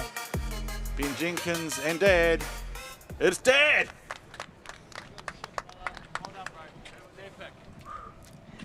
I actually think that's worth a shoe, because that last run was an absolute scorcher. Oh, that was so good. I think I've said this 100 times going around this track, but that would have been most probably one of the best leads I've ever had around here to, really put my foot into it and 110% commit. Oh, that was just, the adrenaline was going nuts, that's for sure. All right, go warm up for the next round. Yeah, look at you laughing and giggling. Well, hey, mate, but this is it. You're done. No more Puke. How does that feel? If that's my last lap around here to keep us in memory, then I'm proud. I'm proud of everything my team's done, what D1's done. Oh man, that was amazing to do that. I just did not lift that loud pedal. I hope I did my boys proud up in the stands having a cold one. So, yeah, look, I'm so happy. I can't thank my team, Team Jenkins and the Phoenix Radiators, Ute Nation teams here that support me. Man, I'm just, I'm happy, man. This place will hold a special place in my heart. Mate, thanks for your entertainment. We'll see you in Gisborne. See you in Gisborne. Well, he came into the weekend with some big objectives, and I think he's pretty well ticked a few boxes there, has Ben Jenkins. All right, here we go, Darren Kelly. Has he got the speed that we thought he would have, or is Luke Fink going to play the villain, going to play the spoiler? Will he take out the four-time DK? Much closer on initiation is Luke Fink, and here he comes on the attack, trying to wind onto the rear of the Logitech G35. It is out front, Darren Kelly, the four-time DK, and Luke Fink, the multiple. Oh, Luke Fink's made a mistake. Fink runs a wheel around the inside.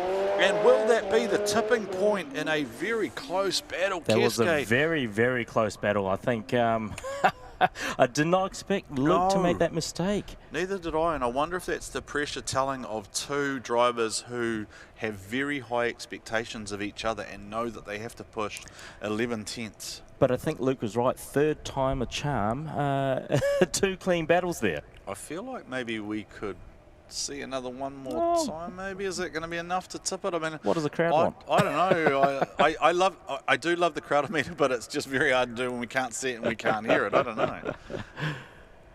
I could try it. I mean, we could try it. You want to try it? Do you want to see if you try it? Have you done it before? No. Hang on, I'll open the door for you. You try it. You ask the crowd while we're doing a bye run. You ask the crowd if they think Luke won or if they think Darren won. Or do they want it one more time? Yeah, you try. You try. Hang on, I'll open the door for you. You try.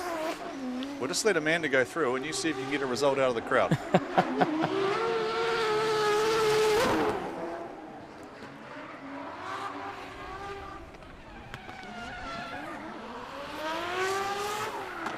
Looks like another... Oh! Amanda! She's done well. There's a passenger in that car. Oh, hang on, what's coming out the back of the car? Just water? Is it just a is it just an overflow? Must be the water. Yeah, water squirt. What do you want to try this, Keisuke? Nah, I'm gonna let them. Yeah, I'm gonna let them do it. Are you sure? Okay. Because I don't know if the judges have got a result yet, because I can't see them.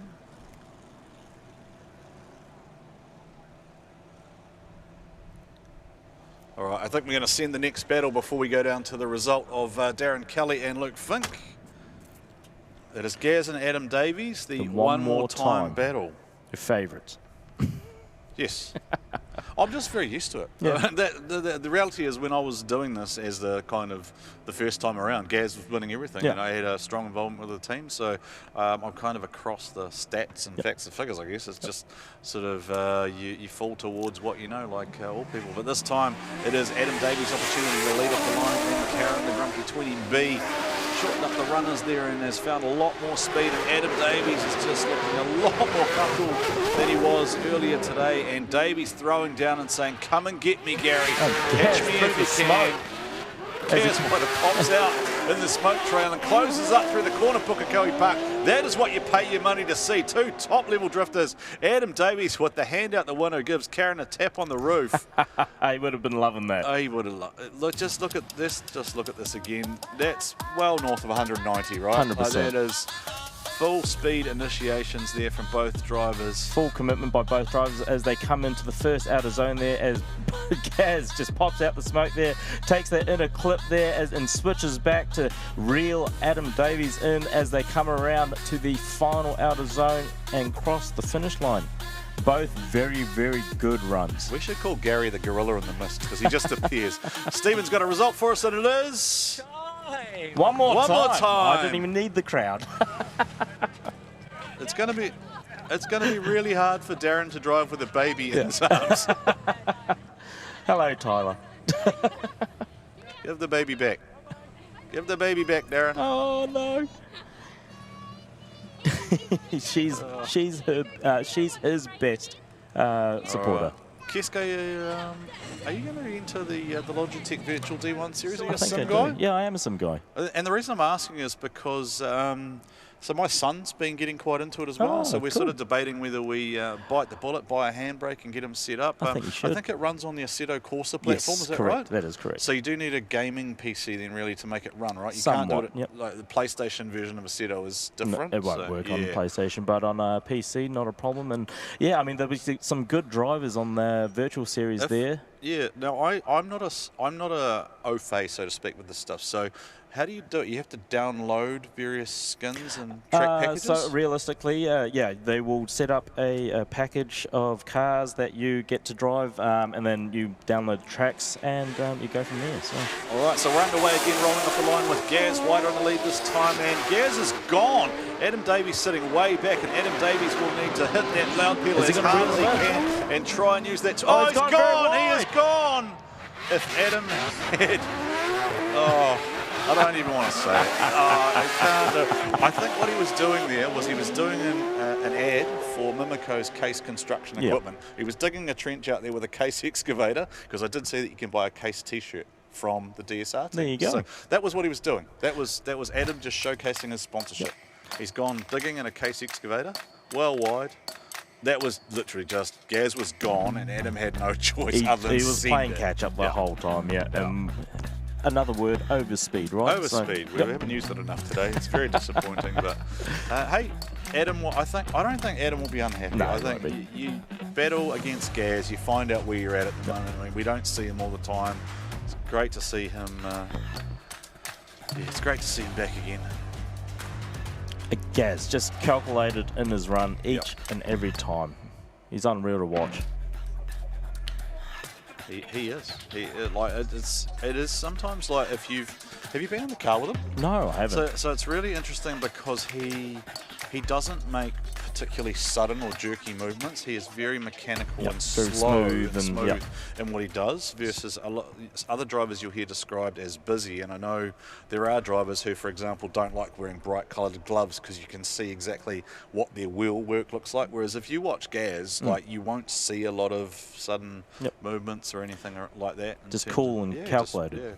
Just very much like his interviews, right? Just very laid back and chilled and kind of. I'm surprised he's not fat arming it the whole time.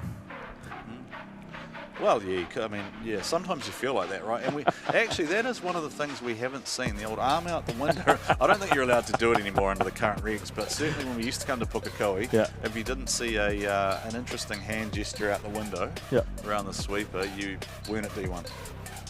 Alrighty, so we're waiting for a result to lock in here.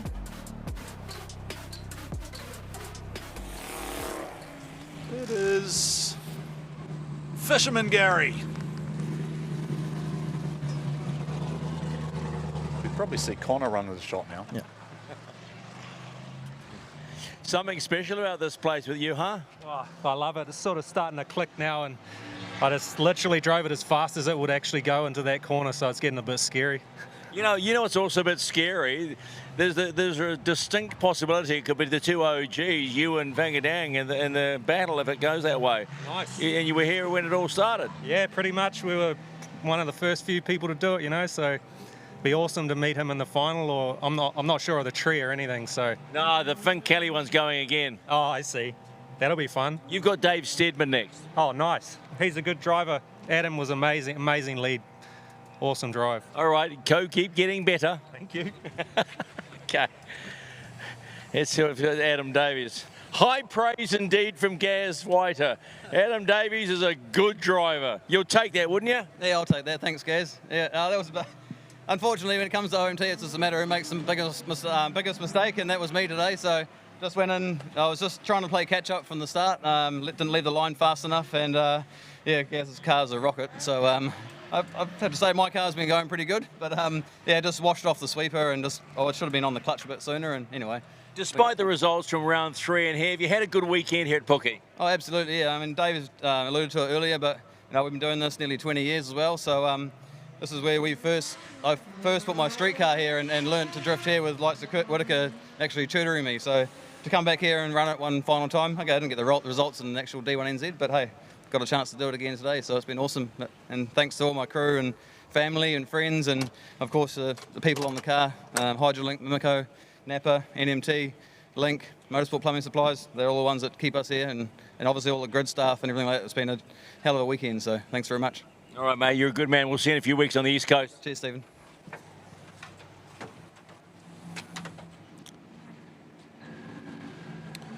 All right, so as we get prepared for that one more time battle, we're actually going to reacquaint you to one of the wise men in the judges' box. Let's take a look at Kurt Whitaker in his drifting career.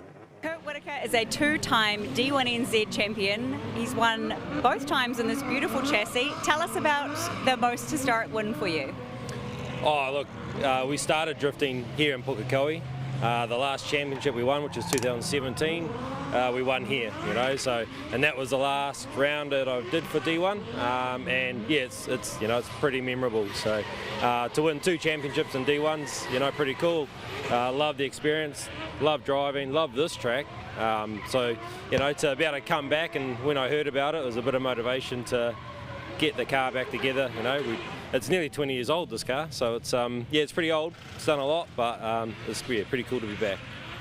Do you think that you and the car would still be competitive in today's pro field? Oh, nah, no way. From what I've seen, these cars are amazing. Heaps of horsepower, heaps of traction. Like I say, we built this car 20 years ago, so it was a good car in its time. But yeah, now the technology's old. It's still a cool car. We love driving it. It's heaps of fun, but definitely wouldn't be competitive anymore, unfortunately. So Kurt, of course, the 2012 and 2017 champion, and one of the drivers with a more unique story in terms of one win with a 2JZ motor and one win with the small block Ford underneath the bonnet. V8, yep. Yeah, V8. So one with a V8 and one with a turbo, 2 very different driving styles. Now, just as a health and safety announcement, if you're anywhere you're not supposed to be watching around the venue, then you do need to move, because we can't actually continue battles while we clear the track for our next special activation. But we're going to check out some more history with one of the members of our crew, Lance Hasty. We are obviously here at Pukekohe Park Raceway for the drifting, but this track is a huge icon in New Zealand motorsport, and this is its farewell weekend. Lance Hasty has a huge amount of knowledge on motorsport. Talk us about the history of this track. That's a big haul, Joe. But yeah, Pukekohe, very special location, and it came about force majeure in some ways. Back in 1962, the Grand Prix was held at Ardmore, and then the organisers decided that we're going to move it. Ardmore was really not fit for purpose, so they said, where are we going to go? We're going to have to build a place, something that's permanent, that's fit for purpose. And they scouted around in Pukekohe. Back then it was very, very, very different. It was very open, there were no neighbours. And so they said, right, that's where it's going to be. And they had to build the circuit, and it was done in a matter of 8 weeks. Wow. They started late 1962 and turned the first laps in 1963. Jim Palmer was the first man on the race circuit proper, with the New Zealand Grand Prix running early January 1963, and here we are 63 years later. That is a huge amount of history, and we've got a lot planned to mark the closing of this circuit. Can you tease us with some of the greats that we're going to be seeing over the weekend to give this track the send-off it deserves? A lot of it's very much fluid as far as trying to keep it a bit of a surprise. There are some plans that people are a little bit excited about, but it's again, your point is celebrating that history. We've got some cars that have won New Zealand Grand Prix events here, and the very drivers that actually won the Grand Prix behind the wheel. It's sort of goosebump material when I think about it. The emotion of them wanting to participate is just phenomenal. I'd say come end of Sunday, you'll struggle to see a dry eye in the Guard of Honour. That might be a little bit of a clue on what's ahead. It's incredible. I can't wait to see it. We're going to hopefully do it the best justice that we can. We hope that you'll join us there. All right, so we come back here and take another further look at the Pukekohe Park Raceway, Keisuke Nagashima, and an appropriate time to say thank you to the Auckland Thoroughbred Racing team. Without them, we wouldn't be able to be doing what we are doing here today. And over 100 years of history, there is a formal commitment to providing a horse racing facility for the Pukekohe and indeed the wider Greater Auckland community. So we thank you so much for allowing us back onto your hallowed turf here once again to unleash a different type of horsepower. Speaking of, Luke, Fink, Darren Kelly, a one more time battle, and that will lock in our four, assuming we get a result, but I'm not willing to bet on that, mate, because with these two, anything could happen, and we could go, we could go one more time till 17:55, which is our hard cut. Yeah. So. All right, as we go into the one more time battle, Luke Fink in the JDM Racing S15 in the lead, Logitech R35 GDR. Darren Kelly's left a little bit behind there as they come into the line. Sweep it. Luke very, very wide there as they come in. I think Darren's actually tucked up into Luke Fink's door there as they come into the switch. Good switch there by Darren as they come into the third outer zone and on the door. And a little bit of contact. There you go. That's what we want. I told you they'd swap vinyl.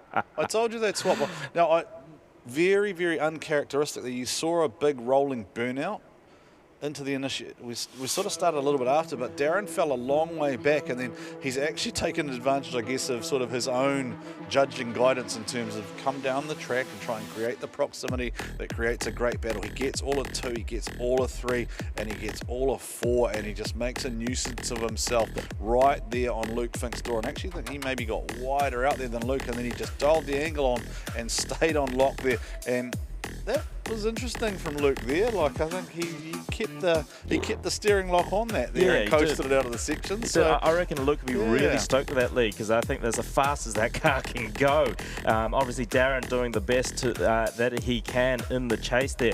Good switch as they come around, and from there, Darren just sticks to him, absolutely nailing the switch, nearly getting the rear bumper if Luke had a rear bumper there as they come into the final outer zone. And I think a little bit of a love tap. Do you think his daughter said go faster, Daddy? I think so. Do you reckon that's what the youngest Kelly said? I think, am I right? No, I think somebody told me that she was the daredevil one. Is that right in the house? It does sound about right. Now, because of that little tap there, I imagine that Darren will want a safety check done on that front wheel, because you certainly wouldn't want to go into that corner with any sort of uncertainty around the steering. I think that'll probably be Brock down there and Taylor James, just appearing on screen there, just to make sure they apply what we affectionately call the itometer to the alignment in the front of the car. Benny Jenkins just heading over there as well. I think Ben just likes being on camera. Yeah, I think if there's a camera, I'll find a way to get on it somehow. The boys happy with how she's turning, so I imagine they'll turn it hard locked. It has taken the edge off that wheel, hasn't it? Yeah, I think it has, just a tad. Hasn't debeaded, but there will potentially be a risk of that with the bumps. So the team's got the toe plates out just in case, just to make sure that the car is aligned. It makes me wonder if it's almost in Darren's interest to call that 5 and change that front wheel potentially. If there is at all any risk, just with the speed of that corner and with who he's battling, I mean, that will be a strategic call for them to make. But Taylor James, Darren Kelly have all been there, done that before, and they will have a educated opinion. But the fact that our clerk of course is over there having a discussion makes me think that there is probably a discussion going on at the moment in terms of do they choose to take the 5 minutes, in which case I would imagine we may move to possibly our next celebration session before we see the second half of the battle, but that will depend how many of the OG drift cars probably are ready to go as well. I did hear what sounded like a very special motorbike being warmed up. Yeah, I did hear about that too. Yeah, so they're inspecting the wheel without touching it, right? Because I would say if they put hands on it, then that will trigger the 5, right? I assume so, yeah. Are those rules applying to Drift GP too? Well, it is more of an entertainment type competition, so there is a possibility that they are not. I think we might need a paddock repair. The monster truck has been just going hard all day. I still haven't worked out if it's $10 or it's $15, but plenty of people have paid to go for a ride. Big smiles on faces. The mighty Land Cruiser, mate. You need a Land Cruiser to pull your monster Mighty truck Land out. Cruiser. I've got one of those, and 100%. That's exactly the thing you need. You reckon? Yeah. One of those? Yeah. Now, does this indicate that Darren and co are calling a 5? Have they officially done so? Great footage here from our drone operator, just keeping an eye on what's going on there. Luke looks like he's pretty settled. He's just happy where he is. They still haven't made a decision, have they, as to what they want to do. That's the TJM crew, and that's Tom, isn't it? Yeah, I think it is Tom, yeah. It's Tom I think it's Tom and Troy, is it? Yeah, might be Tom and Troy in there. No? Yes. One of Darren Kelly's team as well. I mean, it is one of those things that it is that left front wheel that gets a lot of loaded load one into the sweeper. And what I'm thinking there is, if you ask Ben Jenkins, he'll go, well, I popped 2 of those yesterday. Yeah. Right? It's been done there's before. A great shot floating around. Yep. So getting all the angles. A safety concern. So the boys are inspecting, and they are entitled to do so. Again, we're running an entertainment type competition today, so probably not quite so formalised in terms of rules and structures. So it sounds like maybe I think I can hear the motorbike warming up, so we'll just wait and see whether race control will advise us whether that 5 minutes has been called, and we will maybe do the activation in between, or whether we'll go back to the other side of the other pass within this battle. So of course we have Gaz Wider locked in against Dave Steadman. So a couple of veterans, as you heard Dave say. He's been doing this for 20 years as well, and he's still waiting for that first time. Now so that has gone up on a chock now, so they are going to jack that up, so that will mean that the 5 minutes has officially been called. Team have decided for safety reasons they will change that front wheel rather than run the risk of it de-beating on that very bumpy corner. Oh, who's jumped in there now? There's Darren. Is that Darren? Yeah. Oh, so Darren's actually jumped out now to offer his. Now, is he checking toe? No, arms? he's checking a little bit of play potentially in one of the arms there. So just making sure that everything is tight and not moving as it should. Yeah, so are we going to... All right, what... Detective Joe, I hear you've got some gossip for us from the pits. Well, I'm down here at Darren's pit. It seemed that they made a bit of contact on the outside of the last turn. Luke straightened up a bit, and Darren was so close, chasing with so much effort that he didn't have any room, and it's adjusted the toe at the front. So the team have been given a couple of minutes. This type of competition isn't as rigid as D1. And they are able to fix it really, really quickly. So the team are all over it. Thank you, Joe. Yeah, the team are definitely all over it. As you watch the live stream here, I mean, you can see the Britten bike in the corner there with the rider getting ready to make some noise.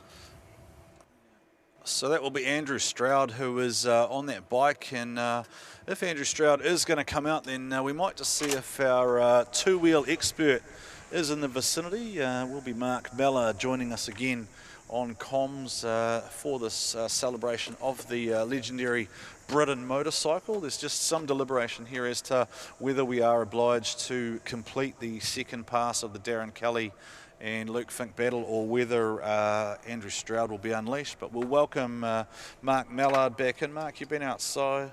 You've been...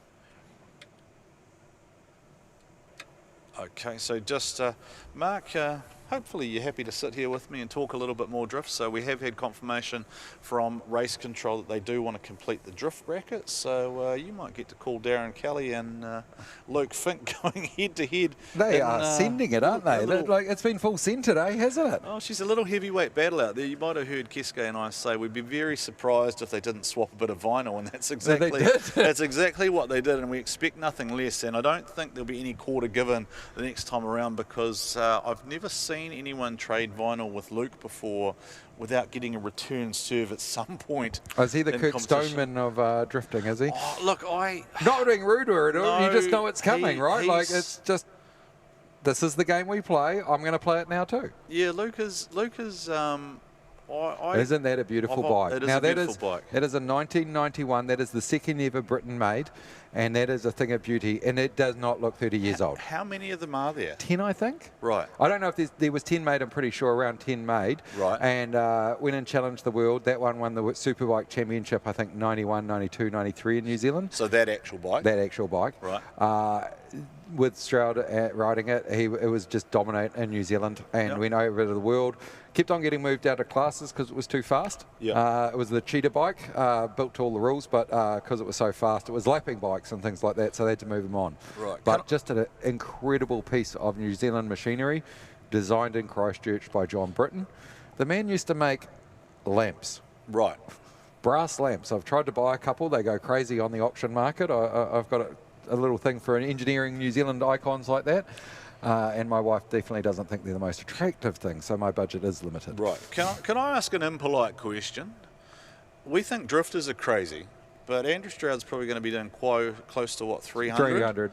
So sidecars win, I think. Sidecar, the swinger on a sidecar, that wins the craziness in motorsport battle, because they don't even control the car, and they're leaning out over the outside of it, trying to move weight.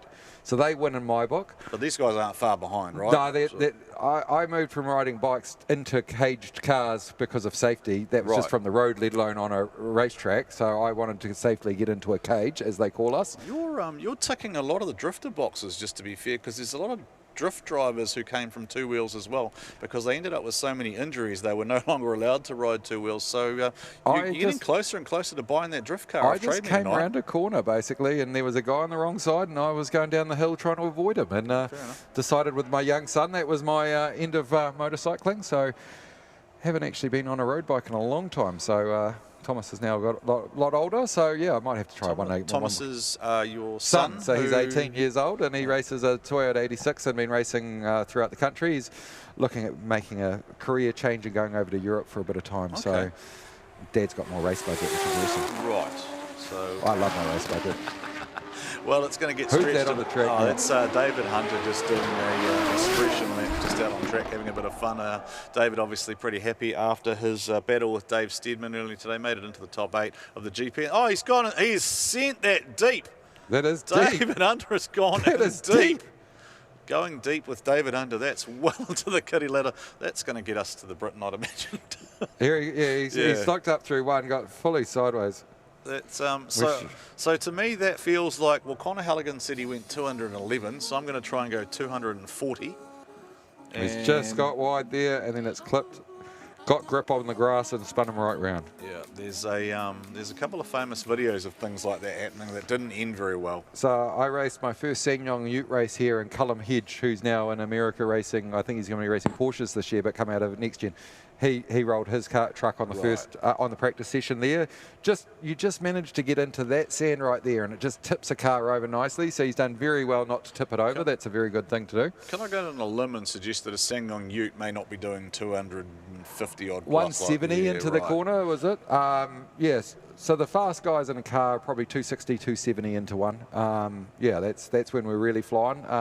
But we get the run over the top of the hill. We're doing probably 200 over the top of the 180 over the top of the hill.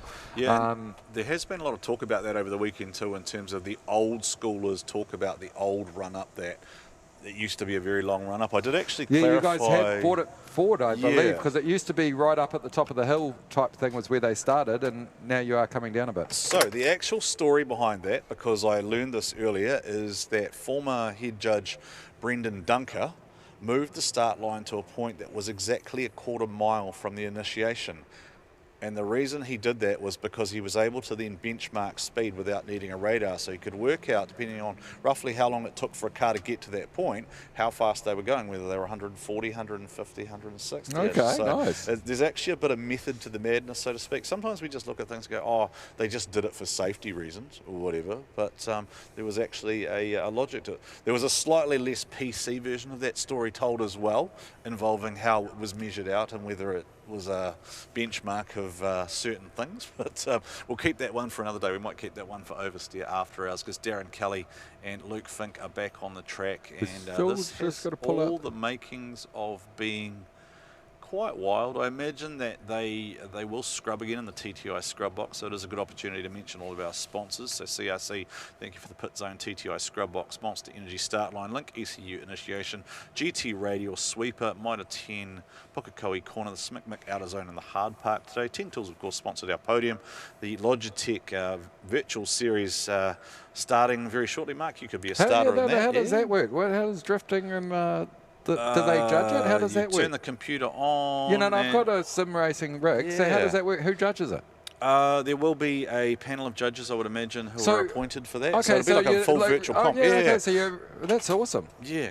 Quite a big. So it's quite a big thing, right? So they literally have a competition like what you're watching now, but online. So you log into the server, and there are 3 judges, and in some competitions there's actually even commentators, right, who are talking about what's going on in the background. So it's like it's basically just D1 but done in a computer environment, so you don't have to talk. So what's it called? It's the Logitech Virtual D1, I believe. So, D1? Oh, that's awesome. I have to look at it. And do we know what platform it's on? It is a Assetto Corsa. Assetto Corsa, yeah, beautiful. So anyone who's watching this now, yes, go and have a look. Yes. Go start practicing. I'm sure there's a track list out there of exactly what you're going to do. Yes, and show us what you got. Yes. Now, and fully built, you can do Pukekohe there as well. Yeah. Oh, wow. So I'm imagining that we may almost have something that mimics the D1NZ series. So you might go to Bay Park, to Pukekohe, to Hampton Downs. Well, we're doing it in the race world. Yeah. And the winner of the series in the race world that I sponsor gets a chance at a scholarship to win a year's racing. And I've taken a couple of sim guys. Hugo Allen's one, who won the Toyota 86 Championship. He no go-karting, no nothing, straight from sim into it. This weekend because the sim is so accurate nowadays versus what we see. Now you're seeing that monster truck. It was only $10. I heard you asking $10. I'm like, I was trying to get a kid that would go with me so I didn't look so bad, but unfortunately picking up the kid was the problem. You couldn't buy a kid for $10? No, that was the problem. But anyway, no, my brother's kids, when they did it at the Easter show and they jumped cars there, and they said, "Uncle, you're sad, it's no jumping cars here." But I was like, how do you not want to go on a monster truck at 10? Like, I was beside myself at 46 wanting to do it. Wow. As we've already proven today, Mark, you're a bit of an adrenaline junkie, and I do feel like we're a significant way down the journey towards you owning a drift car. And again, I'll apologise to your wife, because you did say that on national television. Thank you guys. I've got to go home tonight. Well, just look, remember that. it was Rhodey, who you sponsor.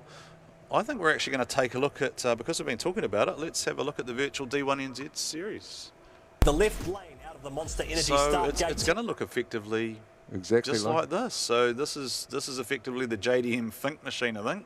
So you'll be able to go in as of next week and practice. So there's some 10 so you got graphics. The initial, You got the initial there through the outside zone. I learned about this. No, did you see that? The bumps are even on the track in Pukekohe. So try and hit the clip points.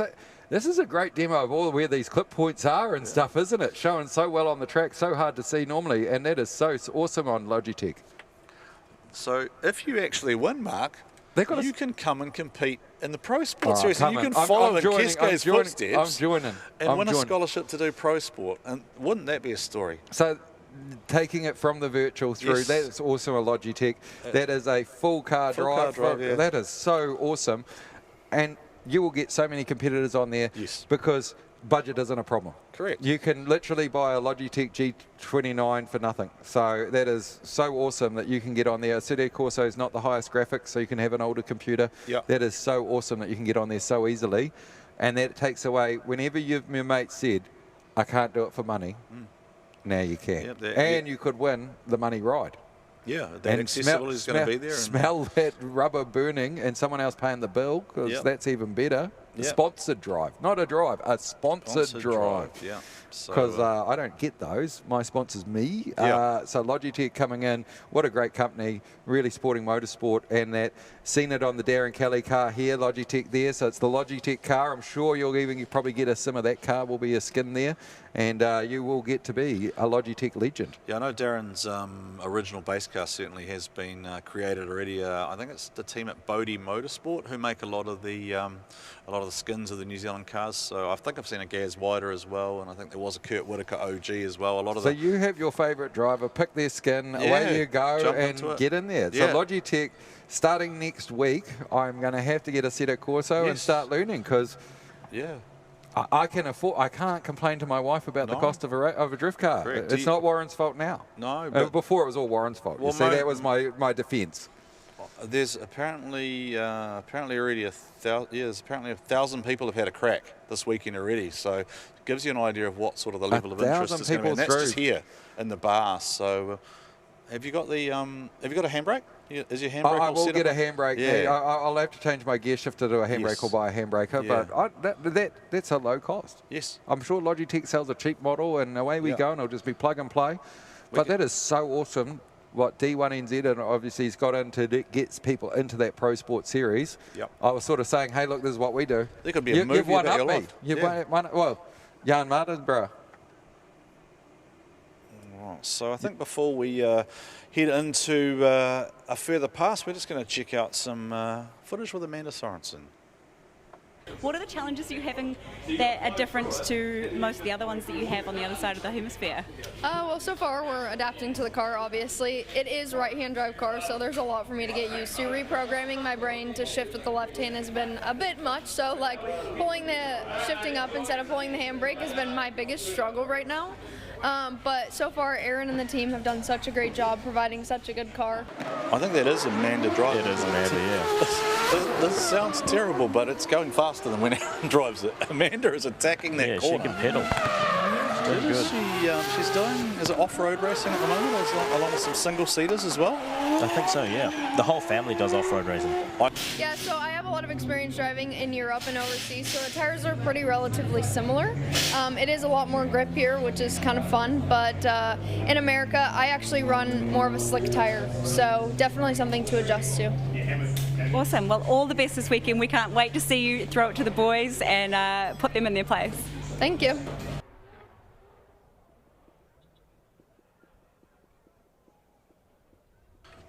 All right, so it looks like we're scrubbing here and almost ready to go for our battle Keisuke Nagashima vinyl to be swapped. Yes, and we go into the second run. Obviously, Darren Kelly in the lead in the Logitech R35 GTR with Luke Fink in the chase. What can he do here in the chase as he goes into the sweeper? Very, very good lead there by Darren, going wide, giving Luke the opportunity to switch back and get into the door of Darren Kelly as they come around into the second outer zone. And Luke right there with him. Is he going to give him a love tap? No, he actually pulls back, and a very clean finish across the line. That was interesting because I think that's Luke driving for what he might perceive as a win. I think a red mist Luke would have kept going and driving through that, because Darren definitely exited out of there shallower than where Luke positioned the car.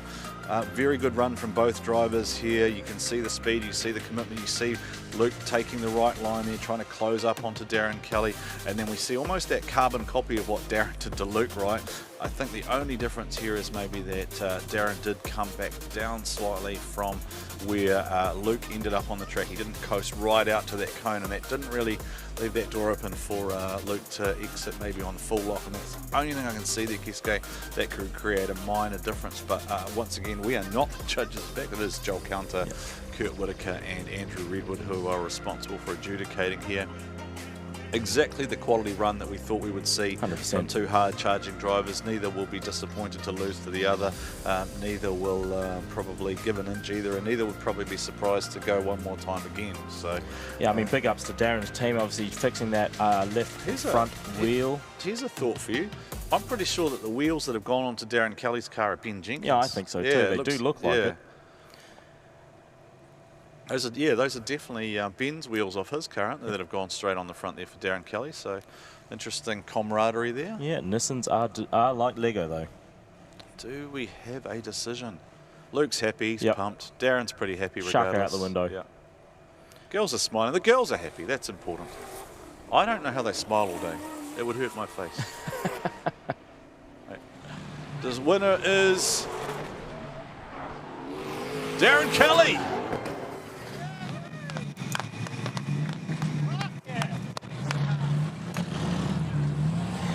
Feel good about that?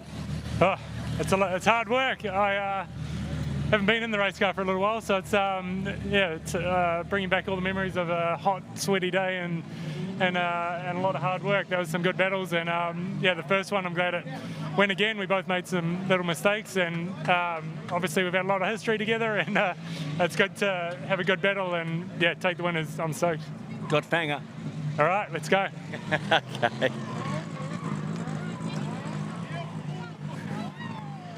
I don't know what it is about this track. Battles get better and better, closer and closer at the end of the day. Yeah, it was a good bit of fun there. Would have liked to see a full throttle run up, you know what I mean? Bit slow on the run up and cut in before the end of the corner, which the judges said they didn't want. So, judges, I'm not sure what you actually want. I'm so confused. Other than that, it's cool. It's good fun. It's always nice to see you because you've always got something to say, but you drove so well. It's just a pleasure to watch, mate. Yeah, I still had good fun out there. I felt like, we're pretty solid on the lead, had a good time, and then, on the chase, he went in a lot, and I was like, oh, okay, we probably got it here, but I guess, judges looking at something different. Okay, well, pack those bug juice smuggers for Gisborne, okay? That's it. I'm keen to come back. Oh, Luke. He's ever the character, isn't he? He's always just got something to say there, just to put the cat amongst the pigeons. I say we embrace the villain. Yeah. He's got his title now. He dialed it back last year while he was on the mission to be the D1NZ champion, but this year he seems much more Fink-like. So, right. I do not know a single thing about motorbikes, Mark Mallard. We're about to see an absolute work of art. You've told me it's number 2 of what we believe is 10. I imagine number 1 is probably in a museum somewhere and is worth $1 gazillion. I am just now. I've just had some communication over race control there that was a split decision, a 2-1. So we had 2 judges call for one driver, being Darren, and then the other judge actually thought Luke won. So it was a 2-1. It wasn't. It was close. It was very close. So I actually did think we might have gone one more time again. But, now look at this on the screen. That's how they started. So there's a go-kart motor on there that they get, and the wheel spins, and that's like the push. That's like a push start. So they just put a go-kart motor with a wheel on, and it gets the wheel turning really fast, and it's like a kickstart. So you think instead of having to push, they put a go-kart motor on there, get that wheel turning. That is cool. I've got you quiet, Warren. That's a first. I do not. I am baffled. I'm in awe of this bike being here, and I do not want to do it in any way, any injustice, Mark. So I'm just going to let you impart your wisdom on this Pukekohe crowd, and just watch this New Zealand icon do a final lap here at Pukekohe. I'll wait till they start it up. Once they start it up, and get it really going, we will definitely be quiet, because the sound of this through those first couple of corners will be so good. So he's just about to go down the front straight. Once we get him absolutely lighted up, we'll get them to wind up the sound for you guys, because this bike is insane. 1,000 cc's, New Zealand built, New Zealand designed, everything just Kiwi, and it really does deserve its place here in a lap of honour, because it affected all of New Zealand there. I talked to a guy, he was from Montreal, lived in Christchurch with his kids, gone back to Canada, and now the son's a motorcycle engineer, all because of this bike, watching it get developed back in the 1990s. So it was really good to talk to him and get his history around the bike and all of that. Even internationals really do feel a lot about this bike. So we see him lined up there ready to go. He will be very excited to go out. Andrew's a good Auckland boy who's won a lot of races around the world, and a real family man. Right, now treat me as a complete bike novice, Mark. What is the big thing bulging out the back behind his head? Is it some sort of spine protector? Yes, or like a... yeah, that's so you can slide down that road at 200 k an hour. You know, they slide down and jump up and give you the thumbs up, and you think they're crazier than anything. Yes. That's what helps them with that. Nowadays they actually have ones that inflate. So when they get when they hit the ground, it inflates and prevents injury and stuff like that. Those are the tight leathers with the protections around you. So just all safety gear.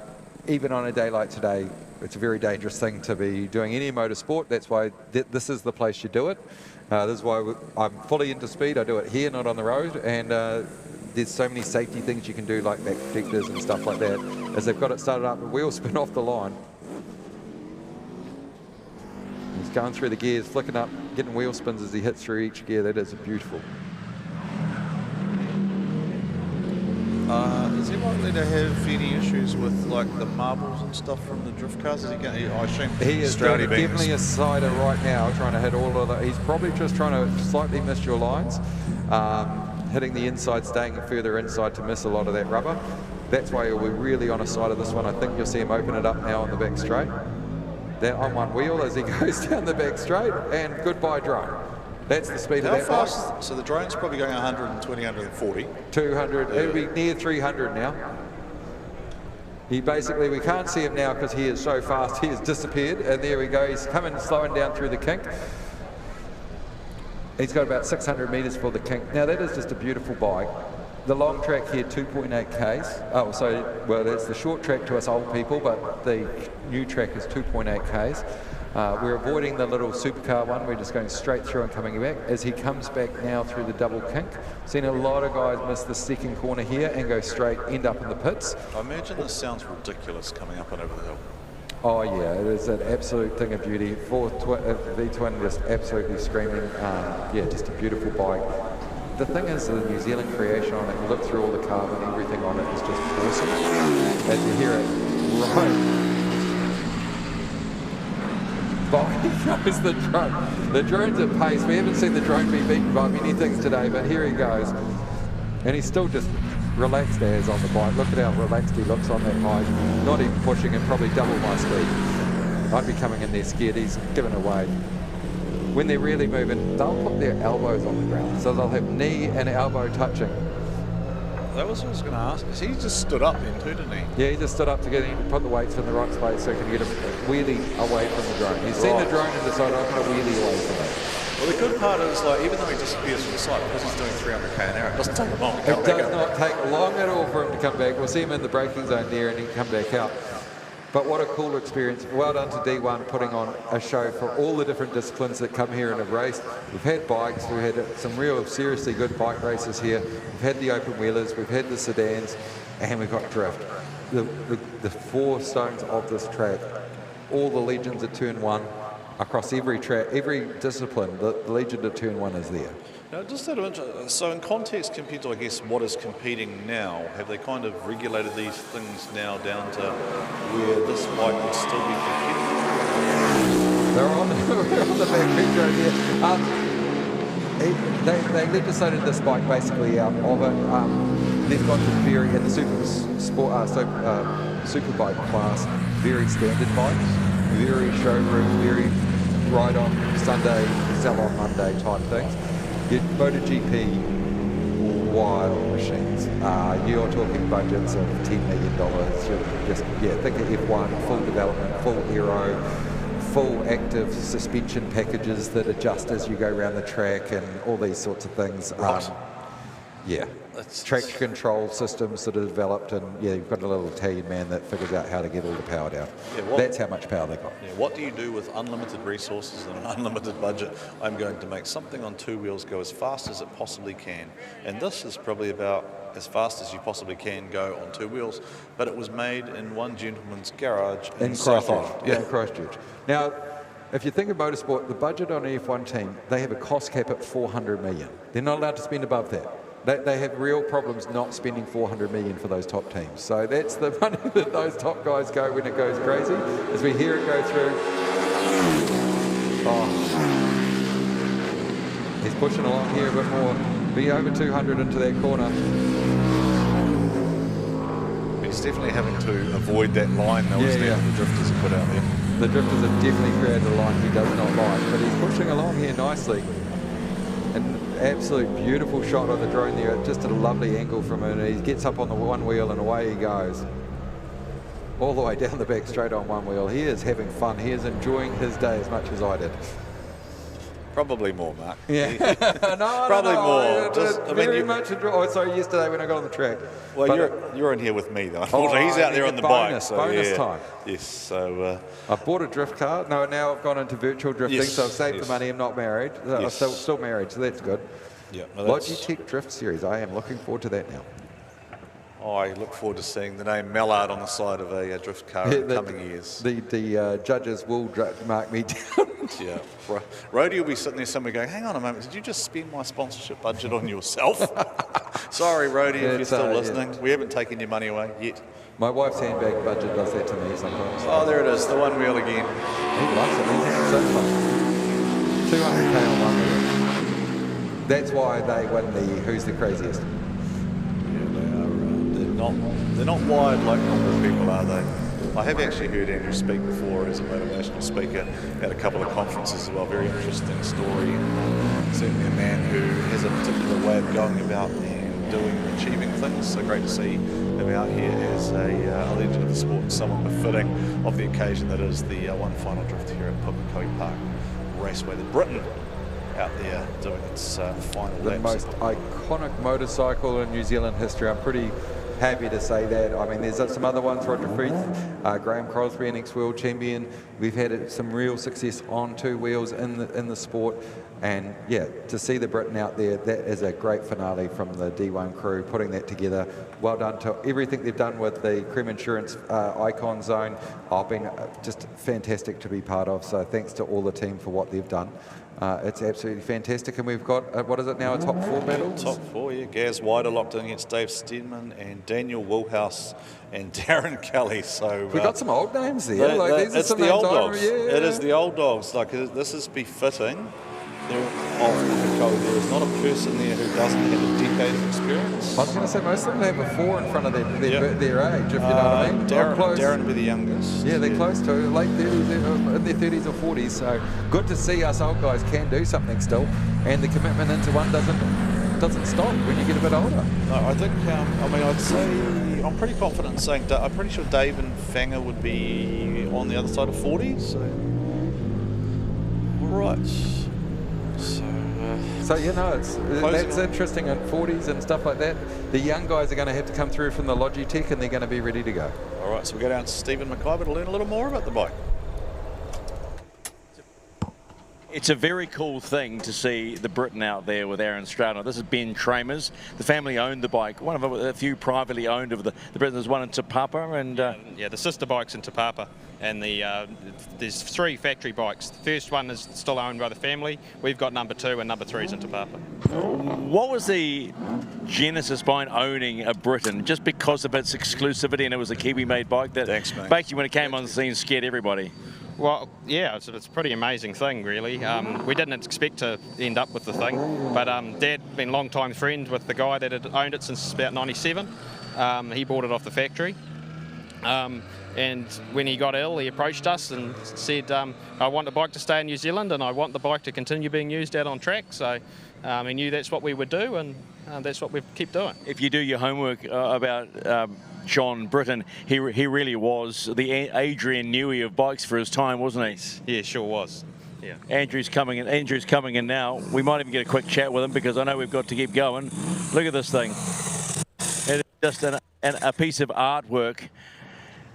Andrew, you still do okay, mate, out there. You couldn't get the whole length of the straight for a wheelie, but what's it like just still being able to ride this beautiful piece of machinery? Oh, it's fantastic. It'll always be a classic, iconic piece of New Zealand's history. John was here a lot of the times when I used to ride it in the early days, and always brought a smile to his face, and hopefully it's still doing so.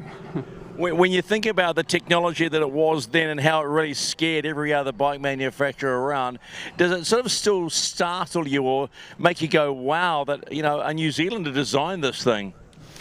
Yeah, absolutely, and it actually gets better and better, this bike. At first, John was well ahead of his time, and he made it very, very rigid, and it made it chatter a little bit, but now the modern tyres are designed for it, so that the bike's got a lot better than it used to be. That's fantastic. I've never thought about this, but did you ever get to race here on Pukekohe on this bike? Was that ever a thing? Were you allowed to? I think it's only once, but it was a totally epic battle with Robert Holden. He'd got this super fast Ducati from England, and we were both a second and a half under the lap record, and I was putting it totally all on the line. I was tucking the front over the hill quite a few times, and I was thinking that concrete wall's a bit close for this, but managed to hang on to it, and he's a fantastic guy to race with, was Robert. So the Britain's done Puke. That's what we're saying, right? The Britain did Puke. Yeah, certainly did, and a lot of classic festivals, demonstrations, and at one of those, George Barber put his order in for America, and he's got one in his museum with 1,000 other motorcycles, and he said the Britain's in the top 2 of the most popular bikes there. Well, mate, it still looks beautiful, it still sounds beautiful. You're doing a good job. Thanks for being a part of the last time and the last run here at Puke. Yeah, thank you very much. I'm actually opening the Britain Museum in Christchurch, talking there tomorrow night, so it's good timing, and it's a great way to sign off for Pukekohe. I had my first race here 40 years ago, so thanks for all the supporters and spectators. Bless you. Mate, I really appreciate it. Thanks so much. You're very welcome. There you go. First and last on Pukekohe for Andrew Stroud and this beautiful Britain, and thanks to the Tramer family for keeping this beautiful bike alive. We must be getting close to the 4. Thanks, Stephen McIvor. We are indeed getting close to the 4. So Gaz White and Dave Steedman are locked in on one side of the tree, and Daniel Woolhouse, Darren Kelly also locked in. So between those 4, Keisuke Nagashima, 12 New Zealand Drift Championships, the 3-4-time champions. Yep. Darren, Gaz, and Fanga, and potentially a champion in waiting in Dave. Yep, for 2026. So if you're Dave and you want to go, well, I'm better than everyone else, you knock out Gary and then you win the final when you go, well, I beat everyone else, so by that logic, I'm the best in the world. Yep. And if you're one of the other 3, then you finally get the differentiator between the other 4-time champions, right? So that's how I look at this. So Gaz versus Dave and Daniel versus Darren. It feels weird to say Daniel, but Stephen's made me do it, so I'm calling him Daniel from now on. Yeah. I only know him as Fanga. Yeah, it's just Fangadan. If you're wondering who we're talking about, Daniel was Fangadan. Sounds weird now that we've said it a few times. All right, let's see what happens here, Keisuke. My prediction, Gaz White said that he'd finally found it. And that means that this is going to be a challenge today. So here we go off the line of Phoenix Radiators S15. Rockets off to a launch, and away goes the LS powered machine. And Dave Steedman should be much closer to that. Dave Steedman goes for the early initiation, tries to close up the proximity, but he is nowhere in shot. He needs to catch up to Gaz White. Gary is out front, just laying down that run again. He'll get on the pedal again, conducting the song coming out of that LS motor, and he is gone, Keisuke. Dave needed to be right there beside him to put on some pressure, and he just got walked. He did. I mean, I think Gaz is really getting comfortable in his car, especially not driving it very often. But look at this GT radio replay here. Gaz absolutely singing into that first sweeper as they come around. Dave trying to make up that proximity as they come into the switch, and this is kind of where Gaz just absolutely leaves Dave for dust, unfortunately. It's one of those things. I think Gaz is really getting more and more faster as the day comes. Yeah, so he did miss that 4th zone, and because it's Gaz, right, so you are going to critique him, so he isn't as wide as, for instance, we saw out of Luke and Darren on that last run, so he didn't go right up the track, but Dave's not really in the picture where that's impacting him whatsoever. He has, it's a shorter line, but it's still going to be okay there from a chase, from a lead perspective, because it isn't impacting the chase car. There'll be a markdown for it for sure, but just no way really there to say that there's been any impact made from a proximity point of view. So now it's going to be on Dave. How hard can he send it? And what's interesting is obviously Dave Steedman has been really, really fast in his leads, so it'll be interesting to see what Gaz can do in the chase here. The way he kind of said before, I just feel like I'm comfortable. Now I'm okay. Like, that was so nonchalant. It's like somebody once said to me, like, the guy that you got to be afraid of is the guy who's the calmest in the room. Yep. And Dave Steven was very calm throughout the weekend. So let's see what happens here as the next battle comes into play. Dave Steven in the lead, Gaz wider in the chase, and Gaz right up in there in the bumper as Dave comes into the sweeper, and Gaz right there with him, doing a little bit of adjustment there to get on Dave's door as they come into the switch, comes into the first outer zone there as they go into the inner clips. Gaz still on Dave Steven as Dave does a very good lead lap there as they go across the finish line. Gaz right there with him. Yeah, Gaz knows how to use the torque of that V8, right? Like, you can see how well he is attuned to that machine. He might not drive it very often, but he certainly knows exactly what it's going to do. I mean, so yes, he takes out probably a lot of the angle there in the chase position. He is still driving it sideways though, right? He's right there, just keeping that 1.5, 2 car lengths off Dave. Sits nicely there, transitions across, falls back, and then gives Dave the room to transition. And then it's right, the speed here. Through here, right? It's right here. The transitions is where Gaz really makes up that proximity onto Dave Steven's car as they come side by side across the finish line. So, I mean, Dave, a phenomenal lead lap there as gives Gaz all the opportunity to close up on him.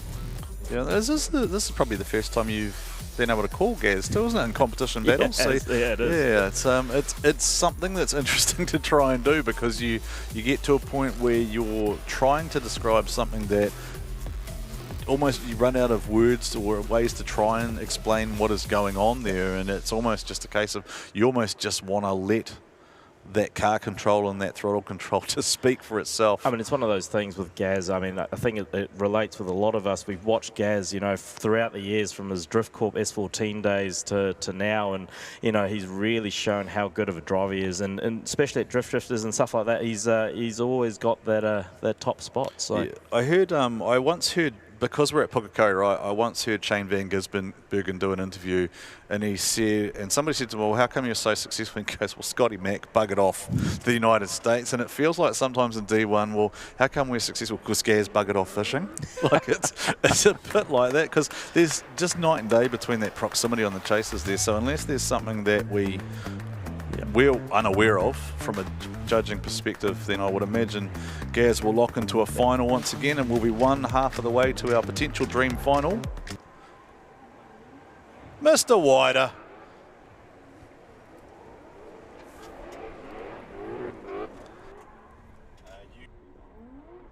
Now, he did an awesome lead, so it was easy to chase, you know, which you need. I couldn't really see much when he was switching. It just produces so much smoke, but yeah, I'm having fun. Go get some tyres. Thank you. Got to be quick, mate. How are you going? Pretty annoyed with that. Just couldn't keep pace off the line, and he was gone from there on. My lead, I was so angry, and I think I put on a decent lead for him. So, but no, hats off to Gaz. He's always good. All right, mate. Thanks, bud. So either way, Keisuke, your winner of the final ever drift event at Pukekohe is going to be a 4-time New Zealand drift champion. It's either Gaz, it's Fanga, or it's Darren Kelly. And that is just a phenomenal stat that is befitting the occasion here. So here we go. Fangadan will lead off the line with Darren Kelly in the chase position. These guys have been there. They've done that before. It is Fangadan for Castro. It is Darren Kelly for Logitech. Darren Kelly gives Fangadan a little bit of room here. Darren Kelly will try and reel him in now. Fangadan doing what he does. Opens the door up, goes nice and wide. He allows the angle that car carries to open the door for Darren. And Darren is right there in his pocket. Darren Kelly looking to close. Oh, Darren Kelly washes the front slightly there, and he's fallen back off Fangadan. What's happened there, Keisuke? Yeah, unfortunately there for Darren. Obviously, he was doing very, very well up to that point. I think he just misjudged that transition coming into that final outer zone there. So we watched the GT radio replay here. Fangadan doing a very good job there in the lead, and Darren doing a very good job there. Consistent proximity there by Darren as they go into the switch. Darren doing a very good job there, just making sure that he's there on Fanga's door as they go into the inner clips. And this is where it all goes wrong for Darren. He hits that inner ripple and it jumps, makes the front kind of jump across, and he's trying to adjust as they go over the finish line. Wow, just the pressure as they build into this. These are the runs we live to see. These are the reasons why we love Pukekohe. It is door-to-door, man-on-man, driver-on driver. Who's going to lay it out on the line there? Who can get the line right? Who can get the chase right?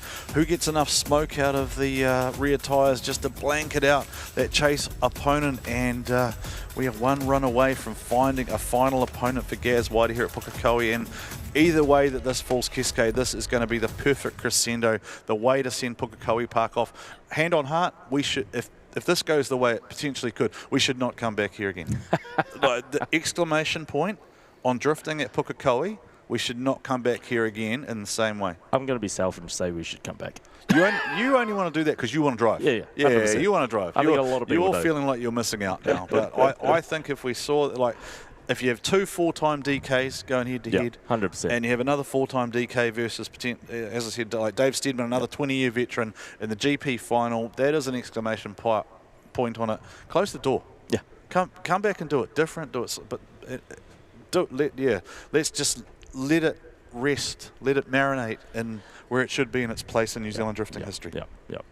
It's definitely one for the history books, that's for sure. I'm genuinely getting to a point where I'm running out of ways to try and phrase this and put this in a way that I can express how much I think this means to the familiar faces that I've seen walking through the crowd today. I mean, so many people from the early 2000s, from the 2010s, from all eras of New Zealand drifting who are here taking this. And look, they're having different conversations, right? It's no longer about, hey, when are you drifting next? Or how are the kids, how's swimming going? Yep. How's business going? What else is going on? People have moved on in life. They've got different things going on, but they come back united by the sport of drift. Yes. And it brings us all together. And some of us are, I don't know, how should we put it? Some of us are slightly grumpy by nature, right? But we can get beyond that. We can interact with other people. We can have a good time when we're discussing the sport of drifting. Yeah, right. It really brings people together. Brings us together, and it puts a smile on faces, and everyone appreciates it and enjoys it and shows their love for it in a different way. And I fully expect that online there's going to be a whole lot of stuff that comes out after this, and this should be done. Just live in it and let it be what it needs to be. It's the crescendo. We're building towards the final moments here potentially of the Drift GP. Willie's looking like he's just had a hard weekend. Willie has sent 100,000 cars off that start-finish line. The red bands have worn out. He needs some new inner liners. Somebody sponsor that man a new pair of red bands, please. Like, those are some of the most famous calves in New Zealand. They're always on TV. Sponsor the man a new pair of red bands. Launch Monster Willie, presiding over his kingdom. The TTI scrub box in the rear there. They'll initiate into the Link ECU initiation. GT Radial Sweeper, Mitre 10 Pukekohe Corner. Smick Mick, thank you for your sponsorship of the Outer Zone and the Hard Park today. And Logitech, we've talked about you guys to death. And you've still got Darren Kelly on track. And, of course, thank you to Mark, who was with us from Cream Insurance. And G-Shock, thank you to you guys as well, keeping...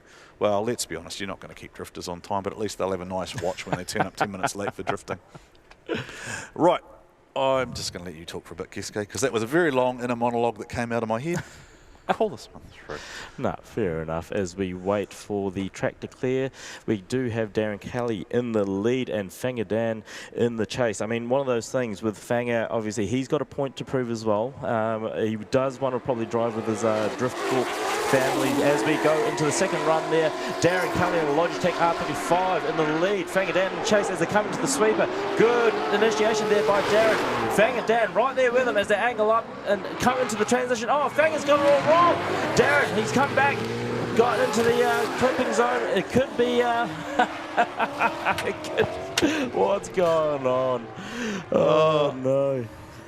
I was going to say you ruined my fairy tale, but you really didn't, because either way we were going to get a 4-time DK versus 100%. A 4-time DK. 100%. So I genuinely I'm just enjoying this. I'm just sitting back. Was doing so well up to this point, right? And here he's just misjudged that transition, unfortunately. So Darren's done a very good job there in the lead. Has no realistically adjustments there as he goes into the third outer zone, and Fanga's really back on him, but.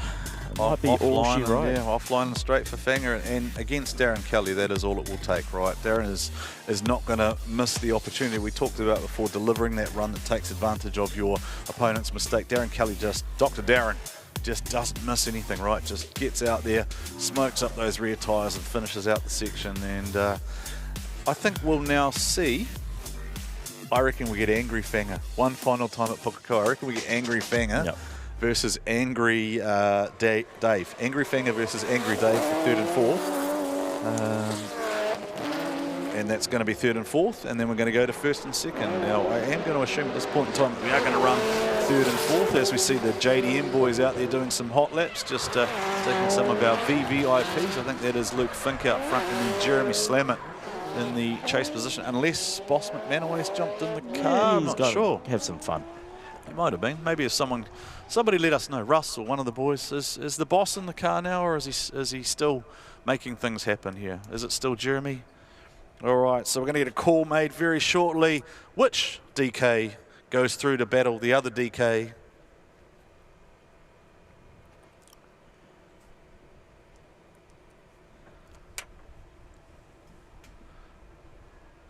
Call made. Darren Kelly. I'm going to do him first, mate. Go get some tyres on. You're going to go for 3rd and 4th, okay? You're not done with yet? Nah, I'm definitely not done with this. All right. So, you still got it. Oh, it's the car.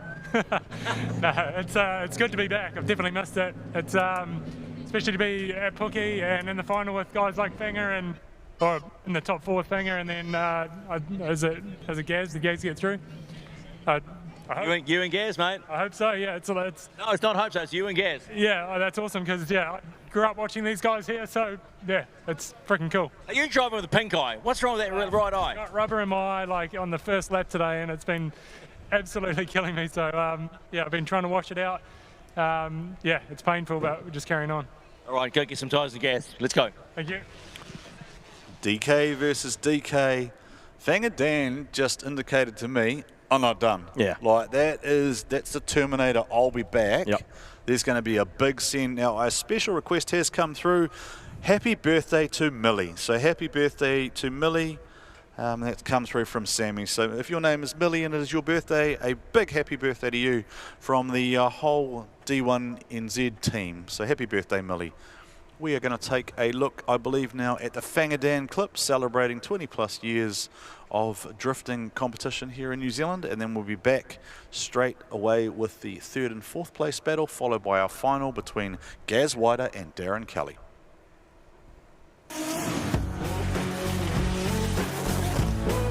Did you actually know that Pukekohe Racetrack used to come down here and the sweeper used to go left? I don't know if it went past where the horse yards are or stables are, but it actually used to go left past the grandstand and go around and actually go down to the main road and do a loop around down there and then come back along the fence line.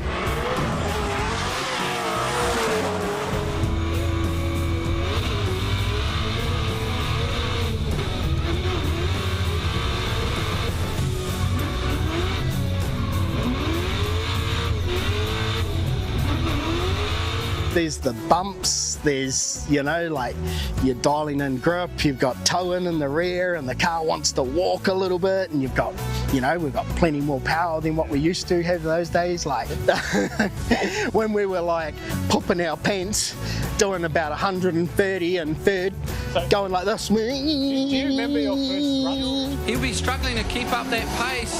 Fangadan is a future champion in the making, so consistent, so strong. The way that he could navigate a bridge without bottoming out anything, I've never met someone that can get a low car through things like that. So. And I like that about Fanga too, is everything looks good, like he's an artist. He looks at the car and he's like, okay, it needs to have this much tuck, it's all got to be looking right. He's never not got time for the child running up with a poster that wants a signature, and that's never died, So in almost 10 years that I've been working with him, he will always make time to be there for the fans. He does promote the sport, like he's about the sport. He sees that it's bigger than him. A lot of drivers come in and they just take what they want and they leave. He comes in, he understands, he's there for the long haul. He understands what needs to go into promoting the event, helping the event to then give him a platform to show his sponsors, and he understands the game. Ridiculously consistent, he's a great driver, awesome competitor. He's born to drive, yeah. I still brag today that Drift Corp hold maybe not anymore, but we held half the championships at least. You know, for one team to hold half the championships in the country, well, I'm pretty proud to be part of that. Papa Drift, you've been a huge contributor to the sport. The sport wouldn't be the same without you.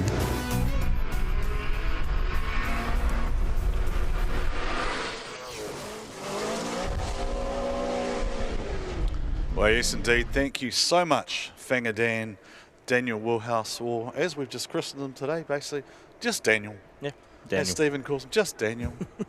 Because he's just like the drift dad now down there in the pits. Just, you've seen him all weekend wandering around, just passing wisdom on to different drivers. We've seen him talking to Ben Jenkins. We've seen him talking to Kurt Blackie. But then I think back and I also think about the fact he's been talking to Scotty D. We saw Trent Elmbranch yesterday. I think we saw him with Johnny Burns as well. So Fangadan now at the point where he's just giving back to the sport that's given him so much over the years. So congratulations, Fangadan, 23 plus years of an outstanding drift career. And if you see Fangadan walking around, walk up to him and just say, good on you, mate. Just shake his hand, and we appreciate what you've done for the sport of drifting here in New Zealand and also around the world. We know you've been to Thailand, to Japan, to Australia, to the United States, to I think you've been up to Europe as well doing different things. So congratulations on an outstanding career. Thank you so much, Fangadan. We salute you for 23 plus years. Speaking of which, we salute Launchmaster Willie as well, who has been working hard out there on the grid all day. He looks like the red bands have started to wear a bit thin. He needs a couple of insoles. Launch Monster Willie in the Launch Monster Kingdom, looking over the TTI scrub box. Every now and then he'll bust out a dance move for us, but he looks like he's very dialed in, doesn't he? Keisuke's very focused. Yep. I mean, he's in the zone. I don't know if you've have you ever actually discussed the art of launching cars with Willie? No. He actually, like, as much as he's a very jovial fellow, he takes his job incredibly seriously. Like if he is. Willie is a volunteer, right? But if there is a drift competition anywhere, like Willie reached out to me the other day and said, bro, how do I get on the crew for Mad Mike Summer Bash? And he's helping out with MSC now, and I think he's gone and helped out at other competitions as well. He's just a guy who loves his craft, and he has, I think, I would acknowledge that the drivers respect Willie's ability to count down consistently and regularly all the time. You know, when Launchmaster Willie is sending you into competition, you're going to get the same level playing field for everybody, and he has, oddly enough, he's turned launching into an art. Yes, it seems like a silly thing, but he has literally perfected his craft of being Launchmaster Willie. And he's even got t-shirts. I don't know if you saw that. He's got t-shirts. I bet Darren can't drift a corner with a baby on his lap. Should we put a baby in there with him just to see if that slows him down? We could put Connor in the car on the other side. We could get Connor Wider on one side, and we could get Darren's son, Chase, in the passenger side as well. And they could do like a tandem dad and son battle. That'll be the next generation That'll be of the next drifters. gen. I mean, we did talk about Connor Wider, up-and-coming RC drifter there at the Hex Lab up in Fangadan. So Connor Wider said to have some very serious ability on the controls of an RC drift car. Yeah. So. And it's one of those things with RC drifting, you're actually looking at it from a top-down type of view. So being able to understand where those cars and go and control them is actually a very fine art. In Japan, they actually use those RC drivers and put them into real drift cars, similar to Sim, put them through a sponsorship, and they do very well. So RC drifters out there, get into it.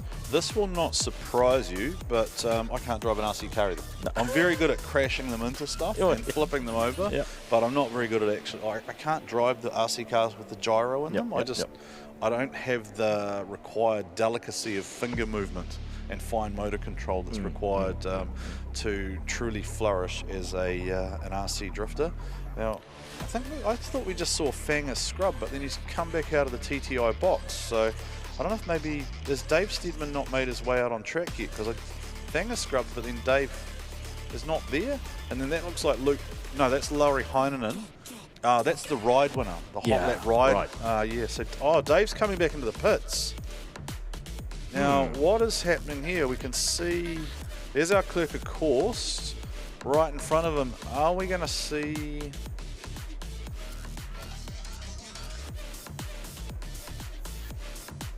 Okay, so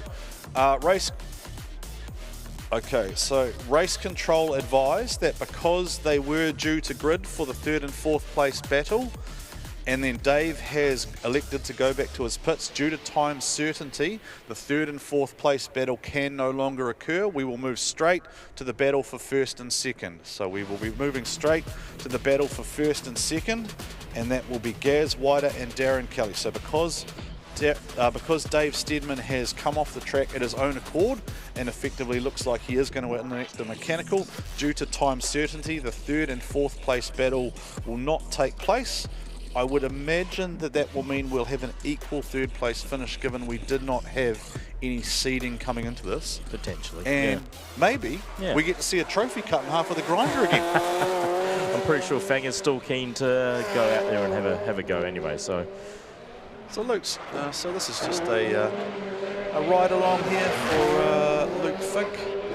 Apparently this is supposed to be an 80% lap. Yeah. For safety reasons. It's pretty 80%. Is it? Yeah. Because he's off the track. Yeah. Only just. Oh, yeah, no, it is. I mean, for Luke, that is probably 80%, that is a very 80%, right? So right? that's not a full send. So just watching the car roll back. Now, please don't stop there. Now, it looks like Fanger still wants to send it. Yeah, of course. Fanger just wants to go. Surely. He was grumpy, wasn't he? Yeah. No, I wasn't grumpy, but he just wanted to have another go. I imagine he will send what I would call a Fanger farewell lap. And I reckon we let him do it. Yeah, like if he's there so and he's ready to go, we don't need to have a battle. Let's just send him for a lap. Let him have a Fanger farewell. 23 years have earned him that right, surely. Just send him for one. Let him go. Let him go. Go on.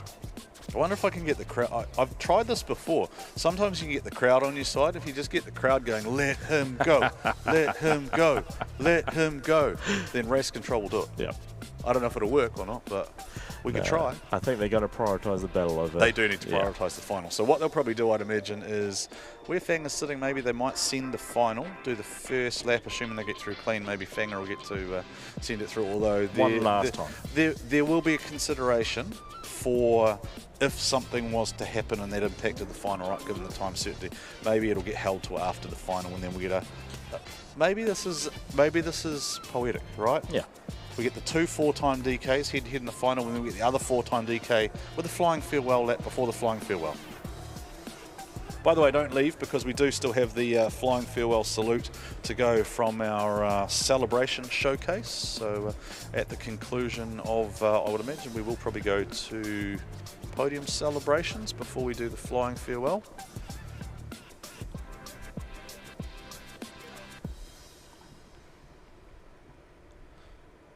Yeah, so just confirming that we will go to the podium celebrations, and for those watching on the Sky TV and live stream audience, unfortunately you may not see the flying farewell, but we will make sure that we have eyes and ears on that, so you'll be able to check that out online afterwards. But we are down to the final. Keisuke Nagashima, the 2 4-time DKs, arguably the 2 best drifters to ever come out of New Zealand. Darren Kelly has been to Formula Drift. Gaz Wider has been to World Time Attack. Both are international event winners. Both would be a fitting champion. The crescendo, the Drift GP, years and years of work culminate in this as they roll off the line for one final time here at Pukekohe Park Raceway. It'll be Darren Kelly to lead away. Gaz Wider tucked right in the pocket. Darren Kelly accelerates away, but Gaz Wider right there. It's another one of these. Dr. Gary in the house runs. Darren Kelly opens the door up out front in the Logitech G35. Gaz Wider, the Phoenix S15 is right there, looking to pick his pocket. Darren Kelly keeps it smooth, keeps it flowing, keeps it going, goes out through zone 4 and out to the finish of the run. And that, ladies and gentlemen, is how you do it here at Pukekohe. Far out. Did you want to add anything? No. Sorry, I got carried away, and I was just like, are you just going to let me go? I mean, yeah. I mean, what a show the boys are putting on. It's, yeah. I mean, this is actually the wrong replay, but the one that with Gaz and... That's okay, because the people in the truck are so excited as well that we're just beside ourselves with what we just saw. We thought the final was going to deliver, and that was just 2 artists at the top of their craft, driving as fast as those cars would hold on. I don't think there was much left there. I mean, the last 2 leads from Darren haven't been as crisp as we would have liked, and he's come up short of that final outer zone. But that time, he knew Gaz was coming, right?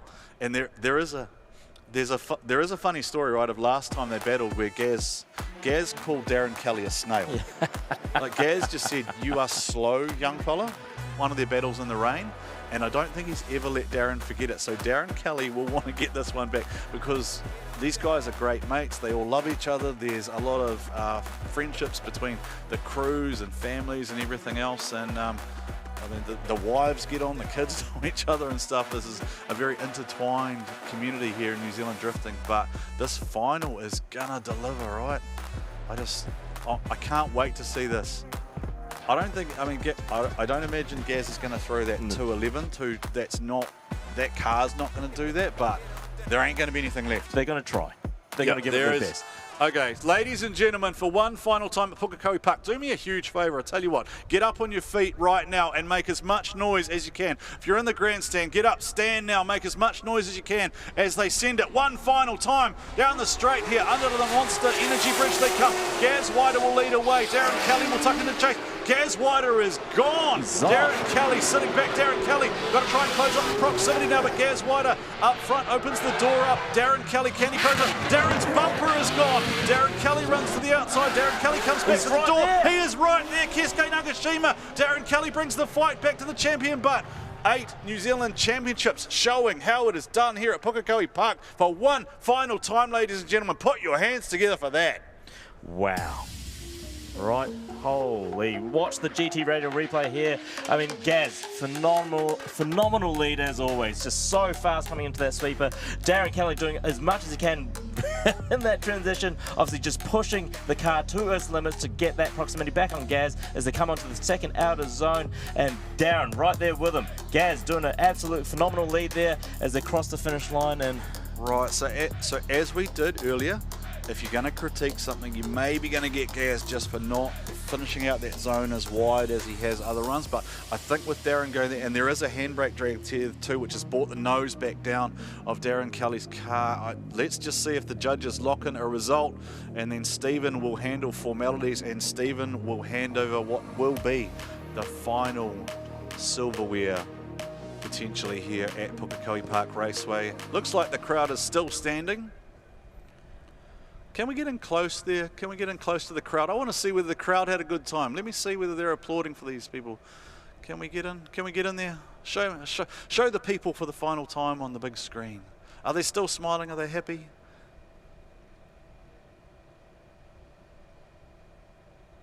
All right, we're still looking at... we have a result. We do have... Show me if you had a good time, ladies and gentlemen. Put your hands together if you think those 2 drivers did a great job.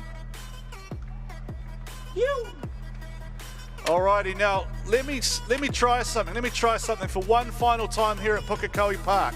Who thinks Darren Kelly got the win? Who thinks it was Gaz Wider? What do you reckon, Keisuke? What do you reckon? I think there's a fan favourite out there, that's for sure. It's quite fun. Do you want to try it? Do you want to try it? Because we're not coming back here.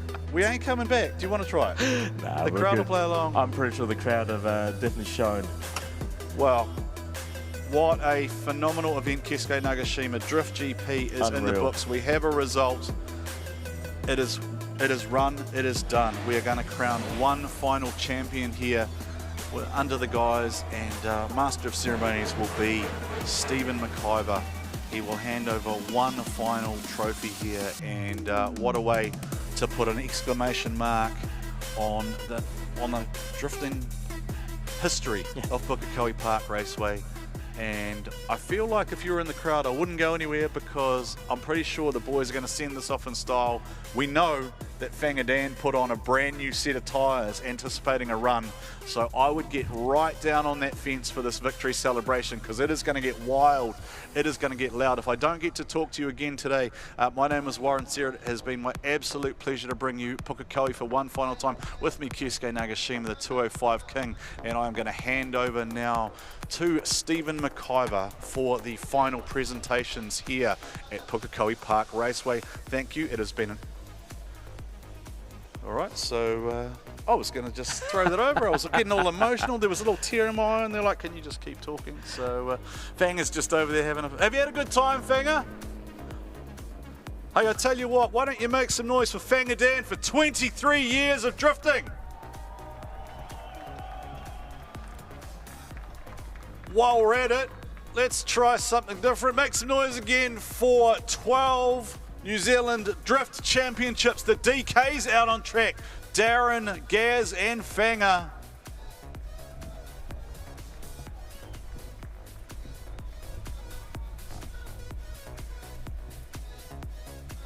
And Stephen McIvor is now in position, so I will hand over to the one and only Stephen McIvor for one final time here at Pukekohe Park Raceway. Thanks, folks. Wow, how good was that, eh? Last drift ever at Pukekohe. Come on, one more time. You look like you need it.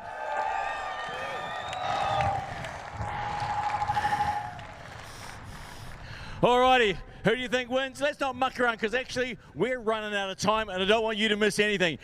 Winner of Drift GP, first and only time, Darren Kelly.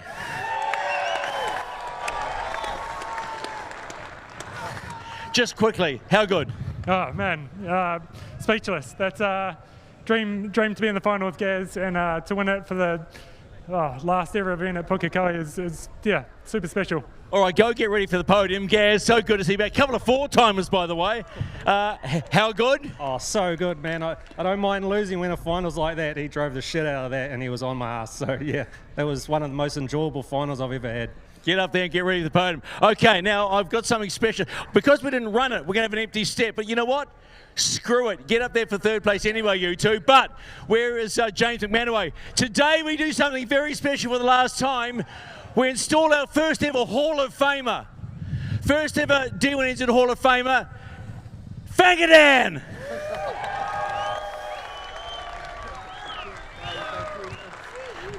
How about that, eh? Just quickly. I know you can talk about this forever, but we don't have it forever. Oh, no, this is pretty special. You know, we might not have won today or the last time here, but, you know, yeah, I've stuck around and hopefully I'll be around for a lot longer for my little fella. So, yeah. Welcome to the Hall of Fame. You're the very first. Thank you. Get up there, and I'm going to give you a third place. You two third place anyway. So that's how it rolls. All righty, let's keep moving on. Now, who have we got to hand out the prize? Chelsea Denova's here. Let's get up there. Chelsea Denova's going to hand out the prize as well. So we'll start with, oh, you're already there. You just went up in the podium already. No, just take all the fun out of it. All right. Come on, Dave Stedman, where are you? Oh, you're there. Oh, you can share it as well. Well, I tell you what, when it becomes a cluster, it becomes a cluster. Folks, there is your first and only ever Drift GP podium. Give it up for them, folks.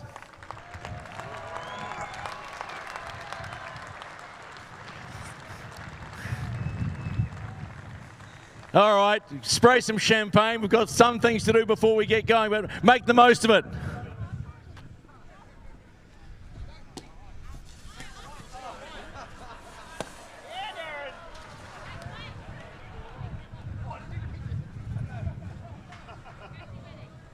All right, gentlemen, you can do a burnout, but you can do it after the flying lap. So I'd ask you to take your cars off the track because we've got some very cool cars for one flying lap. We've got about 8 or 9 minutes. What we're going to do is see some of the real gentlemen that were part of creating history at this track. The likes of David Oxton, Kenny Smith, Graham Lawrence. One more final lap because they really did make this track. And all these guys, think of this, and some of you weren't even born. I wasn't even born. It goes back to 1963. So, gentlemen, if we can get those cars moved, we'll get that one final lap. So don't go, folks, and we get the chance one final time shortly to say thank you to this track for giving us some spectacular motorsport moments. And most importantly, thanks to the Auckland Thoroughbred Racing Club for just even allowing us to come back and do this. So do not move, all right? Do not move. Warren, help me out here. Well, Stephen, you've done a fantastic job all day. I'm not sure if you're stretching the truth there about not being born back then when those cars were running. I did actually have a question for you that nobody managed to answer today. When was the first event? I would love to know when the first event was that you actually called here at Pukekohe Park Motorsport. So, yeah, I'd love to know the answer to that one. But what a phenomenal performance, Keisuke Nagashima, by Darren, Kelly, and Gaz Wider. And you and I just had a conversation off air and said, you know, no matter what, let that result just marinate, just let it sit in your memories. That was fantastic. No matter how you look at it, the outcome actually Yes, we have a winner, but it doesn't really matter. That was just a culmination of years and years of Pukekohe Motorsport Park drifting history. Fitting that we have the two of the 3 4-time DKs there, but a special moment for Fanga as well with the Hall of Fame induction. So actually, I think a perfect ceremony to send off Pukekohe Park. I can't wait to see these victory burnouts. I'm looking forward to this special celebration here as well. So I think Mark Mallard will jump back in here just for the proceedings while Kenny Smith takes to the track with a few other of his colleagues. But what a fantastic event here. And don't go anywhere, ladies and gentlemen, because as we said, we know Fangadan put a brand new set of tyres on that Castrol Mustang, and they won't be going home usable again. So Fangadan is going to send that thing. Darren Kelly doesn't need that car come Monday. Gaz Whiter can put that thing back in the shed and tell fibs about when he's going to come back drifting again. Keisuke Nagashima, final thoughts from you before we see this very special event? Mate, it's been an honour and a pleasure to be beside you, commentating at Pukekohe for the last time ever. It's been an absolute unreal weekend. So. You don't even know what to say, do you? You're actually lost for words. I'm speechless. And the fact that you as a driver are speechless tells me everything I need to know about that Final Four, about the 8, about Drift GP as a concept was a winner. The exclamation point has been put on proceedings. It delivered. Congratulations, James and Brendan and the whole D1NZ team. A huge thank you to all of our volunteers who have been out there working all day. We talked about Willie quite a lot, but look, there are multiple members of the D1NZ team who also deserve a round of applause. So if you see them out and about later on, then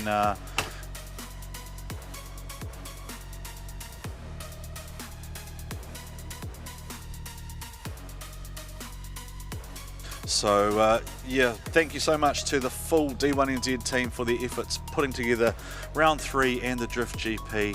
It culminates in that. Mark Mallard, you're out of breath, you're looking a bit puffed, you're excited and you're pumped, but we're building. I just heard from down the bottom that you wanted me to come up and talk. I was meant to be going on the track there. Oh, sorry, mate. No, I don't mind at all. I'd love to be talking about these 3 cars that are coming on the track.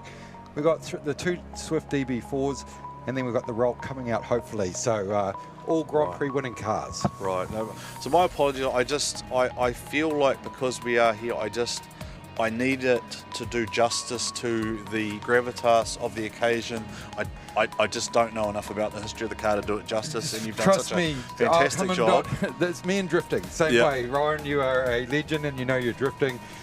There's so much of the sport to know. Yeah. I don't know it all either. So I'm learning about drifting. We'll teach you about the circuit side of it. But these cars that are coming on here have a lot of history in the class. Winning Grand Prix, great drivers, Dean Hall, Craig Baird in that car in front of you, won Grand Prix. Jos Verstappen's backup car. You've heard of Verstappen, the name? Once or twice, yes. His family's gone all right since. So we do have 3, Mark. So we do have 3. So that's a good positive sign. Yeah, they put some new spark plugs into the David Oxton one. So we're going to try and get through this pretty quickly. They're going to have 2 pretty quick laps, and then the final checkered flag is going to be waved by Jim Palmer, who was one of the original racers back in '63 that did the first laps, and the Motorsport New Zealand president from Auckland, Deb Day, which is fantastic for her to be able to doing it, because her family's actually marshals for many years. Yes. So I met Deb about 40 years ago. We were both kids of marshals that were working at the track. So I won't age Deb too much more, but she's going to be great to wave that checkered flag with Jim Palmer.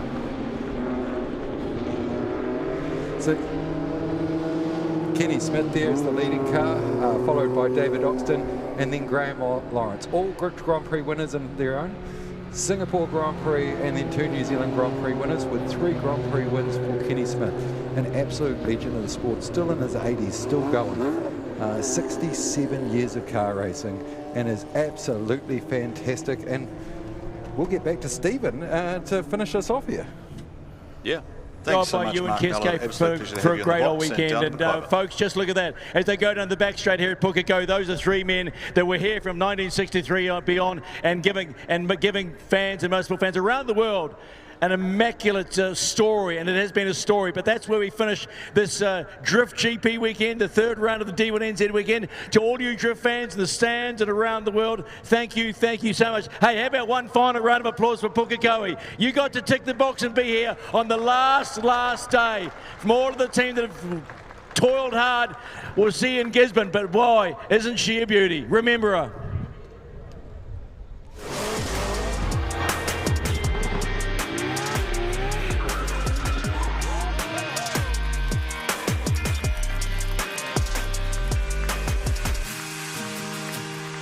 Before it was known for speed,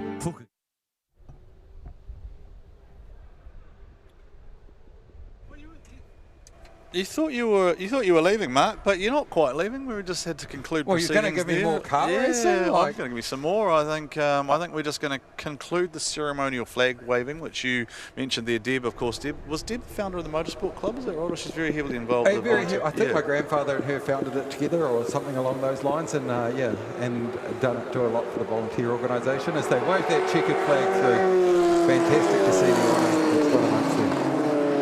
And those drivers deserve it with all their gravitas that they put into the motorsport. All of them have helped other drivers, the likes of Liam Lawson. I saw Liam's parents here. Today? Yeah, today. They just come out and had to go, I gave them a little cuddle, and good to see them again. I hadn't seen them in a little while. So. How do we get Liam Lawson in a drift car? Liam will do that in a heartbeat. In a heartbeat, he will do that. If that guy can do anything in a car, he will do it. So we've got there's Paul Radisich is there, World Touring Car Champ. There is a Guard of Honour that's being formed for these cars to come across and take the checkered flag for the last ever motorsport run on Pukekohe Park. That looks like young William Beck there next to Deb from Rocket Lab. Right, who was Kenny still mentors his nephew too? Do we talk about the Toyota? Was it Hugh? Wasn't Hugo, was it Tom? Tom Alexander, he helps out, still helps out. He helped out Liam, he helped out Scott Dixon, talks with Van Gisbergen. Yeah, they're all fantastic. Like motorsport in New Zealand, you see Paul Radisich there moving up towards the front. That's a World Touring Car Champion, and he's so happy to help you and talk to you in the pits. Kenny's given me advice, pretty much tells me what I'm doing wrong, and it's just a fantastic spirit in the sport. Just like in drifting, they're all there to help you. I talked to a couple of Australian competitors. He couldn't believe when a car gets damaged here, 3 teams are on it. And it doesn't matter if they're your enemy or your friend, you're going to help them out. So that's the great spirit of New Zealand motorsport. As we see these last 3 cars slowly come down. Fantastic shot. That Pukekohe sign with the monster in the background, and then that car, that sums everything up in one final shot, doesn't it? That is so fantastic. The 3 cars line up across the line to take that final checkered flag together. That's Kenny Smith there in 11, the absolute doyen of New Zealand motorsport. Surprised he's not Sir Kenny Smith. In the middle there, David Oxton, one of my childhood heroes, and Graham Lawrence to the far left. All right, we're going to Stephen McIvor for a few final thoughts and words. Yeah, well, it's been one of those weekends. We'll talk to these gentlemen quick. You might want to try and take your helmets off, lads. Deb Day, the president of Motorsport New Zealand. Come on, I've gone Jim Palmer. I mean, well, I'll start with ladies first, if you don't mind, Jim. I know I'm puffing. I've just run up the front straight. It feels odd, doesn't it? This iconic facility, but we have 3 iconic New Zealand names able to finish it off and say, thanks very much, Pukekohe. It's absolutely a special moment. You know, we didn't think that we would get this opportunity again, and to be here and share this with Kenny, David and Graham is just surreal, absolutely surreal. How are you feeling? I mean, I know you're very embedded in motorsport, but what emotions are you feeling right now? Look, to share this afternoon with Paul and Mark Mallard, you know, the 3 of us grew up here. You know, I think my first race meeting I was 6 weeks old, so this is kind of my spiritual home, very much so. So very, very grateful to D1 and Brendan and the team for allowing this to happen and giving us one last weekend. It's nice, Jim. Well, you know this place better than anyone. To have the opportunity to properly say goodbye to Pukekohe with yourself and other luminaries of the sporting world in this country, how does that feel? Great, and I'm very, very lucky to still be here. I think we were one of the first raced in the first Grand Prix, and actually drove Lotus 20 before the track was finished in late '62. So yeah, it goes back a long time now. How are you feeling? Yeah, good. Yeah, it's a sad day for everyone. It was been a sad few years that the Pukekohe's gone, because there's still a great opportunity for it to be up and running, but it is what it is, right? It is what it is, and we can't do anything about that. Thanks for your contribution. Good as gold, thank you. All right, one final thought from Kenny, Ox. How'd it feel? Yeah, it felt very good. That's mighty. Great day, isn't it? Did you want to hop on the loud pedal? I did, very much so. Nothing changes. How about you, David? Yeah, it's too soon to stop. Let's keep it going. Let's have a fourth and a fifth. Let's keep going. I don't think, because I think the Drift Boys are allowed their victory skids. They're not allowed a lap, but they're allowed their skids. So you're just going to have to hold out on that one, okay? I'm pretty proud to have been able to do it with Kenny and Graham. That's we've been at it for so long. We had to finish together too. Well, I hope you feel it's right. Absolutely. Let's go over to Graham Lawrence. We got in the car. Oh, hey, you got in the car, pal. I'm not going to sit there because I'll probably crack it with my big bum. Hey, how did it feel? Wonderful. It's great to actually be here and to celebrate everything with all you guys, and especially Kenny and David. Great fun. Wonderful. Outside of that, emotionally, how does it feel right now sitting in the car? Did you want to hit the loud pedal a bit harder and keep going? A wee bit, yes I would. But hey, it's great. It's sad what happened, but I guess that's a part of life and things have to move on, but the memories will always stay. Well, to you and Kenny and Dave, and I see Rat here as well, thanks for allowing us to enjoy the exploits that you drivers gave to New Zealanders, because I think that's what we have to remember. You guys treated the fans to something very, very special. So, in a funny old way, that's it.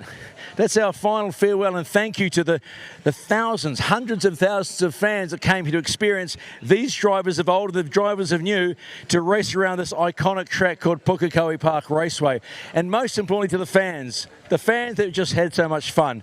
So I think that's us done. I know the drifters are going to have a skid, their victory skid, so they can get out there and have some fun. Can't do a lap, do the skids.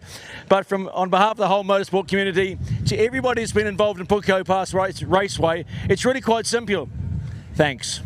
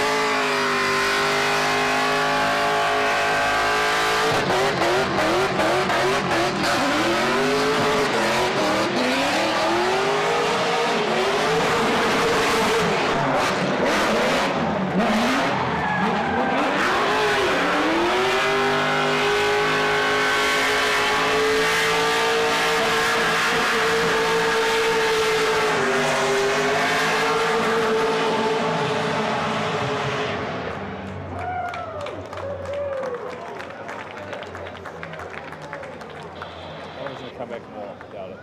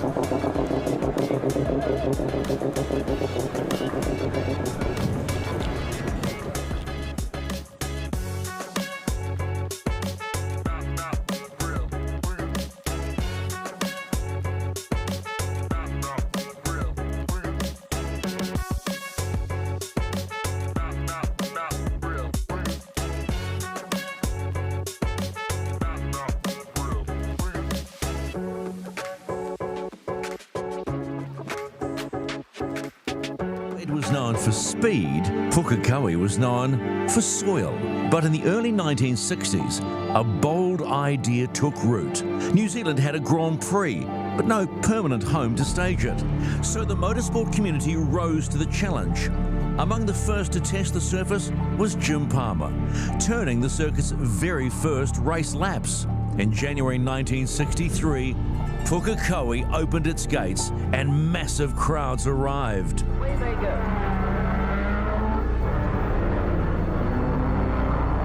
In 1964, McLaren delivered the victory the country had been waiting for, winning the New Zealand Grand Prix at Pukekohe.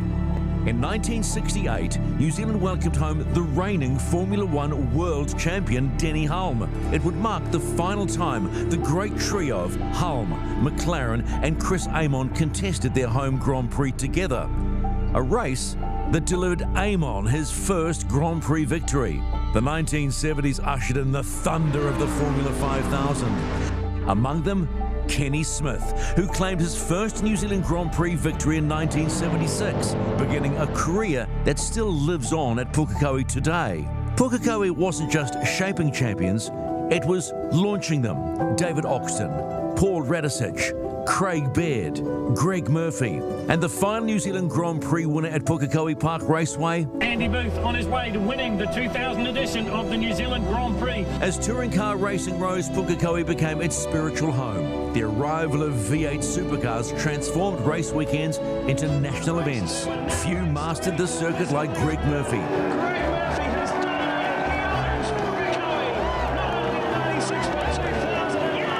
Crowned the king of Pukekohe. While it was Shane Van Gisbergen who claimed the final victory here in 2022. Shane Van Gisbergen wins in New Zealand. Along with the Jason Richards Memorial Trophy. In the early 2000s, another chapter was written. Drifting arrived at Pukekohe. Raw, expressive and fearless. Many of those early competitors are still here today, now joined by the biggest names in global drifting. The inaugural Drift GP, a round of the D1NZ Drift Championship, and one final lap for those who grew up here under its summer sun. For the blood, sweat and tears in the ground beneath us.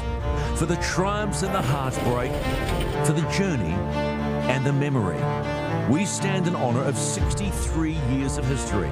The book closes, but the story never fades. Savour this moment and celebrate those who are here to share it.